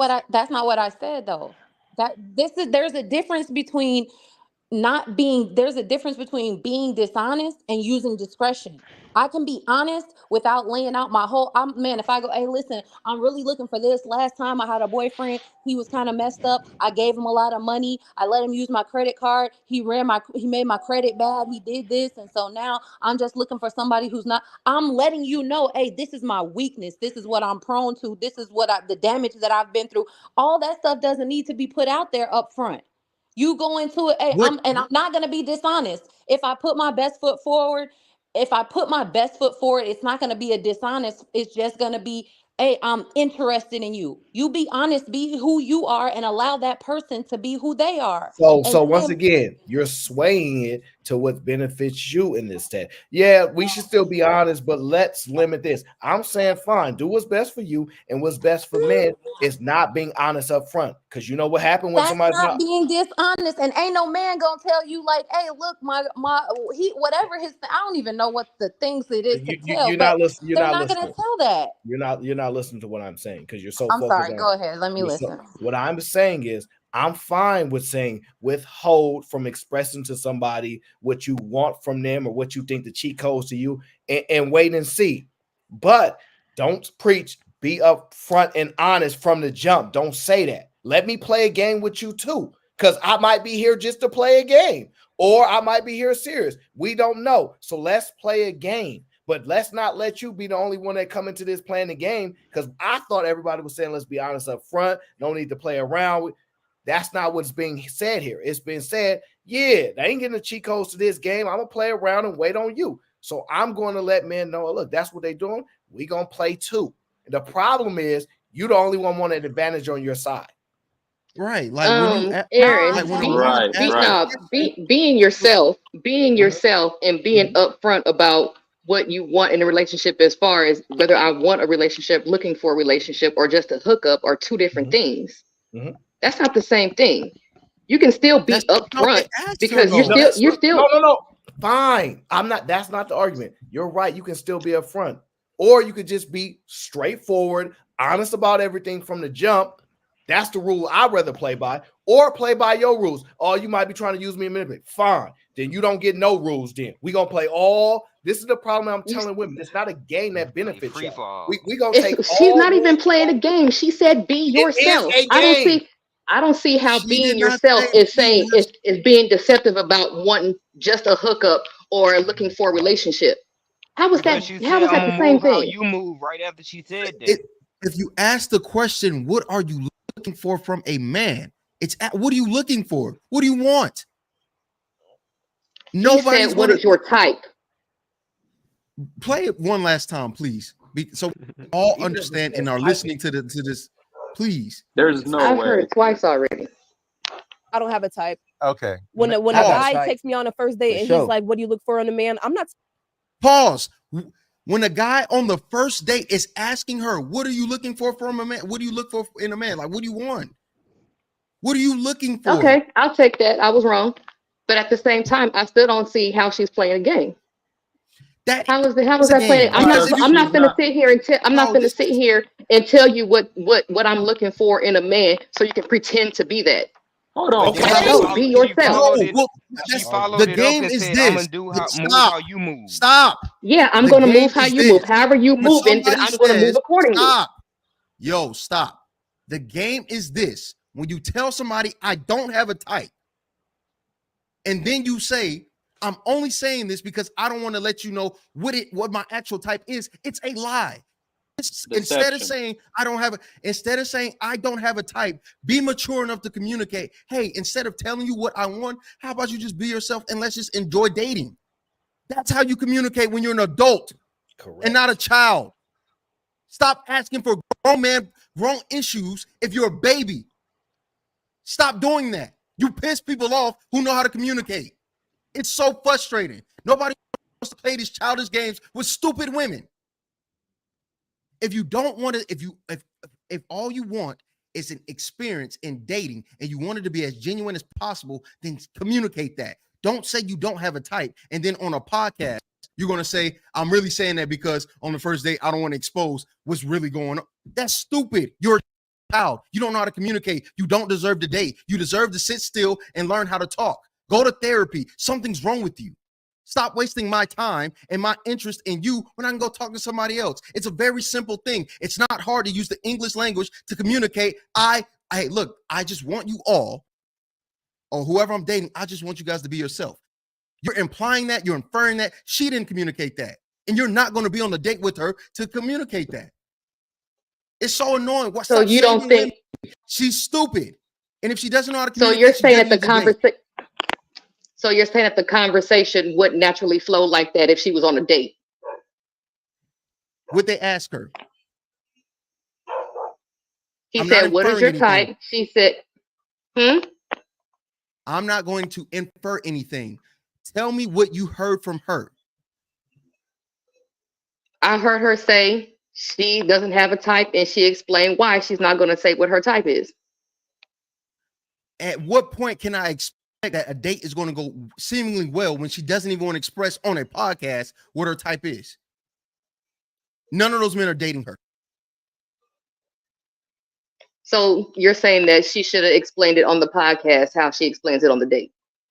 What I am saying is, if somebody asks you a question and you explain to you your thought process, because this is exactly what she's doing. She's explaining why she says, I don't have a type. She explained why she said that. They didn't ask her why. She decided to expose why she thinks that way and behaves that way. And she's saying, I'm doing it because I don't want to give you all the keys. And the thing is, me asking a question as simple as, what are you looking for, is not exposing the keys to your heart. It's just me trying to figure out, what do you want? So be yourself. I don't understand what the problem But is. she did not say that. You're implying that. So but like the problem is you are doing things that grown people should know how to do on their own. Stop interpreting for her. Stop implying. Go based off of what she said. She has enough common sense to understand and break down, I don't have a type, which means she has enough understanding to know that she's playing a game. If you want to be mature and you want to date somebody as an adult, then you need to communicate and behave like an adult and stop saying stupid stuff like, I don't have a type, when in actuality you do, and just say, hey, look, I don't want to answer this question. and give an explanation. you. And then after, and you know what's so crazy? Maybe through that explanation, you can start a whole conversation. Or but you're gonna be too childish to even admit that you don't want to do that. Then what are we doing? All you have to say is, So yeah, like listen, I'm not telling you my type because I don't know who you are. I would prefer me to watch how you moving so I can make a proper assessment of who you are and we can go from there. But you know what happens? That puts her at a vulnerable state. What happens is now he knows that that's how you come in at him. And so he will make an adjustment, and you don't want to allow him the same option to make adjustments. So you want him to come into a situation blind on what you're trying to operate. And I'm saying, fine. Instead of saying be upfront and honest from the jump, let's just say conceal your intentions until you want to decide what you want to do. No, intentions and who you are and being yourself are two different things. Here we go. And then I don't think you should be telling anybody be upfront and honest. Like, I'm with you on that, Aaron. I'm not telling you. But that is what is being said. Men are always here. You need to be honest and upfront with that woman from the jump. If you don't want to, okay, so yes, they're saying like if you don't want to, this is why I said you can lay out high level things. I'm looking to be married. So then being honest from the jump is, hey, I don't want to be married. I want to kick it, buddy. Okay, this was great. I'll pay for my stuff. You pay for yours. No. That's what I'm saying. Like being honest up front about certain things. Well, that's the conversation that benefits the woman. Well, like it's so. How does that benefits everybody? Because he got the chance to say what he wanted. Doesn't. She got the chance to say what she wanted. So what isn't beneficial for the man if you don't have that upfront about I'm looking for a marriage, I'm looking for just to hang out. Let me give you an example, right? Let me give you an example. Since she don't like to tell me what type of guy she's into or not give me any information so I don't get the cheat code, right? Fine. Maybe I don't know. Maybe she's not a serious person. She looking for the vibes right now. I don't want to come across like, I'm looking for marriage and this and that, because she might not be on that. So maybe I don't know. I might just have to come with the vibes and figure it out as we go. So I don't have a plan. So instead of asking about things, I don't know nothing right now. I'm just figuring out things day to day. It's the vibes. The answer to everything you ask me, it's the vibes. It's the vibes. That would drive you crazy if we hid behind it's the vibes. But you think it makes sense for her to cloak her language in order to get an adjustment in the situation. All I'm saying is just be more clear. It's the better way to say it. Instead of saying, I'm not about to tell you the cheat code. All you have to say is, look, I don't know you. I don't trust you. I'm not sure who you are. So I'm not trying to give you no information about me that I think you're going to use to manipulate me. I agree with you on that. I think her delivery, I'm telling you based on her delivery, this is what I got from what she said. Now, I understand what Chiki's saying. You guys are interpreting that for her. She's this. But I also take into consideration that she's not having the conversation that she would have on the date with these young men that she's talking to on the panel or the podcast. She's not having that conversation the same way. I agree with you. That's why I said I agree that the high level things should be discussed up front, because that gives you insight, that levels the playing field. So now we know how we're proceeding from there. I think the details and the intimate things, those should happen naturally as you're having the conversation with the person. And I do think that exactly the way you explained it, if I was to tell someone that's exactly how I would tell them. They say like, oh, well, tell me about yourself or whatever. You can have a conversation with a person and then say, one thing that I've learned is I think it's best for me to show up and be myself and you show up and be yourself. And then we both be honest about whether we think we're the kind of person we can go to the next step with. I don't expect for you to lay out all of your, lay out an expectation. I would put it on me. I would say, I'm not looking for you to lay out all of your expectations for me. I just want you to be honest and be yourself, and we can go from there. And I can tell you that at some point, I feel like this isn't going that way. I have enough in me to be able to tell you that in a way where I don't waste your time and you don't waste my time. Easy. Put it back on yourself. That's easy. Simple. There is a reason why the first guy said, "Oh, that's bullshit." Yeah, because She you want the exposed. cheat code. No, it's not that she wanted the cheat code. It's the answers. You expose how you think and how you operate, the disingenuous nature and how you answer questions on the first date. So what? You pretty it up because it's a date. You still expose how you behave. The behavior is the problem.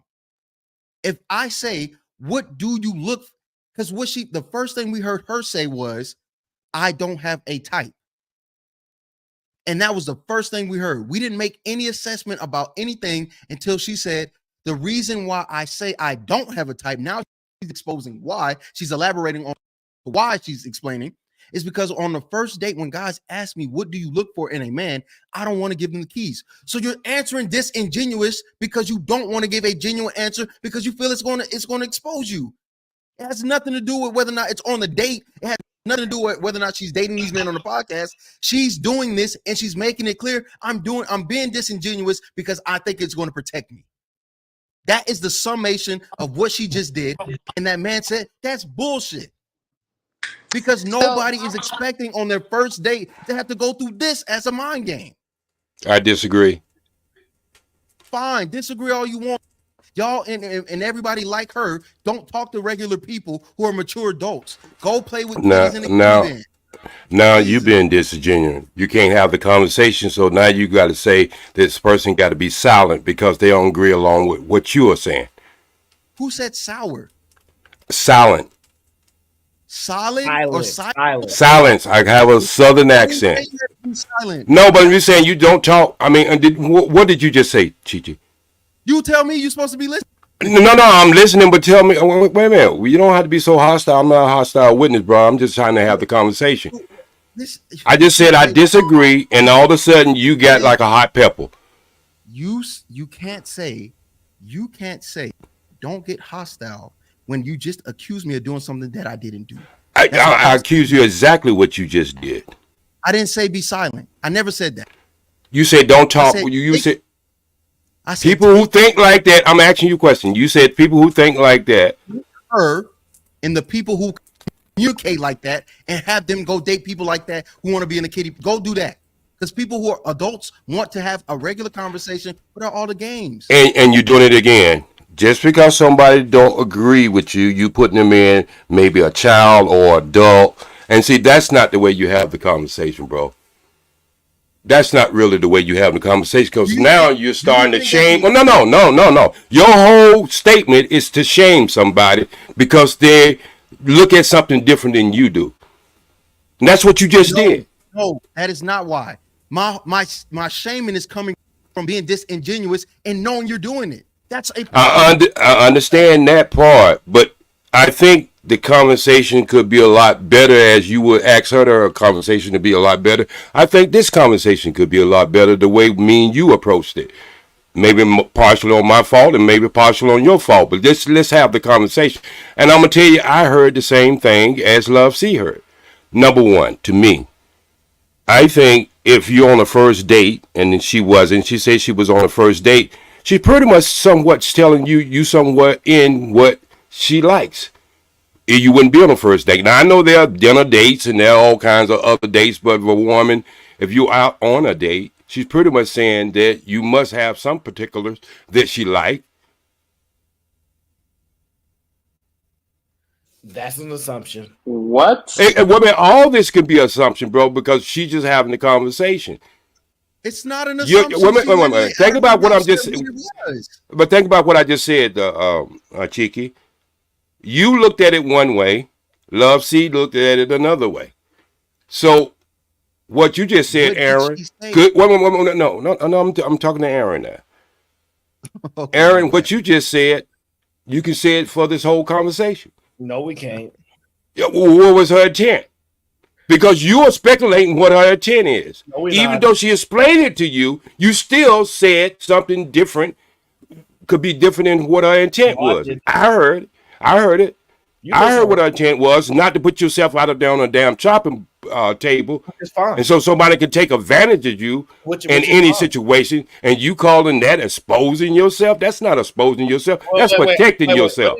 So I said exposure, or she said that? No, Cheeky said exposing herself in this So are you conversation. talking to me or Aaron? Okay. I'm talking to both. We were all having the conversation, so I'm going back and forth. You did say she exposing herself, and I say, well, I think it's more protecting yourself. Due to fear of exposure. What is going on right now? Wait. Well, come on, smart guy. You know I'm an F student. Wait a minute. You're not an F student. You know I'm a wait a minute, but you choose the word to expose. Like, what is she exposing? She exposed the intent in the video. No, I'm asking you what is when you use the word she's exposing herself, what are you saying? Because I want to understand. She made known something that was not known. That is what exposing is. Okay. Nobody. And so if she don't get wait a minute. When they're not giving information is exposing yourself. No, I want to know about that part. What? No, her explaining why she says she doesn't have a type is exposing her intention to why she tells men that. She's being disingenuous. That's the explosion. I don't see it in that way, bro. Okay, tell us how you see it. I see. Literally said. Okay, that's what you literally heard in her intent. That's what you thought. Oh, was geez. her She said, I tell men I don't have a type in all the other words possible because I don't want to give you the game. Replay the video, bro. I got you. Don't have to replay it. Y'all don't played it twice. I'm sitting up in the cloud listening to it, bro. I just hear something different from what you all hear. This is crazy. Okay, so what? Maybe it is crazy, but wait a minute. I have a right to be crazy, and y'all have a right to be crazy too.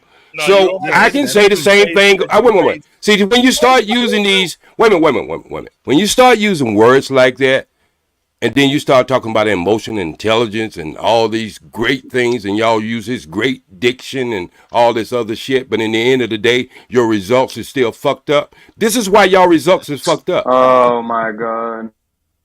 Because maybe you start. Wait a minute. Number one, maybe y'all should stop using vixens. Video vixens to make y'all point. That's number one. Number two, maybe most of y'all examples y'all get from either professionals and entertainers and all this other stuff. Maybe you need to go outside and smell the air and start seeing real relationships. You're literally an entertainer. Well, no. I'm a retired. That's so that I got to stand the point. I'm retired. I don't have arrest powers if I was a police. If I retired, I'm retired. That's it. So that don't disqualify me, Aaron. You know what really would disqualify me if I come on a lot of these discussions and it becomes an echo chamber. Y'all got women. Y'all know how many times I don't heard these conversations and ever since 2012 and even when I was little. A lot of these conversations remind me of men when we have like events, family events, and the men's are standing in the corner. And you can always tell the men's who's having problems because they sound just like y'all.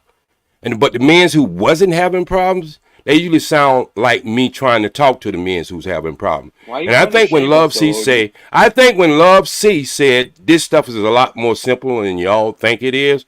The problem is, like the other guy who was on earlier, say he been with a lot of ladies, and I'm not trying to shoot a jab up here, but I'm just going to say what he said. He said, I've been with a lot of women. And see, that's been my problem throughout life. And that's been a lot of men's problem throughout life.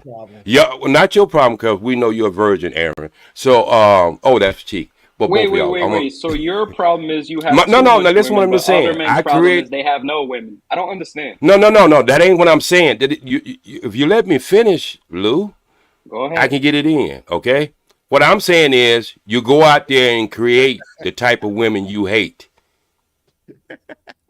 That's the major problem right there. See, these women, these women are created by somebody, and then when they get to you, they got their guardrails up and their fences and their cameras and everything up because what they don't experience in life. And let me just tell you, me as a brother to have a daughter that's 27 years old, it's hard for her to find the right guy out there. It is. It's hard for her to. Let me finish. Wait, it's simple. Dang, they got the kid. Dang, OG. That's insane. He literally said my problem is I get too much women and what? No. Lou, before we even get there, his daughter shouldn't have any problems. It's simple. Yeah, Right. So it's supposed to be on easy mode. Right. Nobody, everybody, every child, I can't wait till all of these people's kids get older and they start explaining how terrible it is out here. And then they go, Exactly. their parents are just gonna go, really? It's just simple. And they're gonna be like, you know what? I'm writing my suicide note tonight. It'll get even worse. It'll get even worse, Cheeky, because the parents will realize that all the work that they have done don't really matter. That's when it'll get scary. Easy and simple are not the same thing, Cheeky. That's what I'm saying. God. It's not easy. Look, we heard you the first but time. it's Our simple. comprehension. We heard you the first time. All right, don't try to reiterate easy and simple. We heard you the first time. No, because he keeps putting it out there. Like if he It's brings it up, simple. I can Just find respond somebody to you it. like. It's simple. Right. If I can, You guys are gonna make me start a matchmaking service. I'll show you how simple Oh it is for my This ain't got God. nothing to do with matchmaking. This ain't got nothing to do Pineapple. with trying to get with this girl. This No, has not no everything to do to pineapples. show you that Watch women this. claim they want good communication. Watch this. You find men that can I'm communicate, back. and then y'all fall I out don't of know order if I with can it. hear No, you. we Y'all don't can have y'all to hear me? do I'm that. back. Let me finish Watch what I this. was saying though. Watch how this sounds, right? If Okay. I say, did you break that? Or you didn't complete the task? It's a simple task. How did you not complete it? It's simple. It's so simple. No, what I was saying, what I'm saying, Cheek, Go ahead, Cheeky, OG. Yeah. is it's the steps are simple. Finding the right person to use the steps with, that's the complex part to it. Because everybody, just like you said earlier, try to use their best foot forward. And they can act as if they're something that they're not.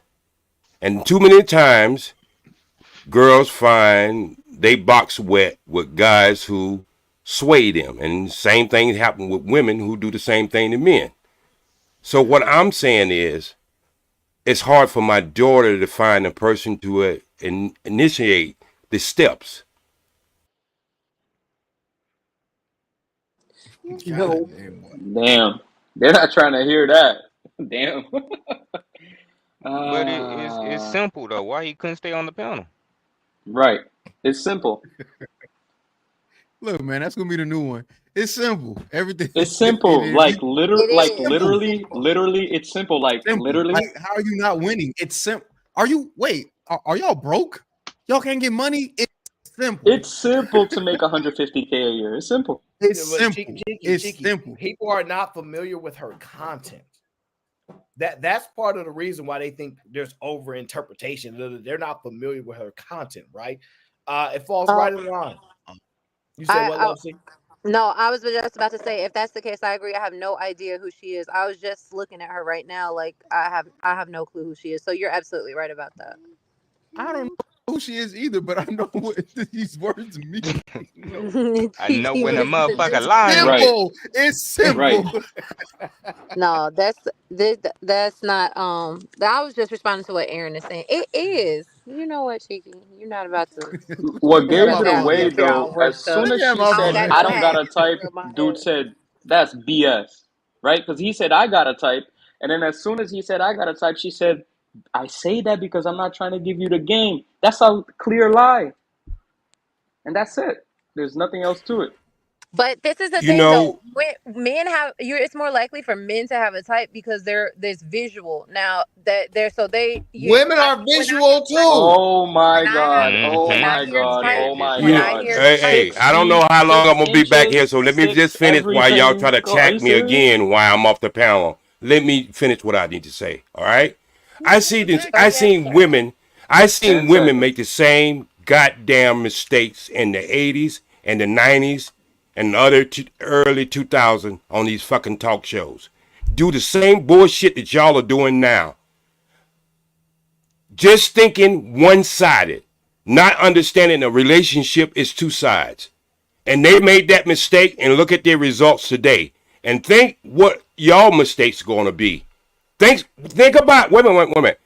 I am the first one to say that there are things in the court system need to be changed. I came in the internet saying that.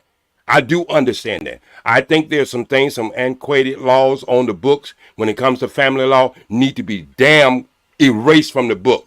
But that ain't what Go we're in a talking straight about. line. You going in a circle. No. Right, No. right. We're Let not me do what talking I about do. family court Let me do law. what I do. All right. What I do is sit down and listen to both sides.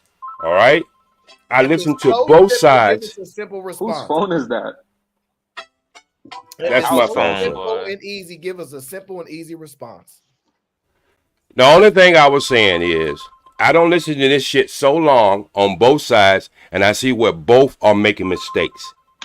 Yeah, Totally. you got a 1920s ringtone that we hear. No, it don't make no difference what ringtone I got, but I got a genius brain, and I don't have the fucking problems that y'all have.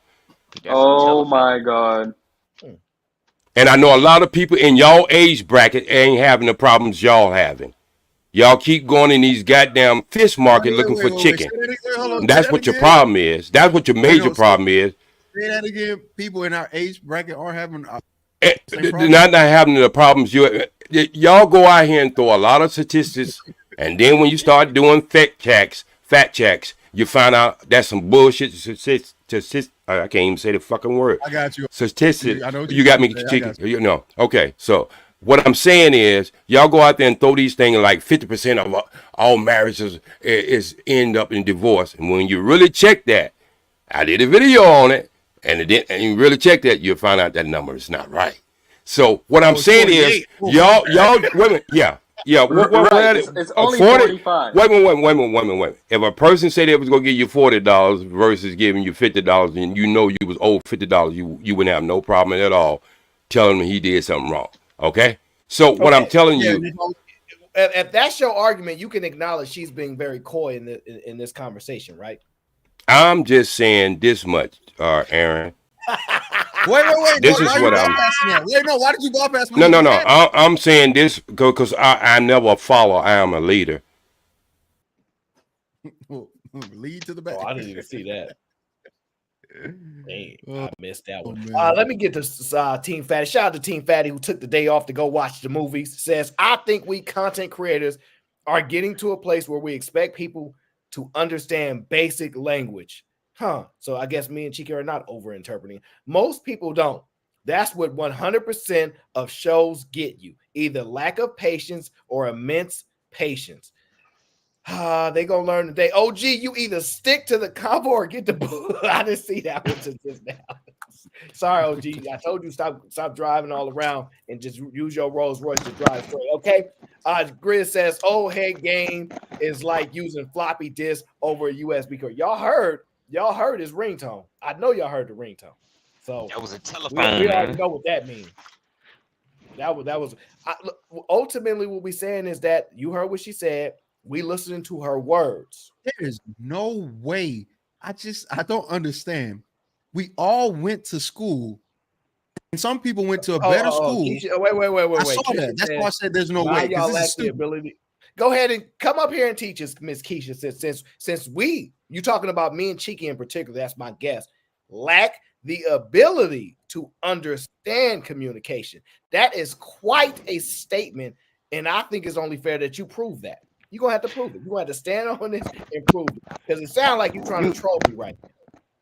You know what's funny is her game is probably kept when the right man is in her face. because the rules that she created, she probably gonna overlook them for him and try to change him into fitting what she wanted in a man in the first place.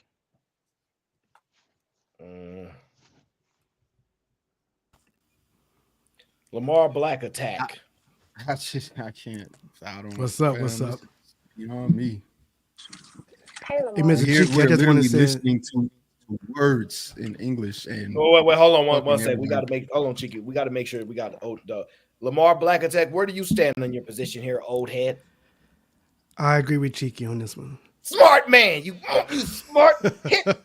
Listen. You know why you agree with Cheeky? I hear the logic. You hear the logic.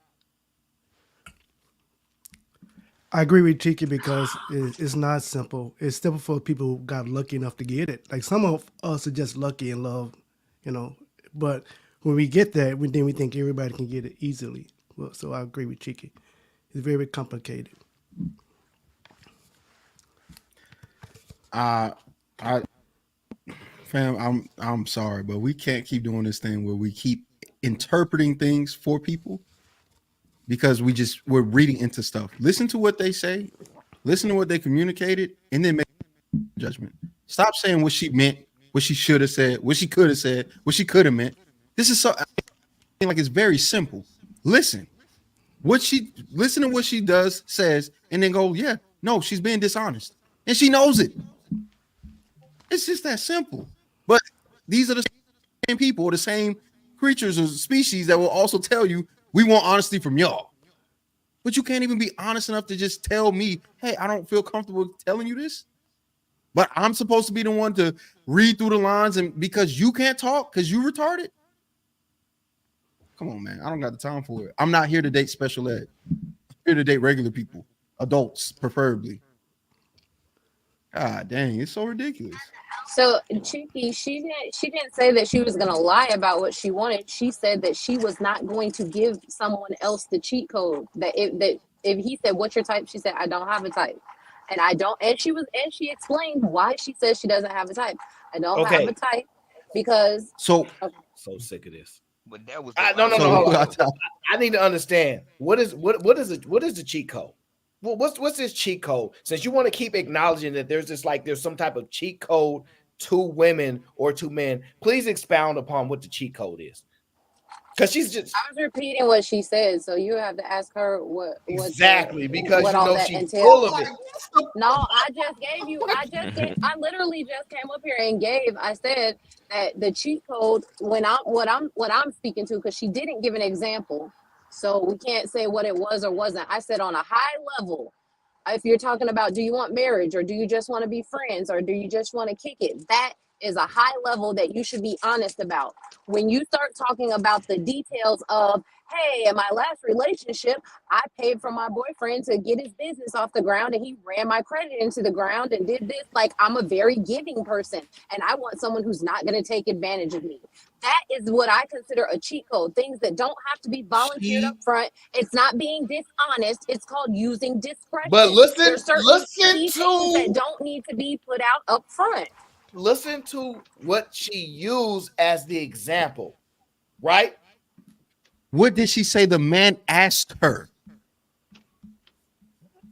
That's important. Which question are we asking? You just said listen to what she uses the example, and then Cheeky said Yes, listen to what she the did man asked provide her. an Which one? example. She said on the first date, hold on, Cheeky, one men second. ask her this. What?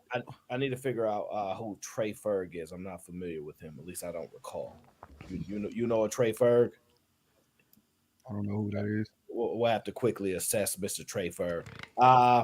Trey Ferg, you are now on the Aaron O Show. How are you, brother? You're on mute. I'm sorry. What's up, fellas? I have to quickly assess whether you're a troll here to cause problem for my channels or if you're just here to have the conversation. Well, let me help you out. I'm definitely not a troll.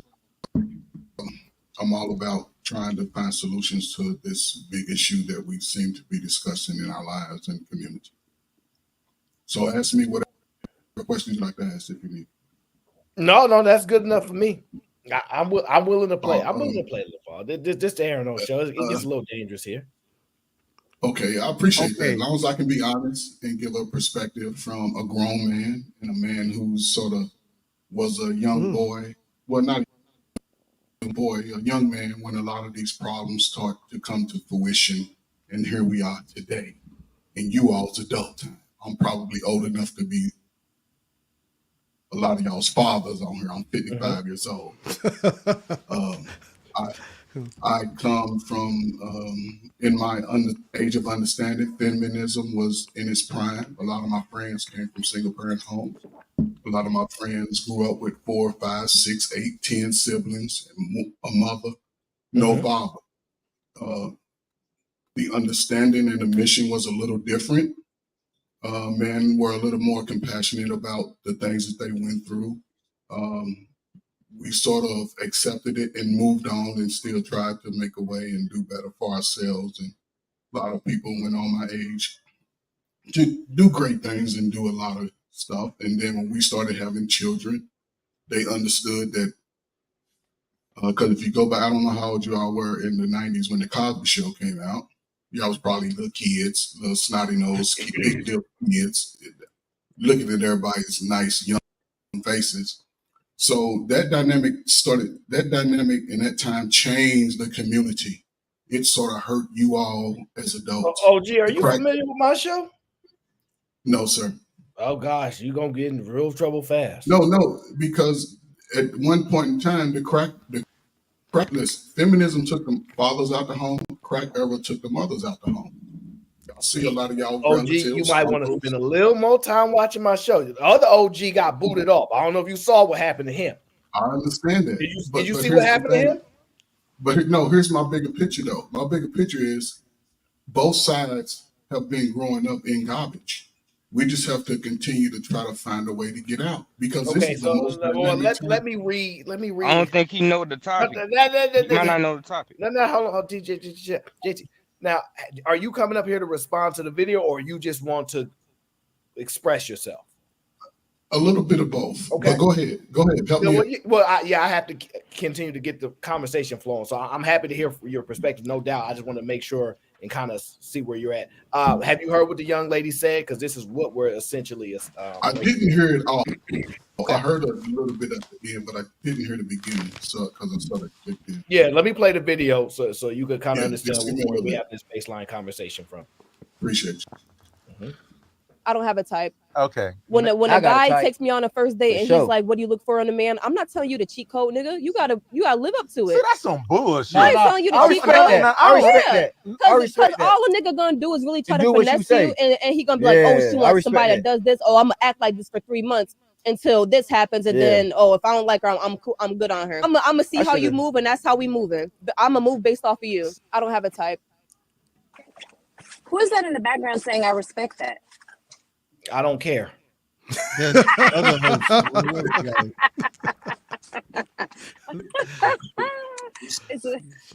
with that, what I've heard in her response is she's talking through her pain and her experience. She doesn't have a type, and me personally, I never had a type of woman. Damn.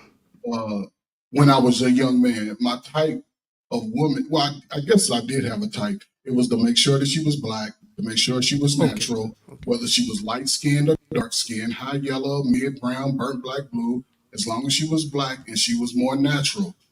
That's what I've always been gravitated to since I was a kid because I grew up with 5 sisters, a father and a brother. So that was always my first choice. I didn't care what her complexion was. I was more into how did she talk? How did she talk to other people? I didn't never like the girl that cussed all the time and said, always nigga this. Well, what do you think about her strategy? Her strategy, she's basically, if men got to take a lot of things what women say to themselves and apply it to their own lives. Never give a woman a cheat code about what it is you want. You just keep her in limbo until you realize she's on your page. Other than that, you're going to get extracted of your resources because one, you are coming to her for something. Most young women understand that today. They understand you want something. You all are not talking to a lot of these women for marriage. Y'all talking, hey, I want some of that cake because y'all understand that they Y'all, can't. y'all was never talking to women for marriage. Don't act like we doing anything. Don't make it. What I'm saying. Hold up. What I'm saying is, in your 20s, I wouldn't recommend talking to a woman for marriage anyway. You should go out and expound upon your life, however that is, until you get to a certain level of being ready. You have to be ready. Most of us want these type of levels of life and financial wealth in our community to buy stuff. We want to buy the latest stuff. The thing is, she's playing games, right? Which is cool, right? But the problem, this is the sad part, right? Let me tell you this is the sad part. She said finesse. So you tell a guy exactly what you want, he go and do it, and then how does he then finesse you? Because let me guess, he gonna do everything you asked him to do or told him what you want. You gonna sleep with him, and you gonna call that finessing? See, the problem with is when you break down what she actually says, she's just basically trying to tell you, look, men be finessing, and I want to finesse them first. But y'all don't want to interpret it the right way. So I'm just gonna go by what she said. She said they just gonna, if I give you the cheat code, what she's saying is doing the stuff that I want you to do, acting how I want you to act, and it lasts for 3 months, right? He's doing everything that you want pretty much for 3 months. How are you getting finesse? How is she or how is he getting finesse? How is she getting finesse? She's really not getting finesse. She's in control of what's going to happen.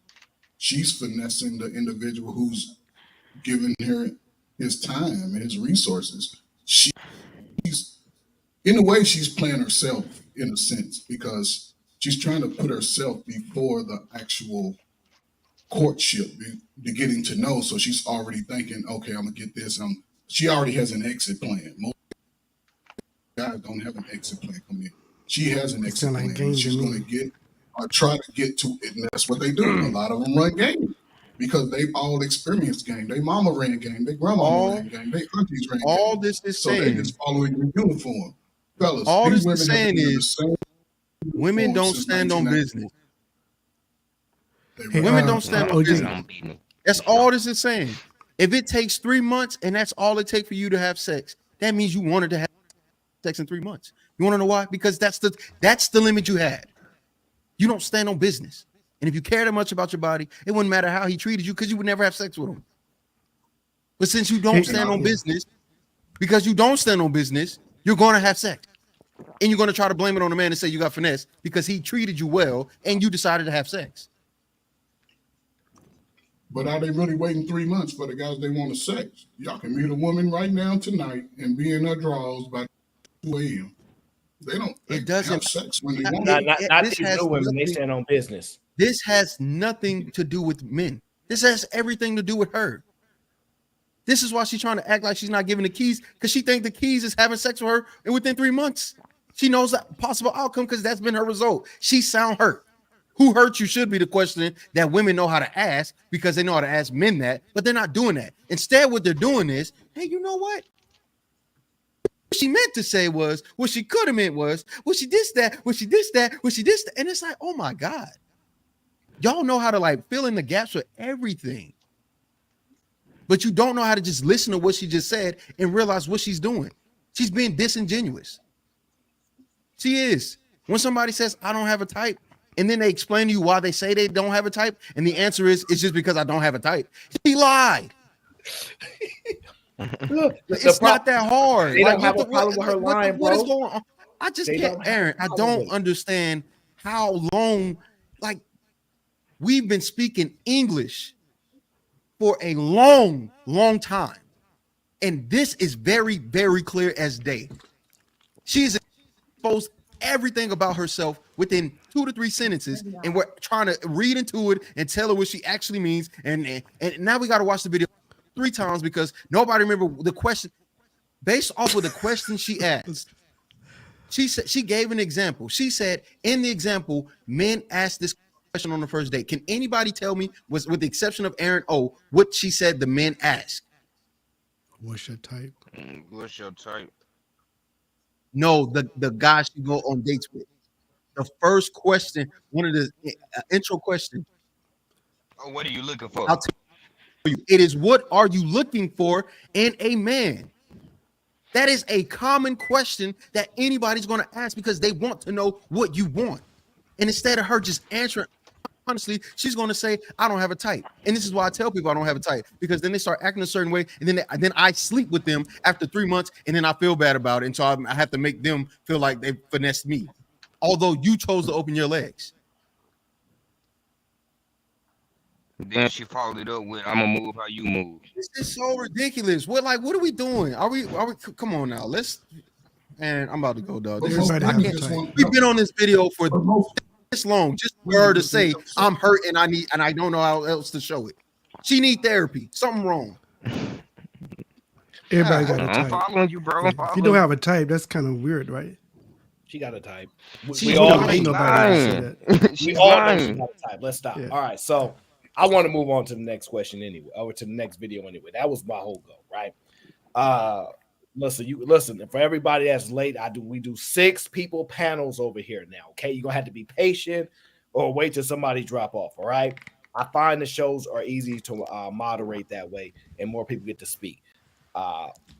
She got a type though. All this BS, she got a type. I'm just gonna tell y'all this now. She got a type. Did I read that one already? Okay, I think I did read Sharon. He said, OG, you're new, so I'm giving you some grace. Don't stray too much. Aaron and Cheeky, please play the video and ask him again. Yeah, I got you. And Cheeky, so are you saying it's simple? Oh shit. Don't do it. Simple. It's all simple. It's simple what she said. It's Don't simple. do it. It's simple. I don't know. It's simple. This is ridiculous. Don't do it. It's simple. We got a plethora of people back here, dog. I didn't realize how many people were back here. It's a lot of people. I'm trying to pull up who I can see first. Let's start with, I think Keisha's here. Let me see if that's Keisha. Keisha, because I don't want to get. I have the avatar. Her Miss Keisha. Yes, it's me. Oh, you coming to stand on business, ain't you? So you know what's so crazy? Aaron, she be all cammed up on this might be risky, but she don't want to do it over here. That's lame. No. Don't That's do that lame. don't do that to my Keisha. Well, That's lame, man. No, listen. I need Keisha. consistency. Wow. She need to No. stand on business on Why camera. do y'all act like this with the Listen, women? Why not ask men to Keisha, cam hold on, off? Keisha. I got you. Keisha loves me. I'm one of the very first person she came to their panels way back in the Right. day. So she's good with me. She ain't got to be on camera unless she want to. Sometimes she might feel like, sometimes she don't. Right. And how do you even know I'm at home? Keisha, don't come up here being angry now. Don't do that. Well, Cheeky has She can been be just actually she just can be red pill angry. raging up here. Someone needs to bring Oh. balance. Nothing about Cheeky is red pill. I didn't red pill raise anything. Yes, I'm it's listening to very what she red said. pill. Okay, fine. Keisha, I know you came up here to tell us the truth about this. Like, go ahead and tell us the truth. Go ahead and do it.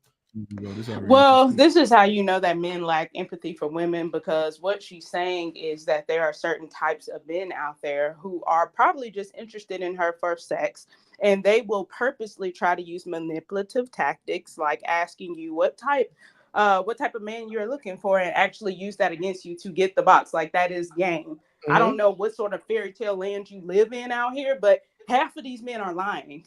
Like, we're not running into a bunch of cheekies. So that makes sense as to why she said what she said. Yeah, but she's lying as well. But Right. fair enough, right? Like, I don't have a comprehension problem. Like, I don't like the empathy. I understand her point, right? That's fine.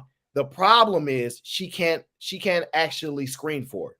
Because if your argument is men will play in the friend zone for 10 years, you mean he won't just play around for 9 months, try to show you a good time and finally get in dip? You can't actually screen for that. So what do you recommend women do? It's not about what I recommend.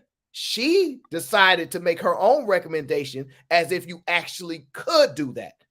And the example she decided to use is this. Okay, that's one of many, but yeah, you don't have to answer that question because he will try to become that man. That's not nobody's that was arguing his- that. Yeah. Wait a minute. This is what's so crazy. Nobody discounted her experience. Nobody said those men didn't exist. Nobody said any of those things. All we said is just communicate that clearly, because you're making that a requirement for men. Women ask men all the time, be upfront. Does that sound familiar, Keisha? Yes. So if women are asking men to be upfront, what do you think women should do in return? Men and women aren't the same. Oh my God. They're not. I hear the logic. I just cannot accept it. Women are not logical.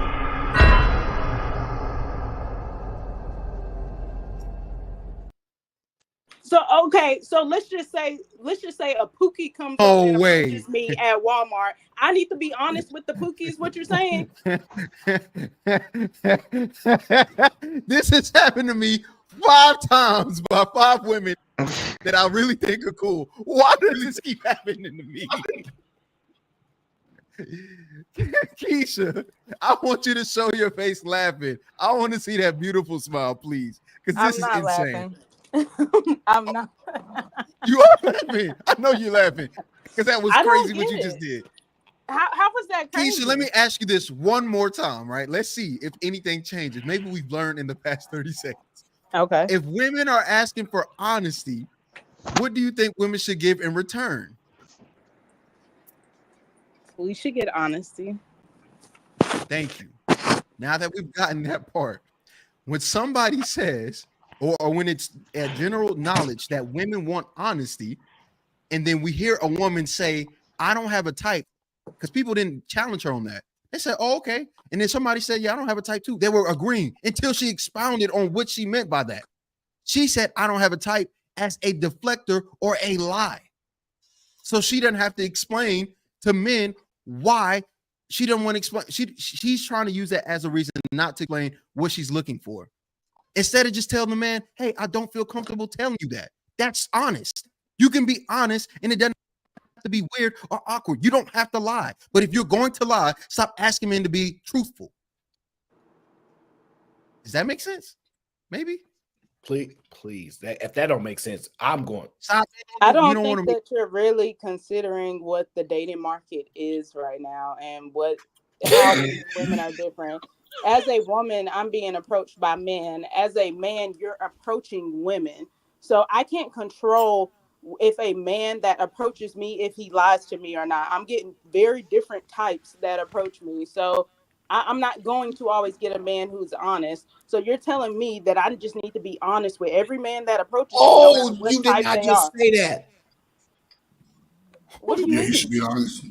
Oh my. Keisha, do women stand no business? Yes, absolutely. So if women stand no business, why can't they just be honest? Why does it matter if a man's lying? Why can't you be truthful? Because we're the ones being approached. But so that changes whether or not We're being approached, if you really want to keep it a being, by bigger and larger beings. So wait, she said this is the first date, which means she accepted the approach and they agreed to a date. What are you talking about? So now they've accepted. And now she's determining if this guy actually is interested in her or if he just wants to have sex with her. She has to decipher that. So why can't she just tell that man that? Why can't she say, I'm just trying to figure out if you're trying to have sex with me? Because the men who actually want box, they already know that. They already know that. All men want box, right? Come on. Right. That's why men choose you. So it sounds like it don't matter. Okay, that's fine then. Come on, Keisha. No, it's not fine. The issue again. No, y'all like empathy for women. Y'all have no idea what it's like. No. See, don't do that. No, see, you don't realize. See, I was gonna let you slide, but now since you went and did that, I was wrong. I'm gonna have to acknowledge. You just said it's okay for women to lie because men lie.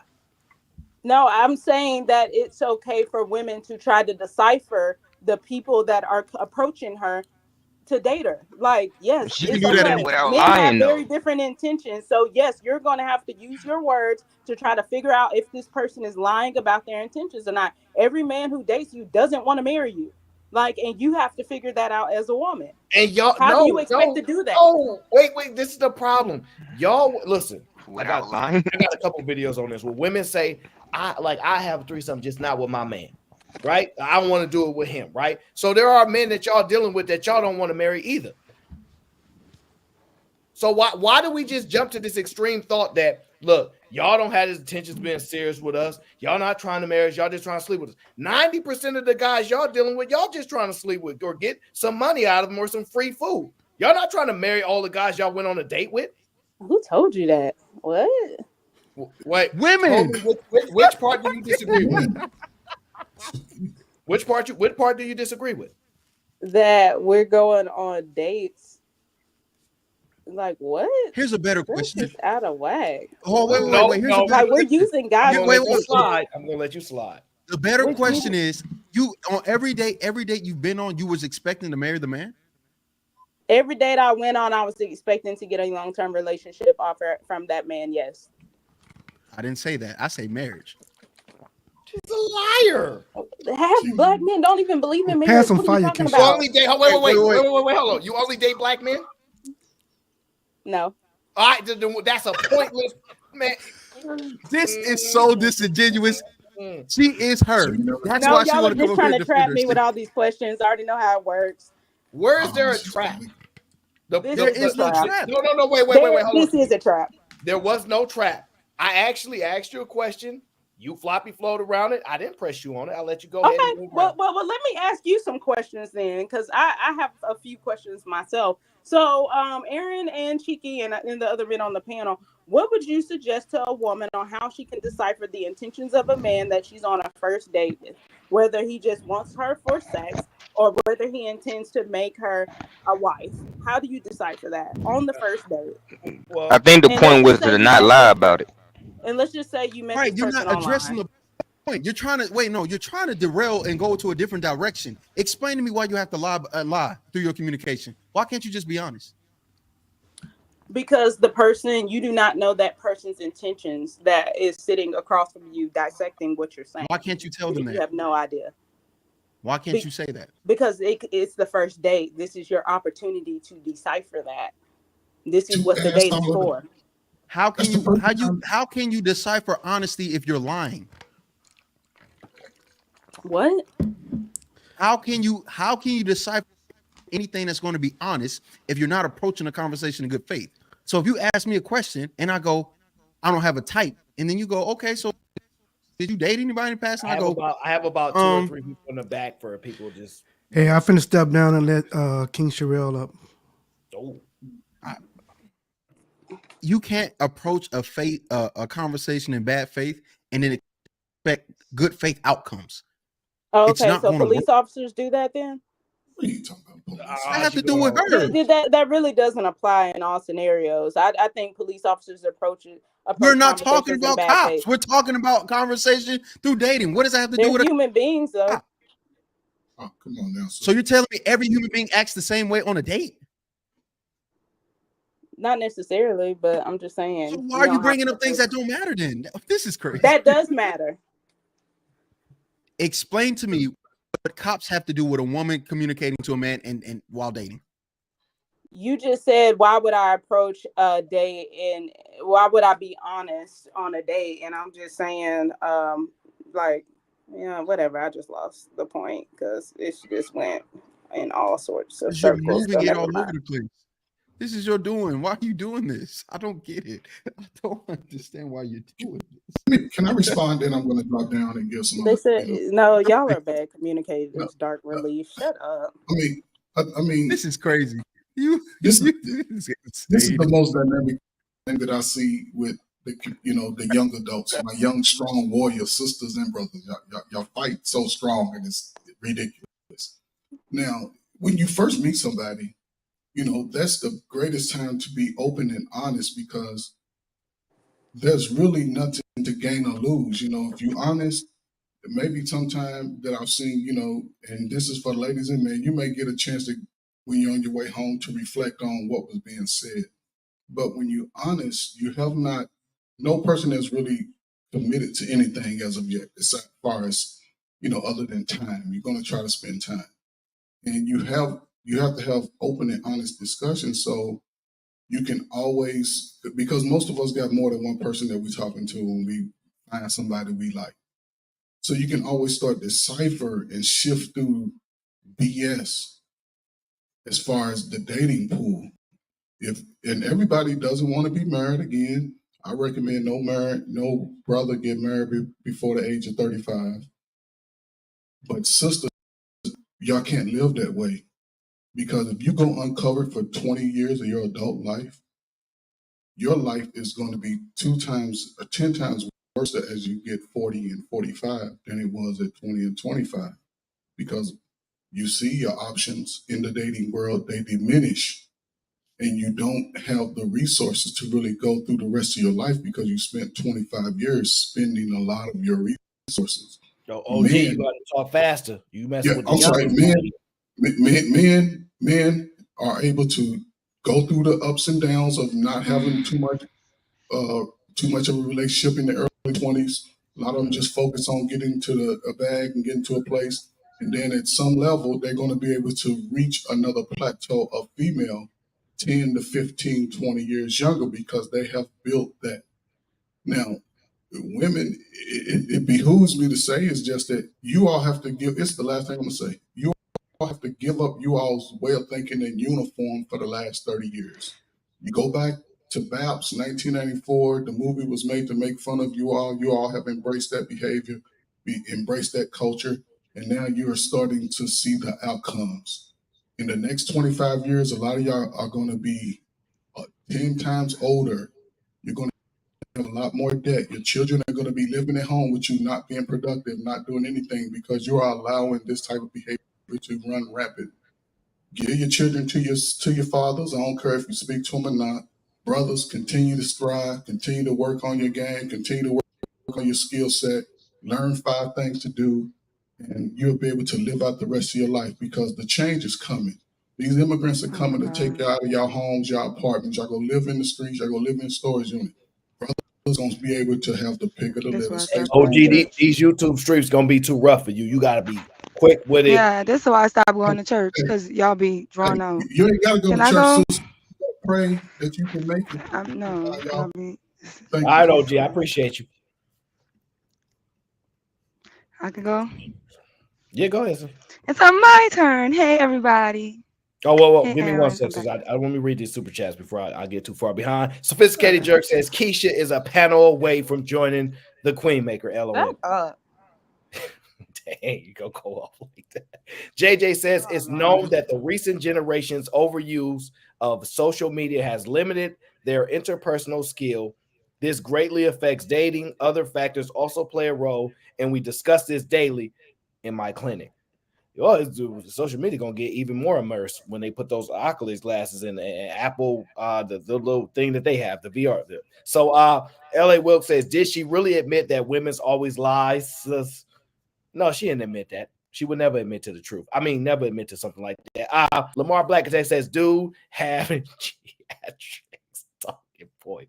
Let the OGs live, okay? Let the OGs live. Okay, go ahead, Sherelle. I apologize. Go ahead. It's okay.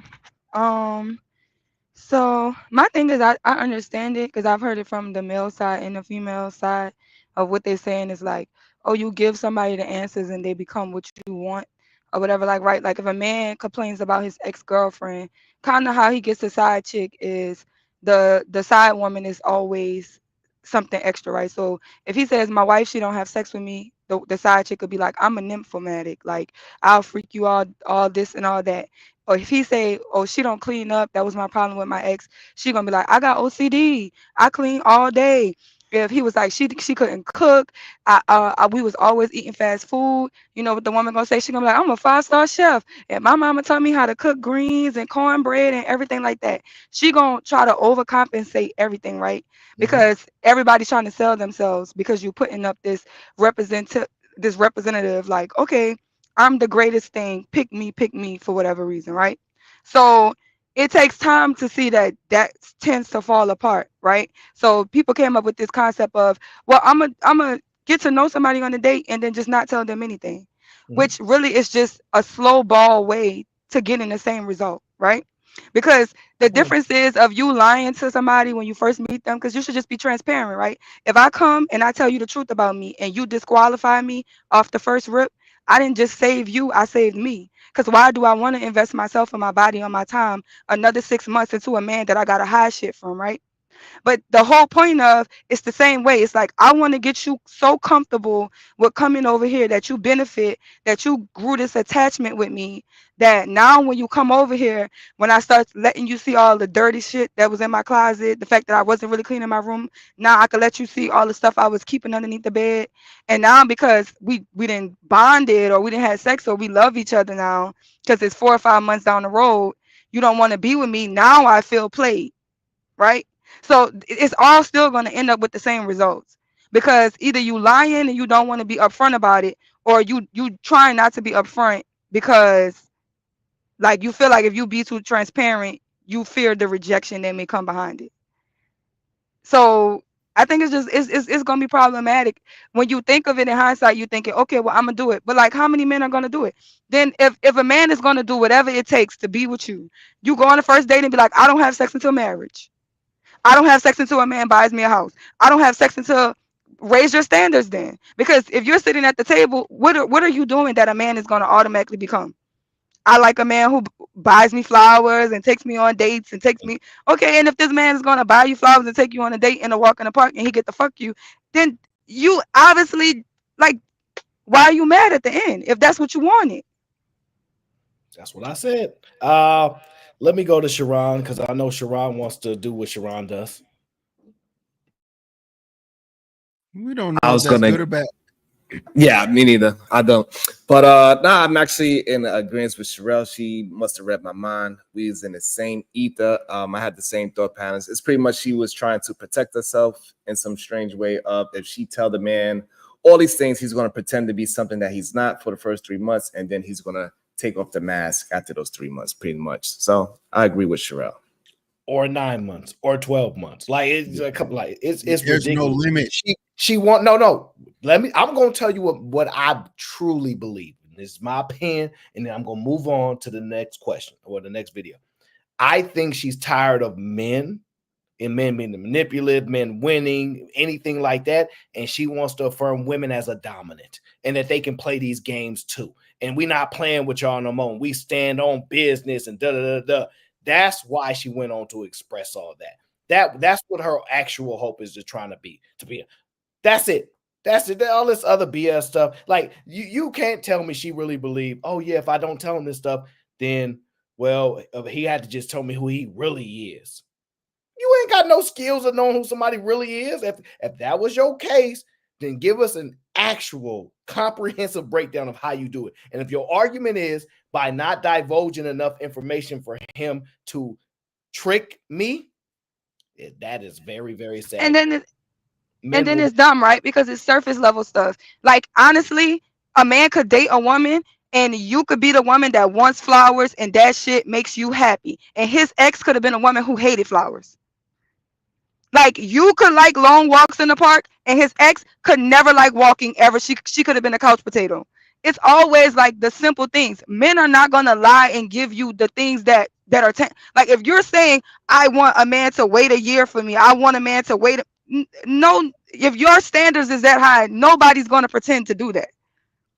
Will they become the flower guy? Yeah. Will they become the guy who takes you to the movies on Friday? Yeah. Will they become that? Sure, because that's not shit. But that's not a problem with what this man is becoming, or you didn't give him a cheat code. Your standards are just low. I can fuck you if I give you popcorn on Fridays and flowers on Tuesdays. That's your issue. That's not the man's issue. No, I don't want to get too caught up on this. I think people missed the point from, well, not you guys, the people that just came up. Well, maybe Keisha, because she just don't want to acknowledge that woman's a liar. But me and Cheeky heard what we heard, and y'all heard it too. I have no problem with the young lady playing her game and trying to get her advantage that she wants, or trying to sway something. It's inconsistent. That's all. Just inconsistent. But that's the point. If it's playing the game, how do you build something real from playing the game? And if you started off playing the game and lying. That's my point, but we couldn't get Keisha couldn't understand that from me. So here's what I'm gonna say: men, do all the lying that you need to do. Treat these hoes the way they want to be treated. If you get to smash in 3 months and that's how they feel about it, and they feel bad because they let you smash, don't worry about it, because nobody's gonna be honest. Women not gonna be honest. They don't stand on business. So I'm not gonna tell you as a man to stand on business. Just play, do what it takes in order to get what you want, because that's exactly what women are telling each other to do. And then when they say, oh, you don't understand. You're not being empathetic. I am being empathetic towards both parties. Both of y'all want to play stupid. Y'all both get stupid. Play stupid games, win stupid prizes. Man, y'all smash them. Just don't get no baby. Since nobody gonna be honest around here. Nobody gonna stand on business. Okay, cool. Nobody should. Nobody. Absolutely no one. Well, the men are the leaders. No, they're not. Wait. Don't respond that way. Let's say men are the leaders, right? Leaders of whom? Of course, you always say, let's just, you always agree with me, but it's ironic that y'all never. No, I'm agreeing with you, but listen, you said men are the leaders. Never answer my question about how a woman should like properly vet a man's intentions on the first date. I don't think she has any capabilities to do it, so she shouldn't do it. You can't do that. So why do men always say that women chose wrong then if we have no capability of vetting a man? Huh? Well, your question just shift from what their capabilities are to something else. So go ahead and ask your second question. So why do men say that women choose wrong if they don't have the ability to properly vet the intentions? Because they don't acknowledge that they don't have the abilities to properly vet. They think that they do. So we have to acknowledge it. Yeah, because we like if we tell y'all if you say you have the capabilities and you aren't able to do it, then that means it's your fault. That's all that means. If you say, I have woman power and intuition, and through magic and rainbows and Jesus Christ and my brother, I can pick the right man. And then that same man that you picked through Jesus Christ, rainbows, and intuition, smash you and leave, we get to say, oh, you said you had the capabilities. You don't. Or you do, you just picked wrong.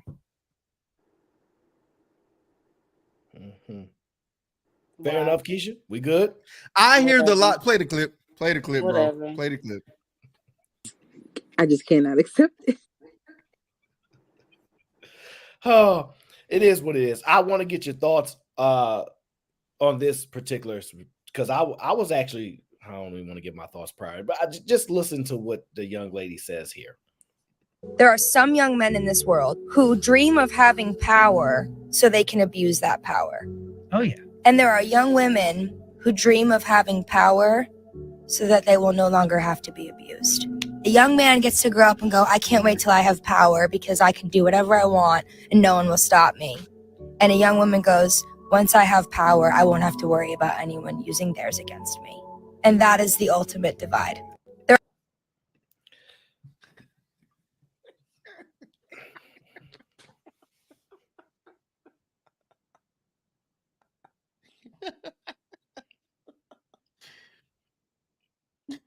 I'm going to play it again one more time. There are some young men in this world who dream of having power so they can abuse that power. Oh, yeah. And there are young women who dream of having power so that they will no longer have to be abused.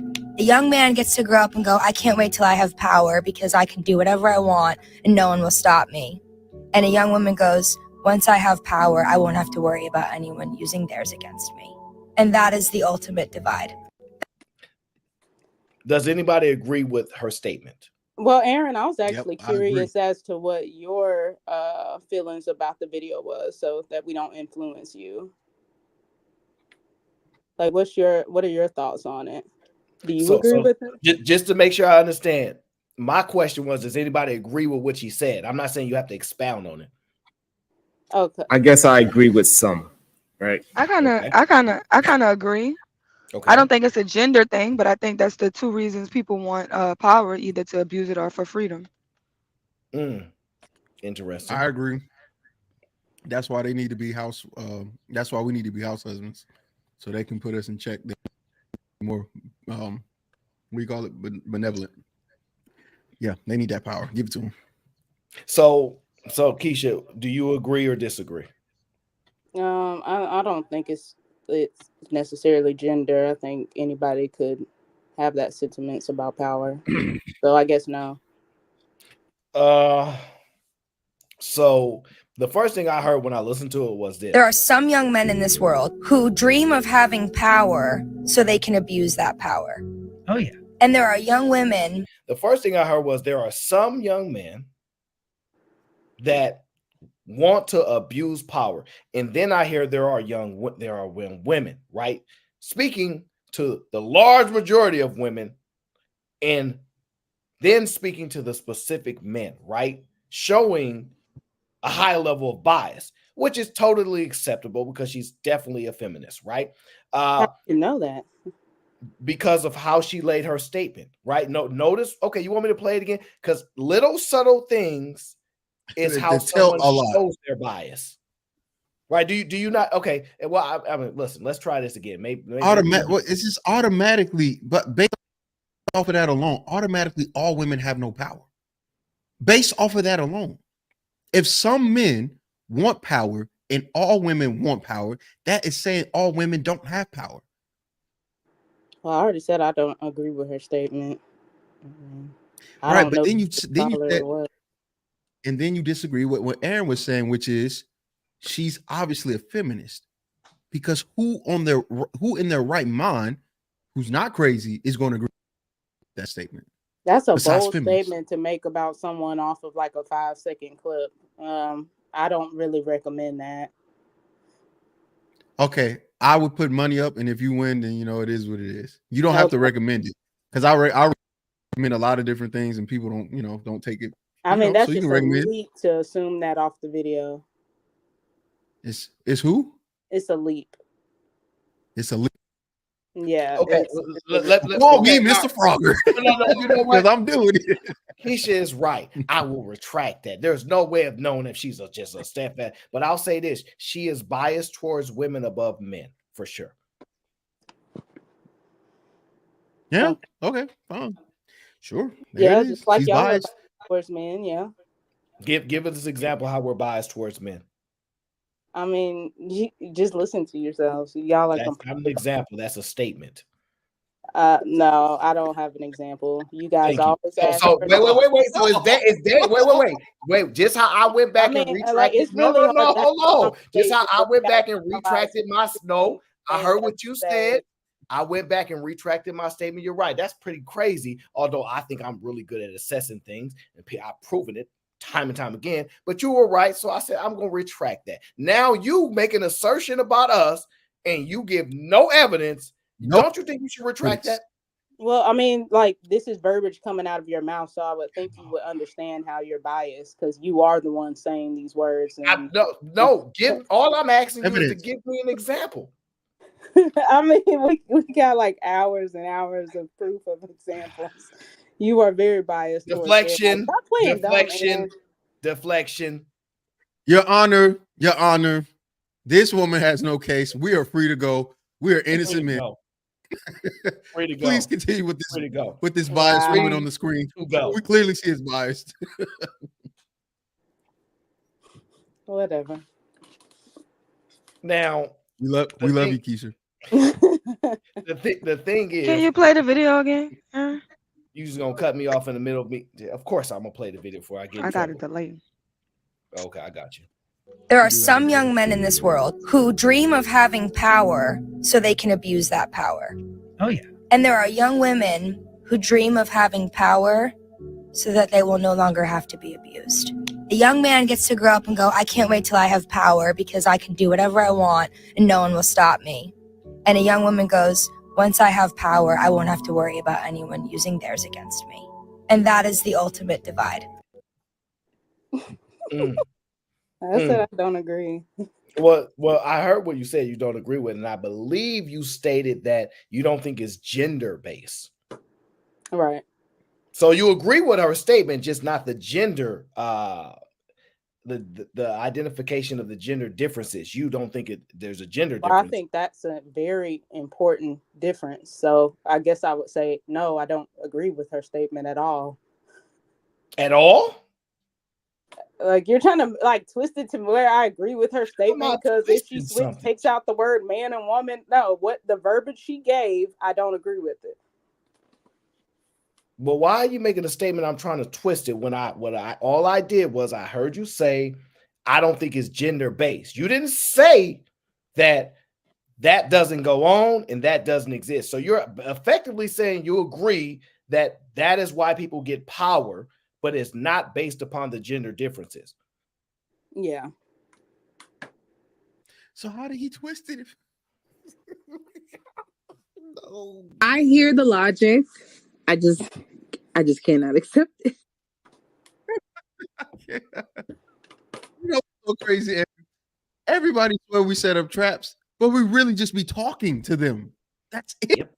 Y'all really talk in It's circles, to be wild. honest. It's It like is I so. just It have to is so say yes wild. to just so It's so we can get wild out the to ask circle. clarifying questions and then restate what you asked just to realize there was never a trap. It's just a clarifying question because it's a conversation. It's just too simple, man. We just be trying to have a combo. That's because it's their goals to try to checkmate us. Trap us. They be trying to trap. So They their say own we try to agenda do in the something, fires. and then they get exposed in the process. Nobody's here trying to trap nobody besides y'all trying to trap us. It just looks bad whenever y'all do it because we flip it on its head, but we don't do that. Y'all come after us. It's so weird. It's so weird being attacked and then not being able to be a victim. It's just so odd. It is weird. I've never been That's a punched in my great one face right before. there. Right. I So don't get this. So Sharon, do you think men and women want power for the same reasons? No, I don't think they want it for the same reasons. No, I do not. Yes, I think women want power because they want to prove that they can play with the big boys. There are also women that are currently in power that just want more power. So then you do have that. Yeah, but to do what though? So that's why I said, what's the point of power? What I'm trying to identify, like I agree there are women in power, but what the hell they want it for? The same reason that men want it for. But I according think to this I woman, think she's most saying, people. Same reason. Okay. "Yes, Sharon." Oh no, most people want the power to abuse it. The people who are power hungry, the people who are willing to do what it takes, step on necks, climb to the top, do anything, like they have no code, nothing. The people who want power, like they're power thirsty, they have negative reasons. Then you have like people that just want power for freedom or power to change things. But sometimes they're not the main people that gains power because they're not really willing to do what it takes. Yep.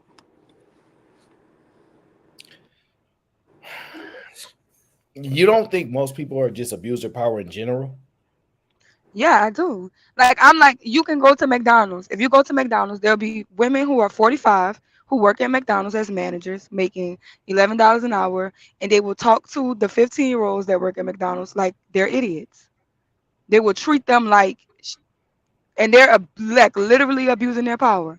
They will literally sit there. They won't do anything. They will talk to you crazy because they have the highest rank in McDonald's. So it don't even matter where. Even when you go to the smallest level of where somebody has power, they abusing it.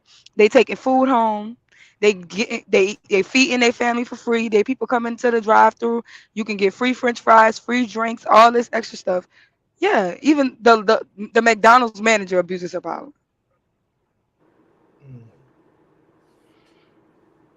Okay, now do you think? Because I don't know. Because I don't know if men and women want a power for the same reason. Because I think they might view powers differently, right? Okay, give me an. On the low end, I think women want power more than men want power because men necessarily don't have to really fight for their freedom, right? Men kind of feel like free, like I'm a man. Nobody's gonna protect me like I'm a delicate flower or anything like that. But men understand that power comes with a whole lot of responsibility, and it's like men are born with responsibility. They already a man. You know what I'm saying? So like a man will chill at a lower level. Like I've seen men like turn down manager positions and things like that. Just be like, cause I don't have to see over everybody. I don't have to come up in here earlier. I don't want the responsibility or whatever. So, but I don't think we like being told what to do. Love, see, are you there? What are your thoughts? I'm here. I'm thinking about it. I don't think that women want control for the same reasons as men, but I haven't quite fleshed out the rest of my thoughts. Give me a second. Yeah, I'm trying to tackle that thought process, right? Because to me, I'm trying to figure out. I hear a lot of women say, I'd rather the man be in charge because he's more benevolent. Because if I'm in charge, I'm going to do you dirty, right? Like, that's what I keep hearing. Maybe I'm wrong. I'm loosely Right? Because I saying think about a husband and a wife. If a husband and a wife get into it, and the man is the breadwinner, that man will go sleep on the couch, right? Like he'll, even though he pays all the bills in the house, the husband will go sleep on the couch and let the woman have the bed. Like we seen that dynamic. But if the woman is the breadwinner and this is her house and the man make her mad, she gonna make him sleep outside. You gotta go. Like, yeah, they'll put you out. This is my house. This is my car. Give me my keys. Run me my go outside. You rarely see a man put his wife and his kids outside. That is a But great if a point. woman is in charge, she will put that nigga outside in the cold. It could be raining. You going by your mama. Like when the last time you seen a husband send his wife to her mama house? He Now, just go did you in the see living room. He will leave. you remember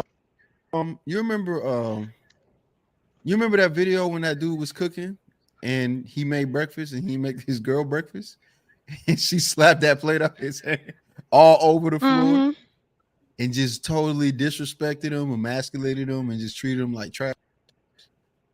Right?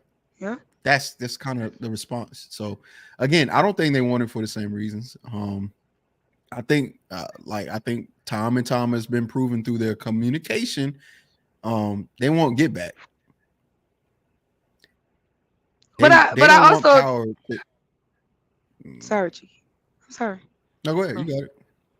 No, I think it's different, right? Because I keep saying like we're in something new.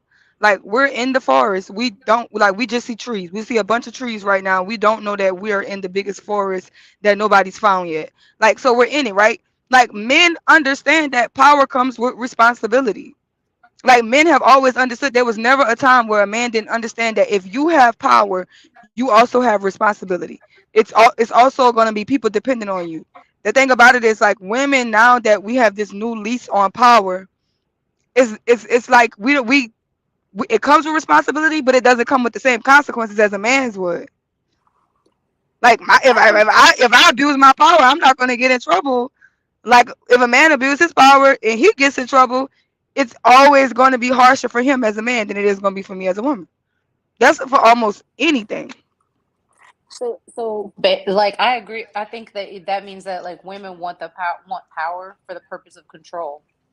Hopefully, you be able to relinquish responsibility. As men are usually reluctant to go into to lay hold of the power because of the responsibility that comes along with it. But I think women look at power as a way to have control. But I don't know what. Oh, I don't know what's the balance between control and responsibility when you start to look at power. How heavily do they weigh on each side?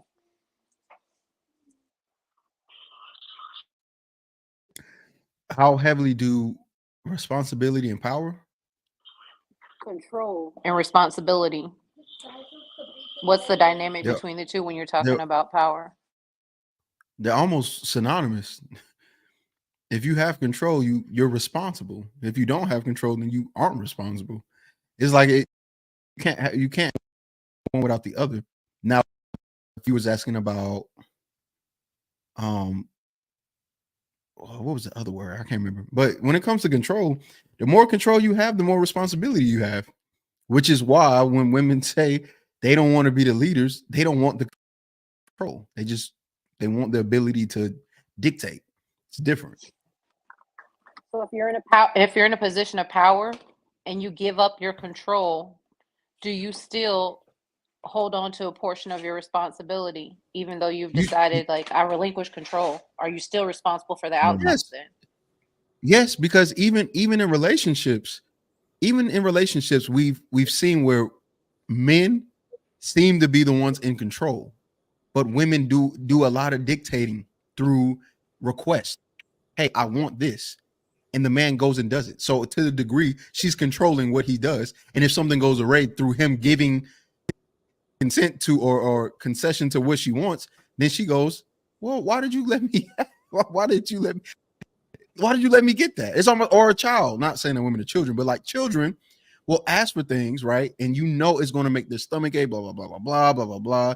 And I've heard you talk about this before, where you're trying to tell them you're asking for this thing, and the end result of this is going to be you in pain. Sometimes you let it happen, and then the child goes, why did you let me? They understand you could have stopped this, but you didn't. Like oddly enough, you have power, you have control. Even if you give the control away, if you're still the figurehead of power, then it's still your fault. Yeah, I think women think they're powerless, and they're not. And I don't know how deep the psychology goes, but to me, it's extremely noticeable with children. That power dynamic is something women hold tightly. Those my kids. I'm not relinquishing them over to you at all. They are the most utilized tool when it comes to manipulation between the genders. Children are an obvious power play by women, way more than the opposite, right? And they also have a power dynamic over children. Notice everywhere children are, you see women surround them. In every profession you see children, you see women surround them. Every single profession. The primary one, daycare. You rarely ever go to daycare and see a bunch of men that work there. And that's the most vulnerable place that they're probably at, is a daycare. I don't know what it is, but to me, it seems like that's the hardest part. When women like, I had a baby and I just give it to the dad. They rarely don't want to do that. Because the fear that then that man has control of the child can then deem and make you do things that you normally are empowered to make him do. It's interesting. So I don't know why women want power. I just know that they don't trust other women with power. They trust men for whatever strange reason. They always prefer the man in the leadership role. They always prefer the man to be the one that making the money. They always prefer somewhere where a man is in the control of power. Because what they say is, if you acting like this, I'm gonna treat you like this. It's never, I'm gonna treat you like a good person regardless. That's never the answer. The answer is, well, if I'm doing better than you, then you ain't a man. Or if I'm doing this, that, you ain't good enough. Or it's always something to that. I'm like, whoa, you got power and this is how you gonna act with it? And the answer the women say is, then don't let me have the power then. So I don't know. Or maybe it's leverage. Like maybe women just always want leverage. Well, that might be a good point, right? Because if we correlate power comes with responsibility, you might be right. Maybe women don't want power. They don't want the responsibility. So maybe it's just the leverage. Like that's why they have the bank account on the side. That's why we want to keep a little secret to ourselves. Don't put all your eggs in one basket. It's because we know that you're the most powerful one anyway, but somehow we need to make sure that we have some type of leverage. If we don't have any type of leverage, then we're done for. Now, how do we identify leverage as opposed to using it as power? What do you? It's definitely sounding like it's some kind of, as we unravel it sounds like it's some kind of form of control. That's what women actually want. They don't really want power. They just want to control the power. They want to control it from the background. That's why they say behind every strong man is a strong woman. They want to just control the power. That's what it's starting to sound like. As I'm trying to wrap my head around all this, I don't know. This is difficult. But I think that's been established.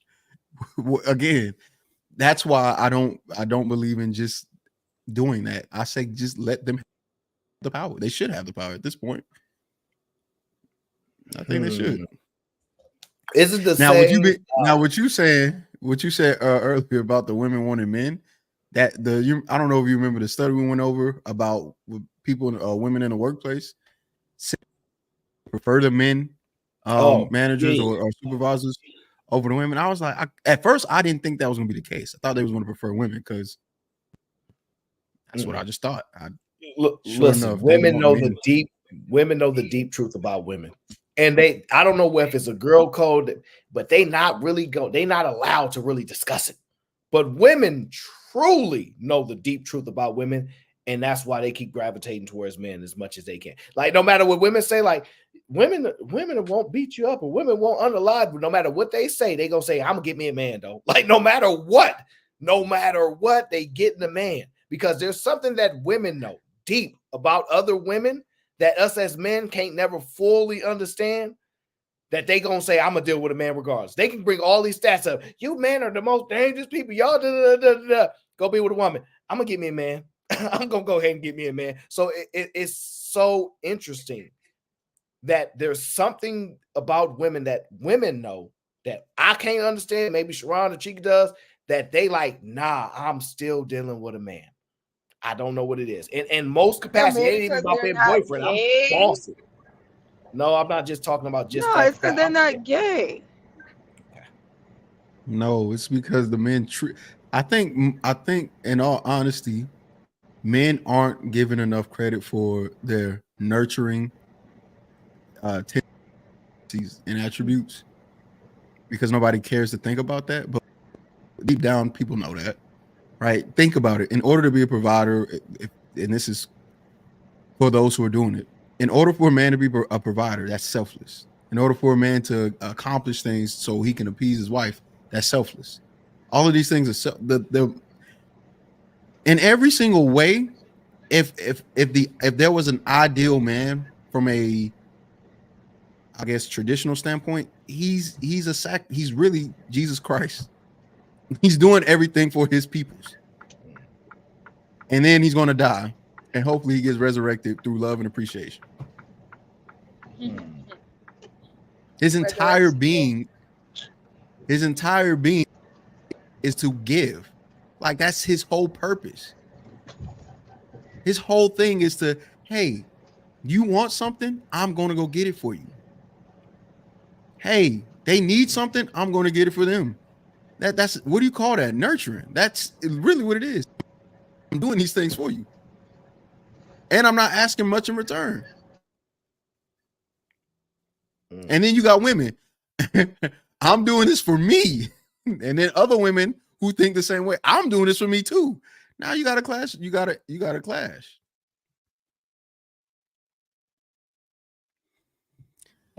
I have no arguments there. I had to look up the word to make sure you wasn't tripping, and you are spot on. I'm not tripping. I know what word, Sharon. Sharon, I'm one of the few people, and I'm not saying this coming at you, but I'm one of the few people that just look stuff up and make sure I know what they mean, and make sure I say them in a way communicates and articulates it well to where there's no question. When I say nurture, men are nurturing. Men do what is necessary to make men don't get credit for a lot, and we and then when we say, hey, we do a lot of things, and then they go, well, you don't do this, you kill people, you do this. Yes. All the worst people in the world, man. And it's like, wait a minute. You're telling me just because all the worst people in the world are men, also all the best people in the world are men too, though. Yep.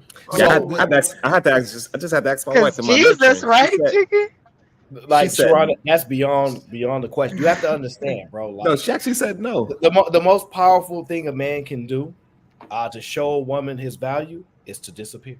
Like the void of a man not being present, a woman shrivel up real fast. That's why they be like, don't leave. We gonna figure this out together while I'm mad at you. No, I bye.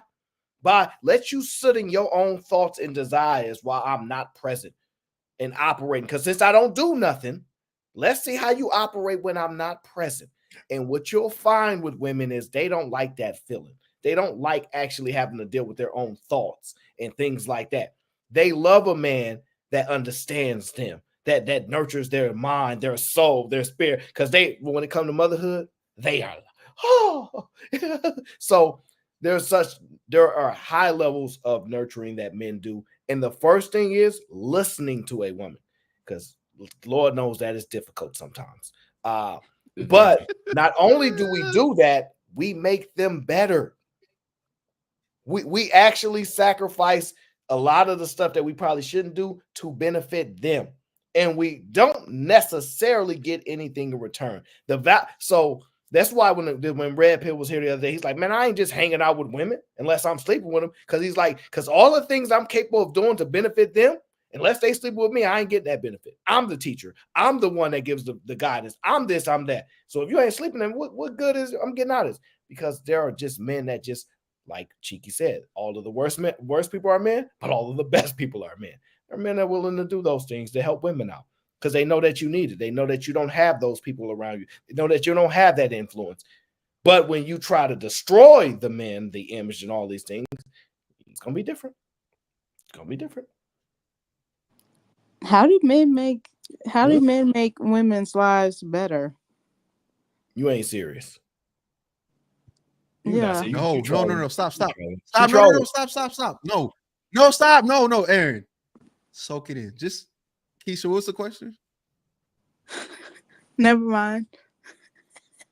No, what's the question? Never mind. If y'all gonna shame me for the question, never mind. Nobody's shaming you. I'm just saying you're not about to make a red pill example out of me. I'm not making a red pill example out of you. We can move forward. Okay.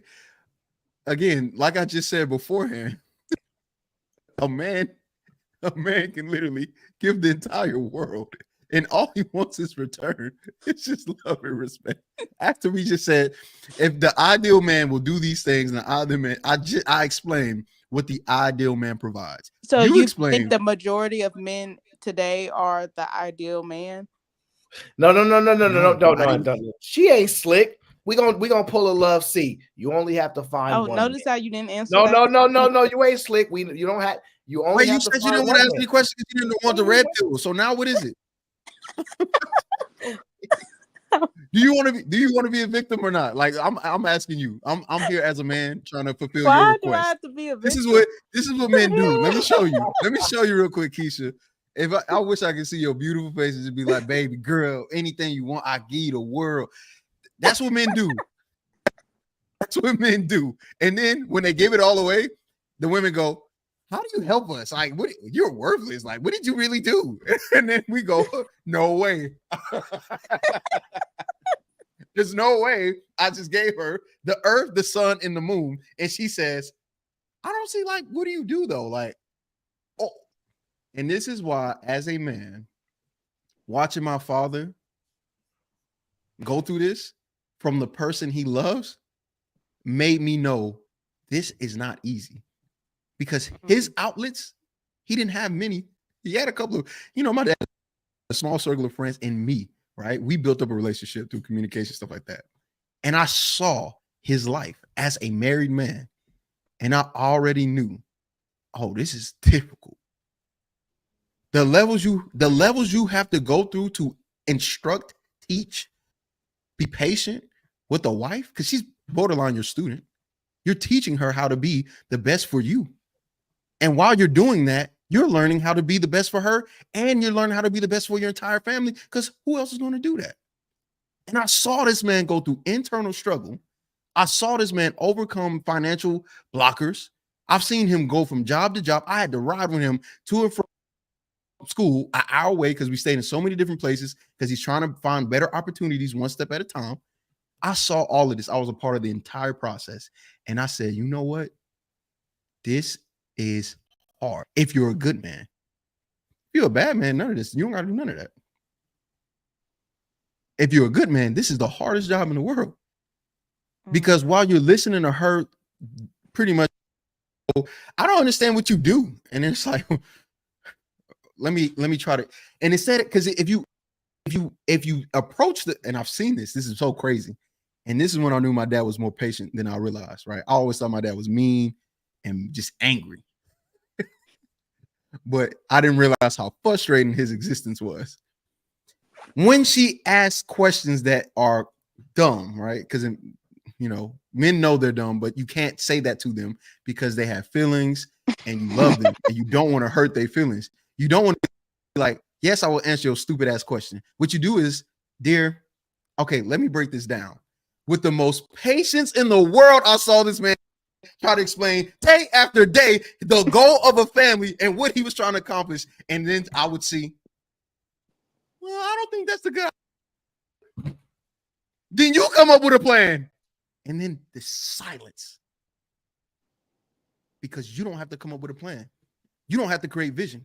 You don't have to see the vision come true. You don't have to teach your son to be a man. You don't have to teach your daughter to do certain things. All of these things fall onto a man, and he's hoping that you will help in the process if he's a leader and if he's a good man. Those are the qualifiers. If he's a leader and he's a good man, that's what's going to happen.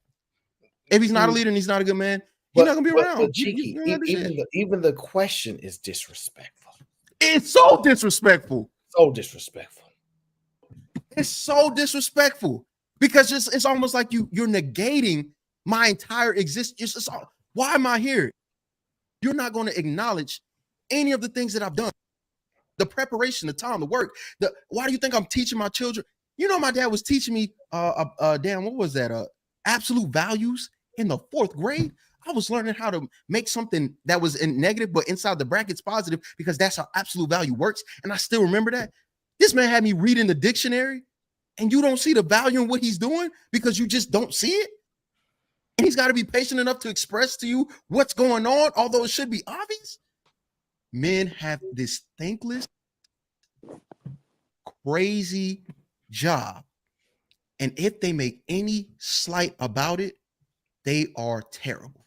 And it's so wild to see because I know that is not good for your mental health. I know it's not. I am the son of a father. And I'm telling you right now, it would hurt my brain. I'm bad. I don't get why she, I don't get it. Why don't we?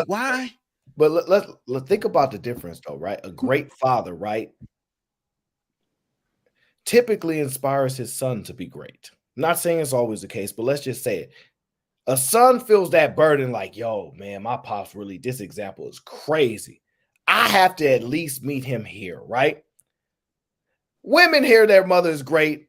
Dang, she sacrificed so much. She's a great mom. I'm not having kids. like it's so interesting, right? To hold that the level of burden of a great mom puts on a daughter is almost non-existing. It's almost non-existing. But the burden of a great father puts on a son is very, very different. It's crazy, right? Like people don't understand what I'm saying because I'm not necessarily. I don't have the imagery to paint to them right now, but it is so crazy how different that is, man. It's so different. I would like all my brothers, all my daddy's sons, all of them married the girls they dated in high school. Right, literally from junior prom to senior prom to getting married and sticking with them women. Like everything, even when I was self-sufficient, I could do stuff for myself. I could fold my own clothes and iron and everything. Like I would still like complain about it, and then he would just make my brother do everything. Like my brother was always responsible. Like by the time my brother was 14, my brother was a grown man, and my daddy let me stay in like this baby role. But like the way he is with my brother, he was just hard on them, way harder than he was on any of the girls. All the girls are like spoiled brats, but the boys, they so solid. So it definitely be different. Hey, my brothers, y'all cooking up tonight, by the way. Y'all got me speechless because y'all are fire tonight, by the way. Just want to give y'all flowers while I'm here. Yeah, I just be struggling with some of this because I have to deal with trolls on my panel.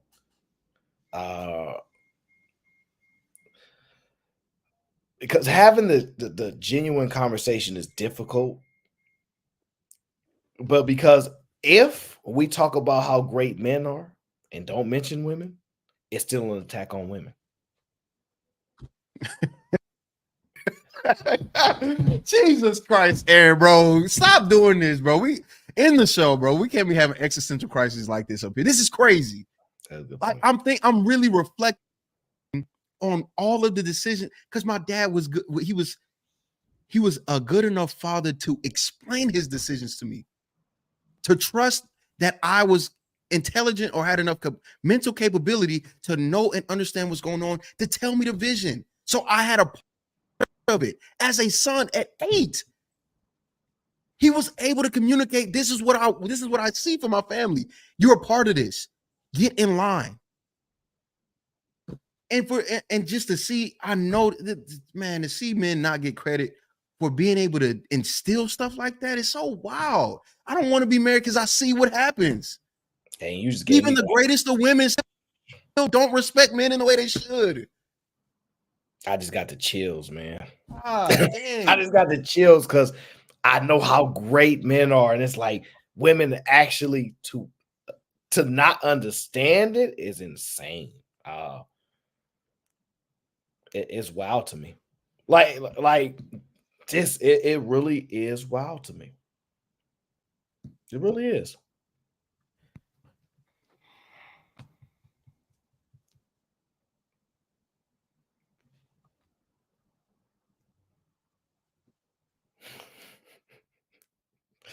Don't worry about DB. That's my girl. She all right. She can't help it. She got to troll a little bit. No, seriously, man. Like I think about it. I walk through life on a day-to-day base knowing that there are men that don't have the capabilities to express themselves verbally the way Cheeky does, or maybe I can, or they just don't have those abilities, right? And women will bypass them. Y'all ain't good enough for me because they can't do that. While I'm sitting here knowing, like, there was a time I really couldn't do that, but I was still good. I still was so good. And I'm just thinking, like, dang, these guys got to walk around in the world knowing how women think of them. And they have to still operate and conduct themselves with the power that they do have and not utilize it.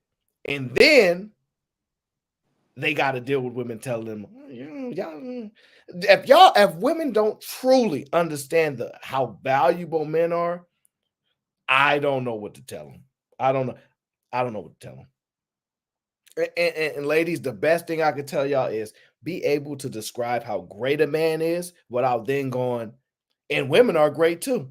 I know that's hard, but that will really help separate you. It's okay just men's greatness alone.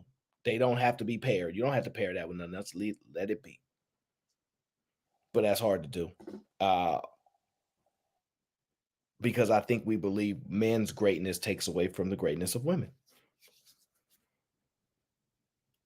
So this is why these conversations will continue to persist, because I truly don't believe when I walk out into this world, and I'm in my opinion, I'm pretty open-minded, I'm introspective.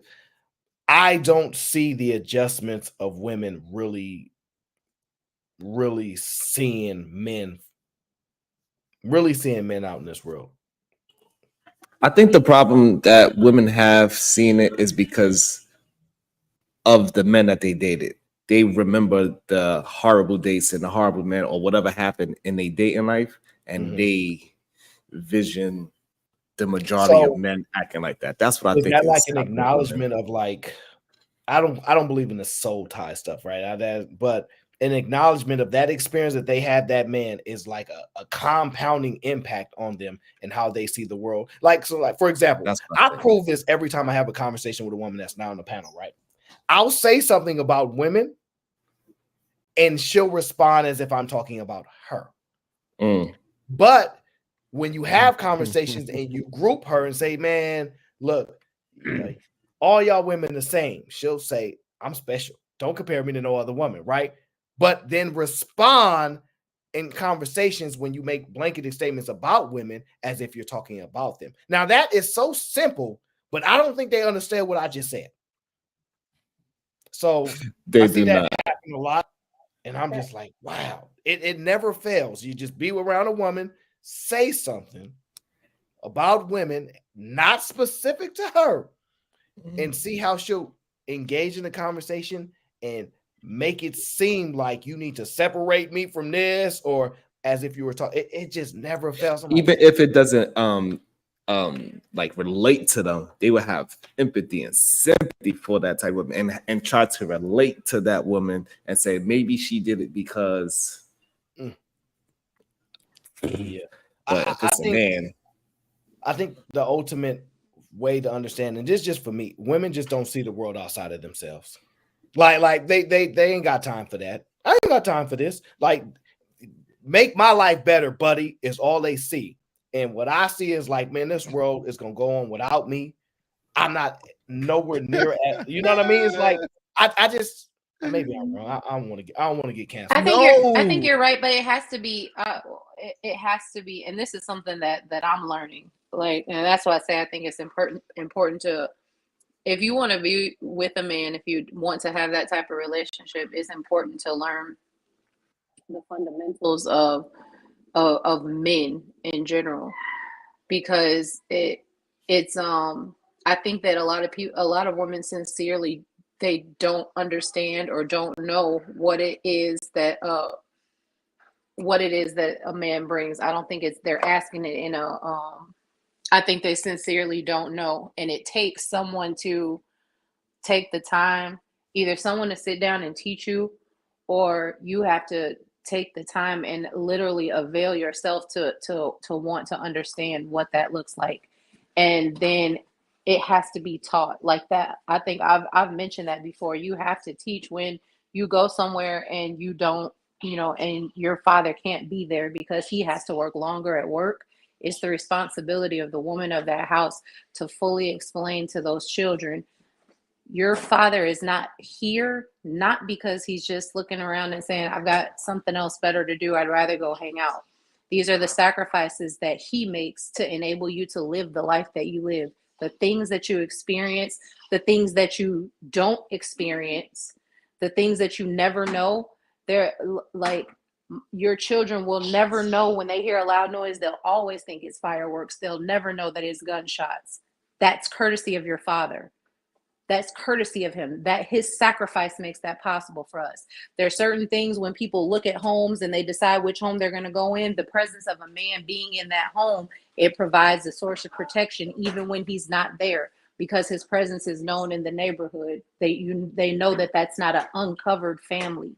Those are the kind of things that you just don't automatically know because they're not spoken of, but it's the responsibility of the woman of that house to teach that, to model it when she interacts with him, and then to teach it to the children. So then the sons that come up in that house know what they're valued for.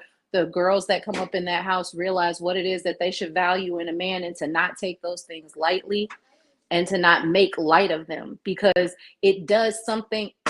What cheeky, man, to have the vision of a man expressed to you as a child, to have that expressed to you as a woman, means he's entrusted you with the fabric of who he is. And if he takes the time to sit down and that's more valuable than him spending money on you. That's more valuable than a trip or a bag. If he sits down and says, hey, when I look at the world and everything that I have to offer, what I've done is I've crafted a legacy around you and these children. If he does that for you, that's priceless. You're to take that and guard it, protect it, nurture it, so that, hey, if this is what you want to do, I may not understand, I may not, but I don't, like Cheeky said, I don't have that vision. I can day to day handle the mechanics of it, but I don't have that long range. So I'm gonna lock arms with you. I'm gonna get next to you, and whatever we have to do to make this thing work, I'm gonna work it like it was my idea, because of you. There's nobody else lining up to make that sacrifice. And that's something that has to be talked about. It has to be taught. It has to be reiterated, so that the generations to come don't grow up and be like, well, what is it that you do anyway? That's a good point.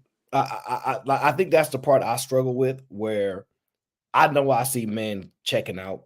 They quit. They not doing this. They like, you first of all, you don't value me enough to do any research or really care enough to truly study anything about the men. And then it's like, what do we gain from this? We already living in a world where we have to compete against men, go and knowing that men don't even care about other men, especially ones that they don't know. So you already got that world, right? Then you understand you have to be the vision. You have to be the vision. It's just that's who it is, right? And then someone don't give a damn that you have to do that job, which is by far the hardest job, is steering the family. The hardest job is doing that. Like to know all these obstacles that you have to go through. And ultimately, like, the men can't just say, oh, you know what, I see it enough in you, man, you could just come hang with us. Ultimately, men know you have to go out on your own and figure out life on your own. I don't see what would motivate guys to sign up for that. I don't see the motivation. And I know it's easy to say, well, just be a man. That's motivation enough. I don't. You wish it was, but it don't really work like that. I just don't see it. I don't see the motivation for men to actually step into these roles and accept that high level of responsibility in this world. I just don't see it. And I'm saying as a whole, there are already men filling a lot of those roles, right? There are men doing those things. But I'm saying when we speak about the youngins and all that, what are they going to get? Oh, what are they gaining from that to then deal with the same type of women that say, what is your value? Damn, I had something. I don't have it no more. That's what I'm struggling with. Bro, I'm telling you, it really is. And that's why, for the longest of time, especially on YouTube, my talking points weren't this. It wasn't House Husbands 2024. Because I had still had some like women online, I haven't met them all. They can't all be like this. But at a certain point, when you start seeing enough things and then you go outside, you're not talking to somebody who doesn't go outside. I've got all the evidence on my IG. I go places. I do stuff. I interact with people. Women just don't see the value in men. And why am I about to fight to try to show you value when even when I think I've shown you enough value, you still don't understand what I do? It's like, fam, like, under what circumstances anybody accept a deal like that and go, I'm happy? Who does that? Only men. And still feel like failures when they're trying to teach the same women that they love, this is what I do. And it's a daily process. This conversation didn't happen once every 5 years. My father talking about, my constant conversation, constant reminders, constant look, man, we gotta, not to say she's not a bad woman. She's a good woman. He's got to do this. So imagine if she's not, if I meet a woman that's not anywhere close to my mom's level. The patience that's required is so immeasurable. The amount of love that men actually show people and women and specifically is so immeasurable. The amount of resolve that a man has to have, or resiliency to get up and go, you know what, even though this lesson has been brought to you by PBS 30 billion times, I'm still going to try to teach it. No matter how long it takes, I'm going to stick in this marriage. They've been married since 2003. It is 2023. That's 20 years of being a patient teacher trying to explain his job and why it's important to follow the vision while raising children. Because it's not like he's not an active parent. He cooks too. He cleans. It was a family unit thing. We wake up together. We cook. We clean the house. You live in this house, don't you? Yeah. So you're going to clean it. That makes sense to me. And if your room dirty, guess who's not sleeping in your room? Guess who's not sleeping in their room? I've slept outside of my room by the door with the door closed. Can't even look inside of it. Only time I can go in there is to brush my teeth and wash my face and then put my clothes on and close the door and stay outside the room, because he's trying to teach me. Just because you stay in this house, this is you reside in this room, but you're going to uphold a standard. Man, y'all, it's just like, bro, men don't get the respect, and it's not encouraged. Now, Cheeky, think about this. You've been given the burden of seeing it exemplified in front of you throughout your life. Now, imagine the man that has to go create it pretty much with no guidance. And then imagine he becomes really good at it. He does it well, right?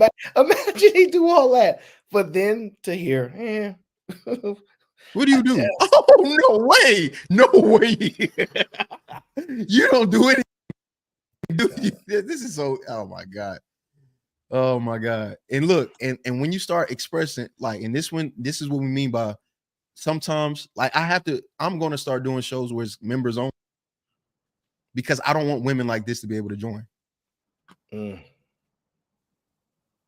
Right. I'm starting to realize more and more the reason why women can't join into certain conversations, because they really just don't get it. Like they just don't have the capability or the mental capacity to handle what's being said. Something's off. Something's wrong.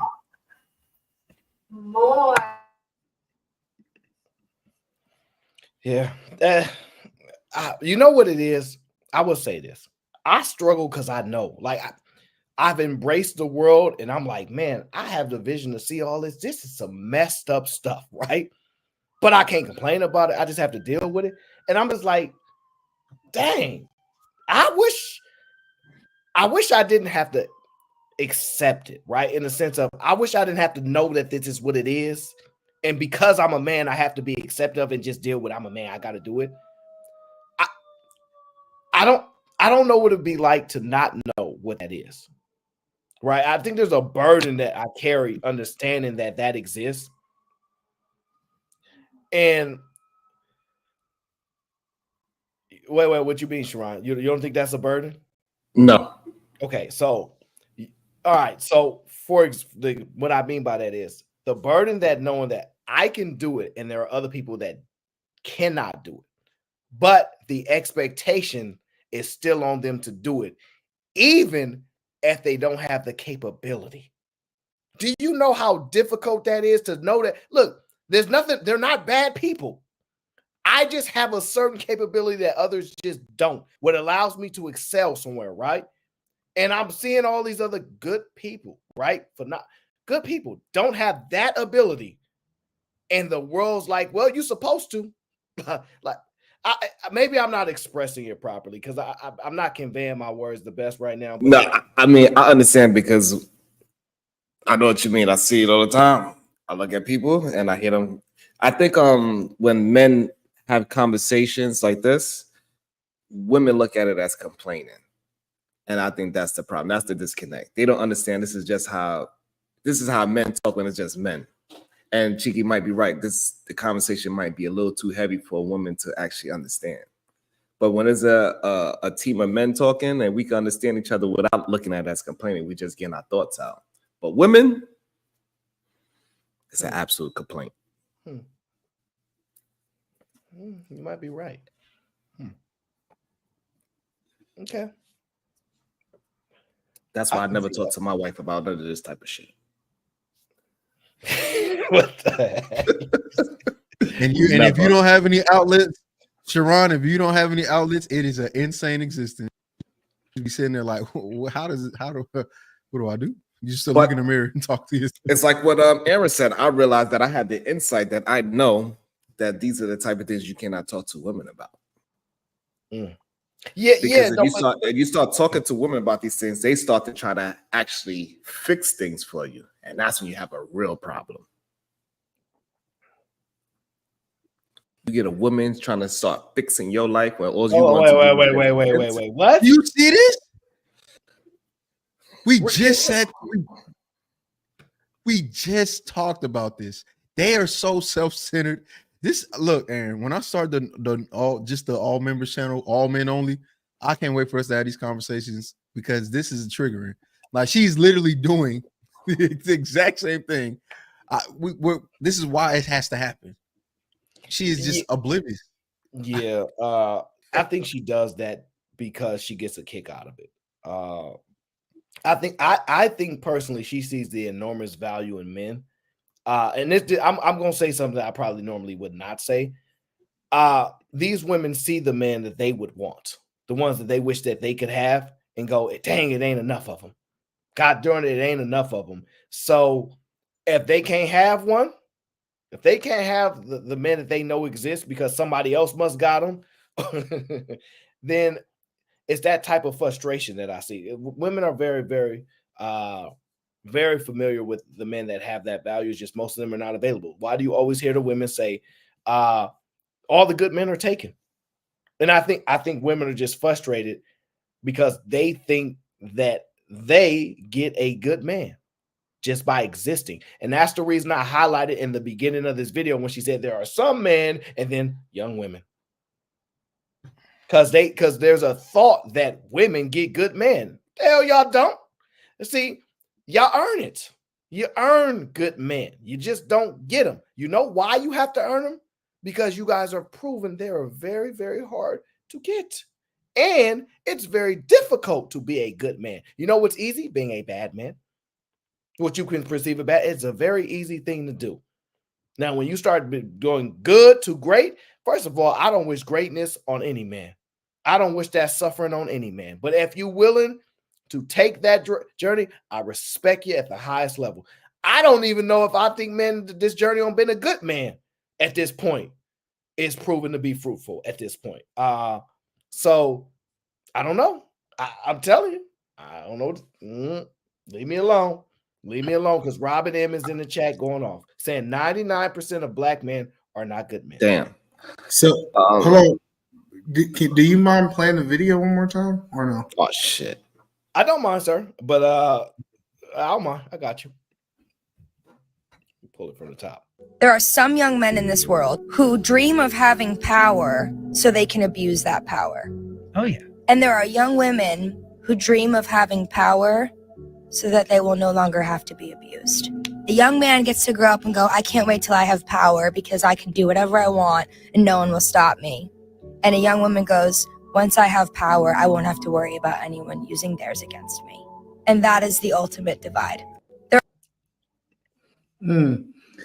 So obviously I was watching the game. So obvious. I got you. But so is she saying that women don't want power to abuse it? Is that kind of what she's trying to insinuate? What is your thoughts? What are your thoughts on what you just seen? Well, I think first of all, I think women want power to abuse it. That's why they want it. It's not just to not be abused. They want to be the person who have the option to abuse the power. It's curious. It doesn't really make sense what she said, because young men don't have power. 9 times out of 10, it's not a whole bunch of young men that have the power. It's typically the older men that has the power when we start looking at the dynamics of the world. So I think what she's trying to insinuate, just listening to what she's saying, is that women don't have the desire to abuse power. And I think that she's misspeaking. But that's my first time listening. It's so interesting to hear other people hear the same thing you hear and hear it differently. It is always so interesting to me. Welcome to my world, Sharon. So interesting. Sharon, we went through this with this other. This is not this one, but the other one, and I just could not believe what we're going through. Now, I'm not talking about you either, man. I'm talking about a different clip. But that's cool. But I think it's just interesting to see how people's minds like generate the same exact words and information and tone, and we still will hear it differently. It's so interesting. And just to be fair, I have no idea y'all take on her video. I truthfully, that's what makes it beautiful. That's what makes it so interesting. Yeah, that's what makes it different, because it's like there's nothing to influence your viewpoint or perception. It's the same. It's the same thing that happened with the last clip. People were like, what was the older guy name? I don't remember his name. Yeah. Older guy. I don't know his name, but he came up and he had a totally different perspective. He was like, oh, okay, okay. But yeah, I understand. It sounds like it's like the Oh, shout out to JJ. Thank you for the membership, brother. I appreciate it. We've added a new member to the gang.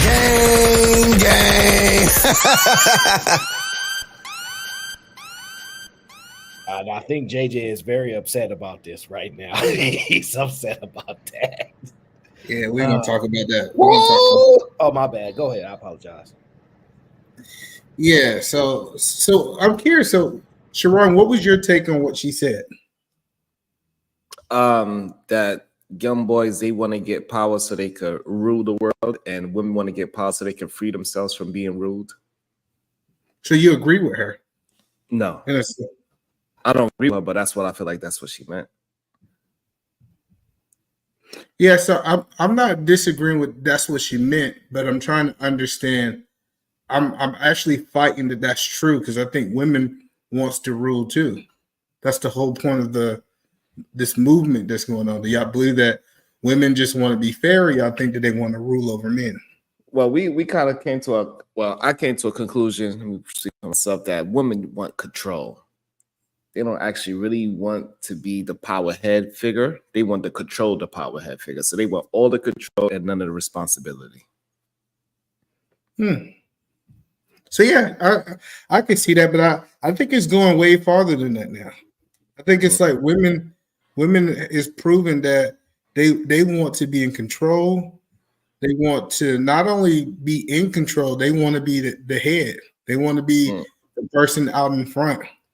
Because if that was the case, the women would be trying to marry the president and trying to control him instead of being the president.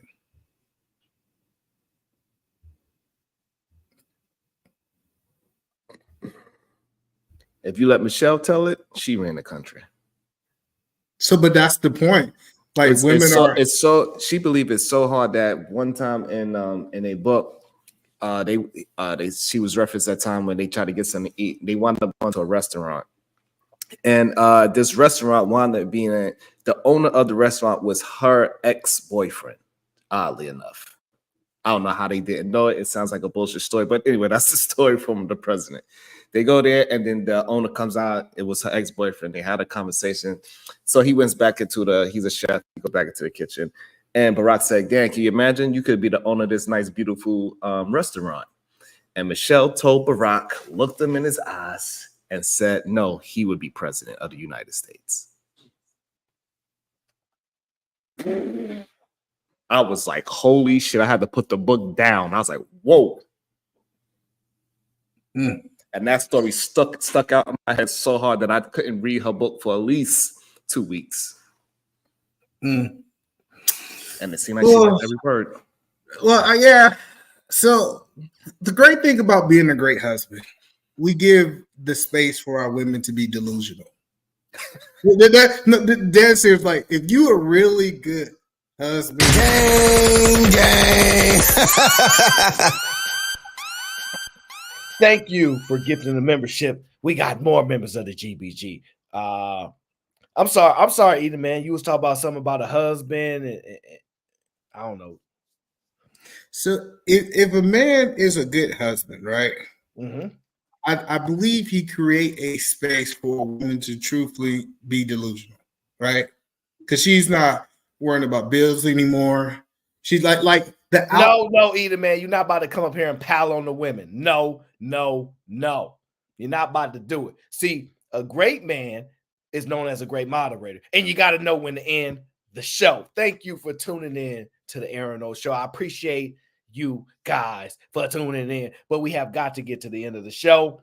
I'm hungry. I love you guys, but I'm hungry. I got to get something to eat. And shout out to everybody that came on the panel today. Please do me a favor. Leave a comment.